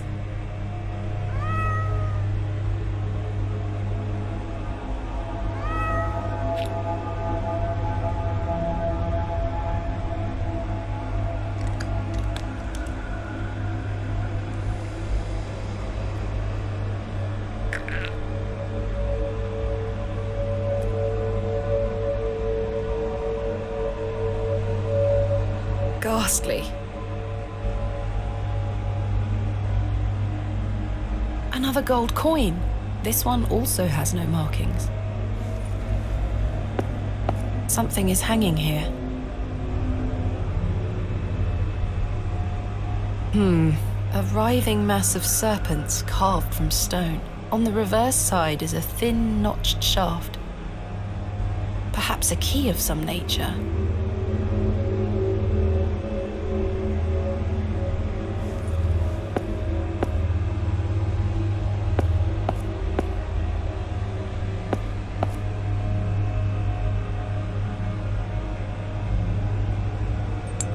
The coin went in.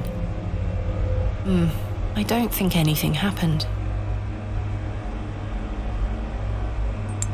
The coin went in. Something stirred within the plinth. I should take a closer look down there. Characters, perhaps Greek in origin? They are protruding out from the plaque. Perhaps I can push them in some manner.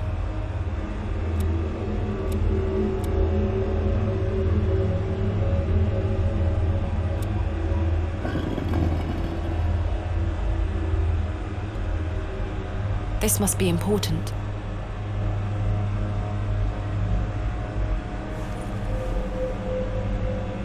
A thin rod with tiny notches along the shaft. The head is adorned with a coiled serpent.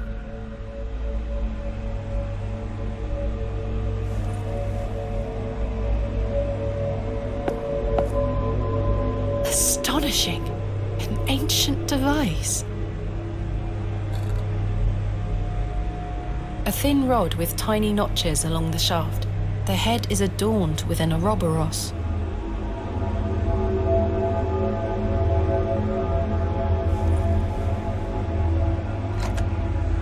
It fits. Something moved in another room.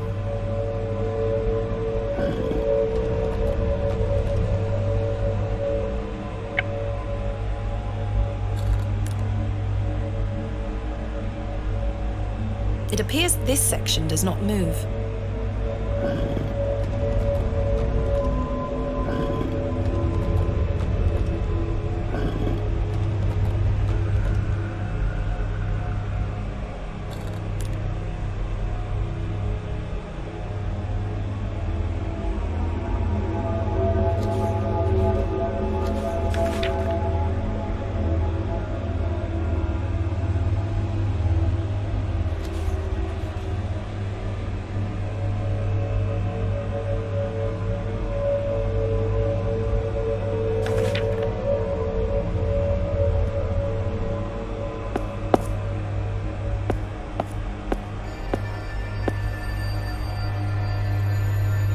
Goodness me.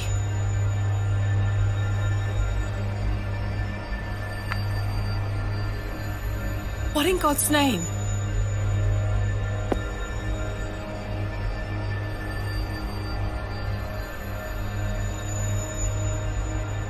What's this? A piece of stone carved into the shape of a crescent moon. It must be important.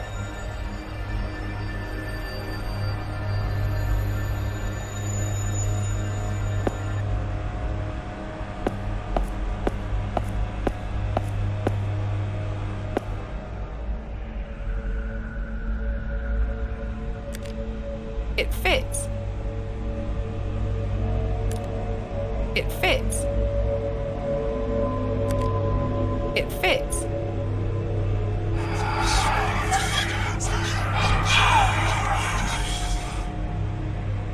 Oh, it's gone.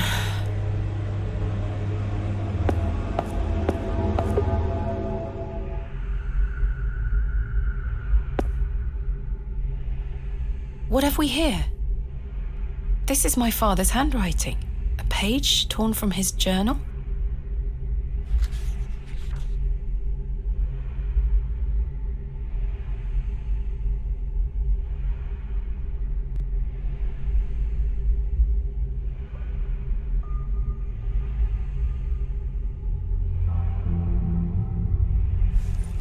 Sax knot.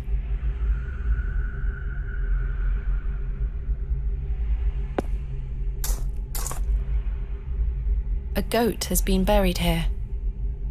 How gruesome. A horn has broken away from the skull. A horn has broken away from the skull. I'll take it.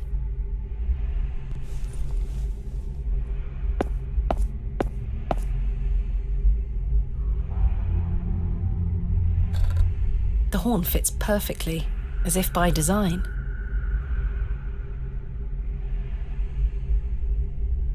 The eye seems somewhat loose in its socket. No movement there.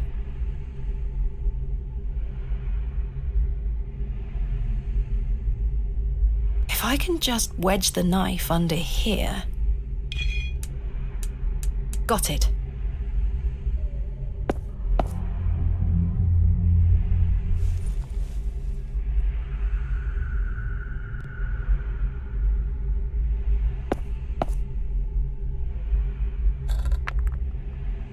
Remarkable.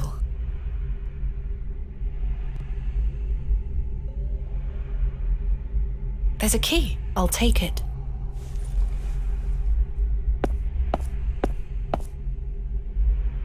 Is that blood? Perhaps I can find a key for this.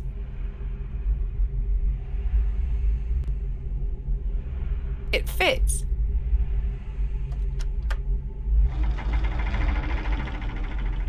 Sounds like a mechanism creaked somewhere far above me.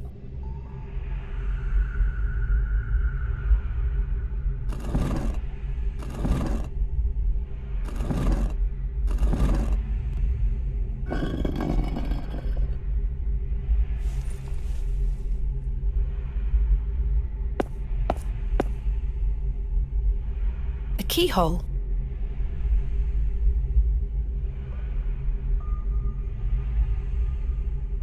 The key fits.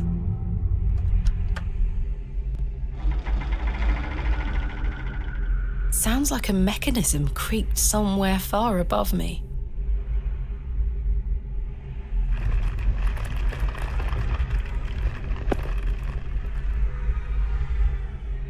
What a horrific racket.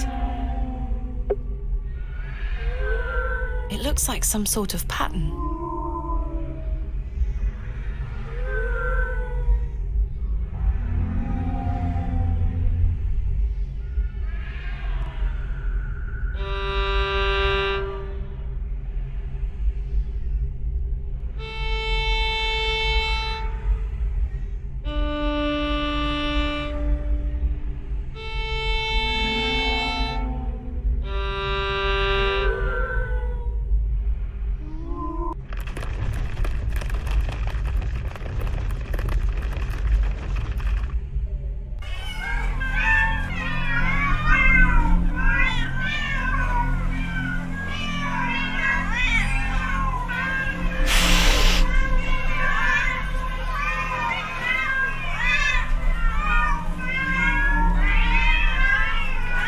It's all just hogwash. Is this all in my head?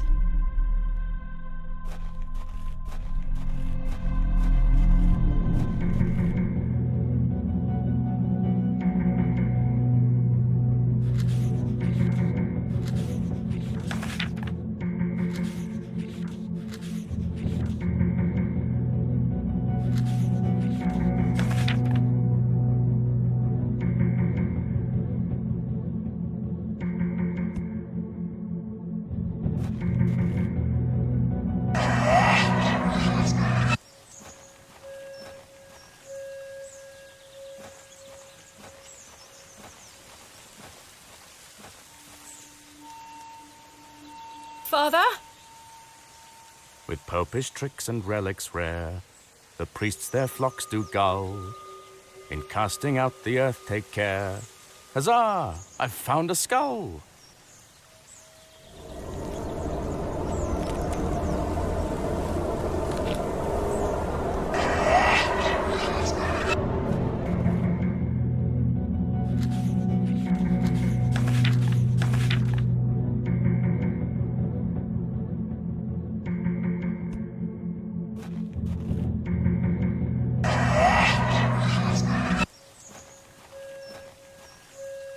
Three, 2, 1.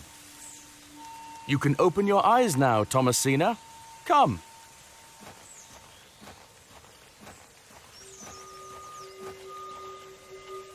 Are you ready for your first excavation? Father!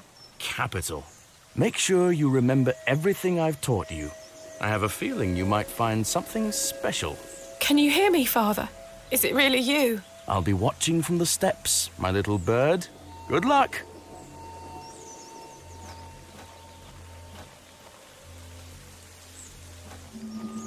I remember this.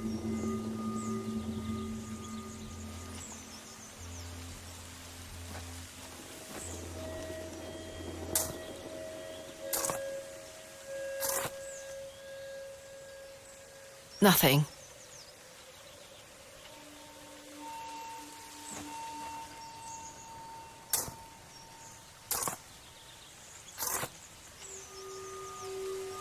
Nothing.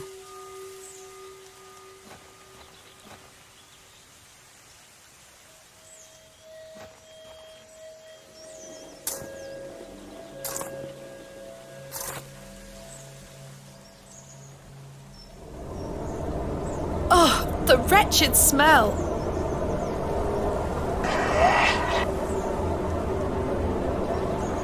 What is the meaning of this? Father?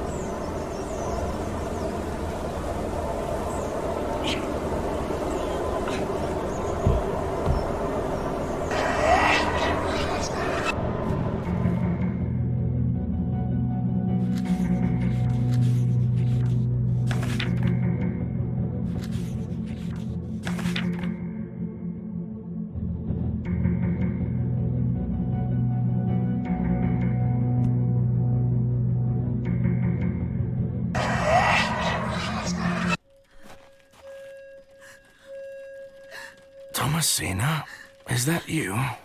Father, it is. It's me. My dear, sweet little bird. I'm so very dreadfully hot. Please remove these covers. They suffocate me so. Father, you can talk again. And I've got so much to ask you, so much to tell you. But please, first, the covers.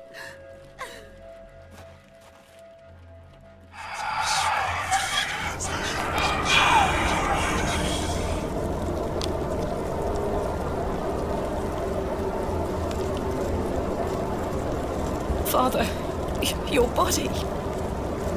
Oh, my dear, clever girl. You're so close now. How good it is to finally speak with you again. But... Don't worry. It will all be fine soon. You're close to the end, little bird.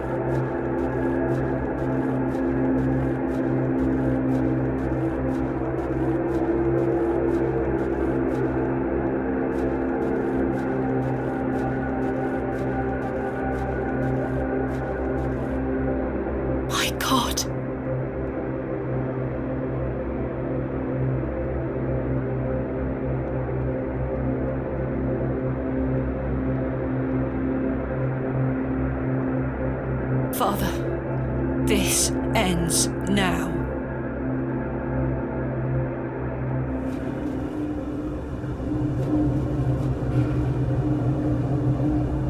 There's something here, in the soil.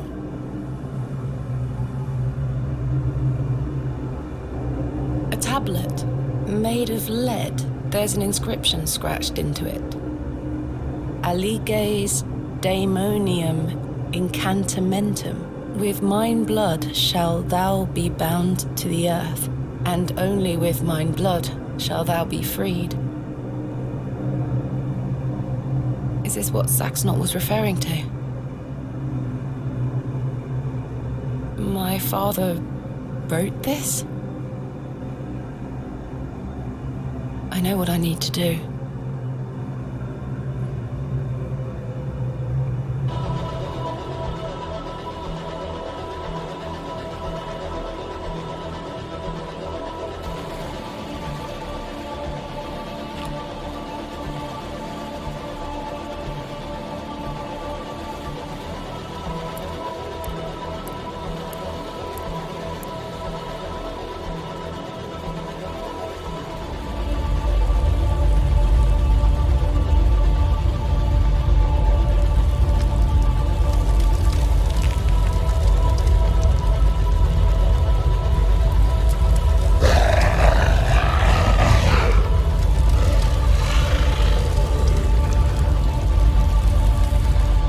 still scarcely believe what I saw looming over me in that Stygian chamber. How does one even attempt to describe the indescribable? The vision before me defied all logical explanation. All my efforts to do so have fallen on deaf ears, merely providing a chance to be mocked, pitied, and dismissed as mentally unsound. I dare not commit that unfathomable glimpse to paper, but it was real, Mother. He is real. Not an imaginary terror, but a demon, a god brought to life. I turned and ran, striving to somehow make my way out of that accursed Barrow alive, inspirited by the hope that my squalid deed had freed father from his plight. Speechless voices whispered to me in unknown tongues that grew louder with every step. Suddenly, there was light.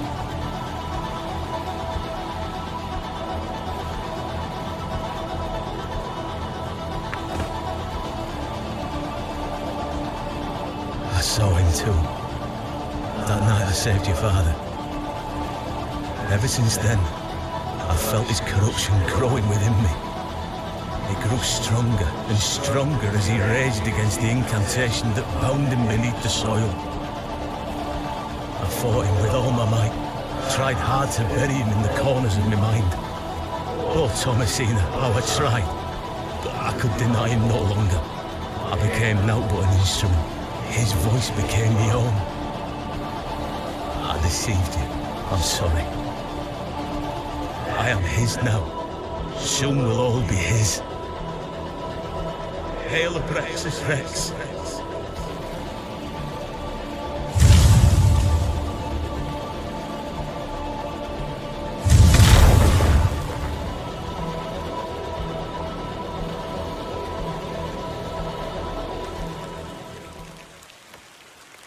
Well, I say, she's done it, Leonard. Your lordship, I believe she has. My dear Miss Bateman, there is a god about whom you know nothing, because men have forgotten him. Recall him by his name, Abraxas. Welcome back, Master. Come, Leonard. We must await him at the chapel. Aye, only there shall he be complete.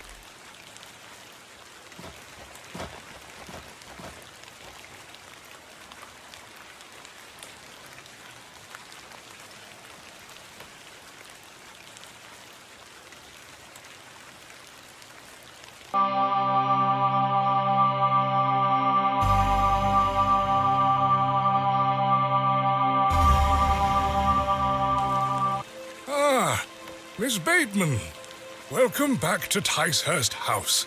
It's been quite some time.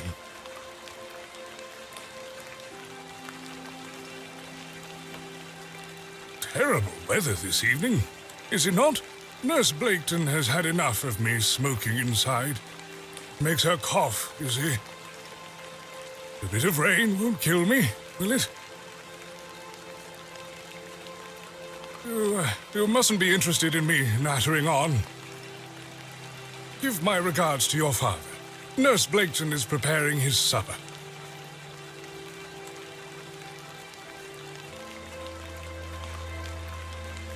You look pale, Miss Bateman. Do head inside. You'll catch your death out here.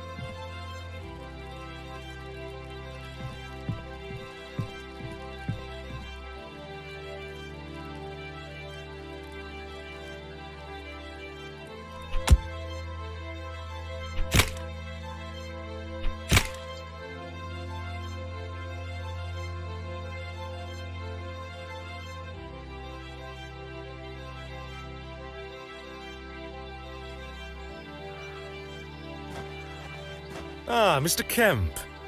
Welcome. My heart is his heart, your lordship. And my light is his light. We've a full house for today's sermon. You'd best take your seat. My heart is his heart, your lordship. And my light is his light, Mr. Long. You have made an Eden here, your lordship. We are ever so thankful to you. I assure you, Mr. Long, this is only the beginning. Please, join the others inside. My heart is his heart. And my light is his light, dear Leonard. How are you feeling? Fit as a fiddle.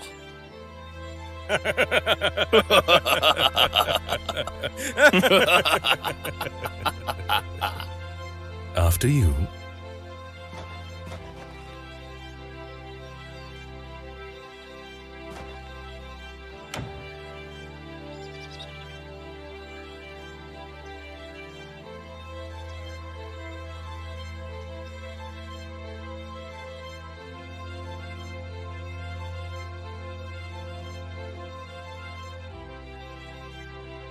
And now I sit in this dismal room, day after day, year after year, imprisoned and committed with seemingly little hope of redemption. You have chosen not to visit me, and I understand that, I do. Indeed, I've had but one visitor, Arthur Tillett. He comes to see me once or twice a year. A loyal and decent man who tried in vain to warn me of the wicked plot concocted by Lord Panswick and Mr. Shoulder. Thankfully, Midland Railway accepted his transfer request. He and his wife were able to leave that damnable village several weeks after my excavation. It feels like an age has passed since that fateful night at Ticehurst House, but finally, you have my full account. I thought I knew my father. As I look back on my childhood memories, I can only conclude that it was his wish to protect me from the true nature of his endeavours. But why didn't you tell me the truth, especially after what happened to him at Hobbs Barrow? Why did you allow me to grow up idolising a man who didn't exist? I did not kill father. It was he that guided my hand. I was in thrall to that most malevolent force. Abraxas. I beg you to understand. He has had his revenge, but I know he will return. Where is he now? What more is he capable of? I only wanted to save my father. Oh, Mother, what have I done? Forgive me.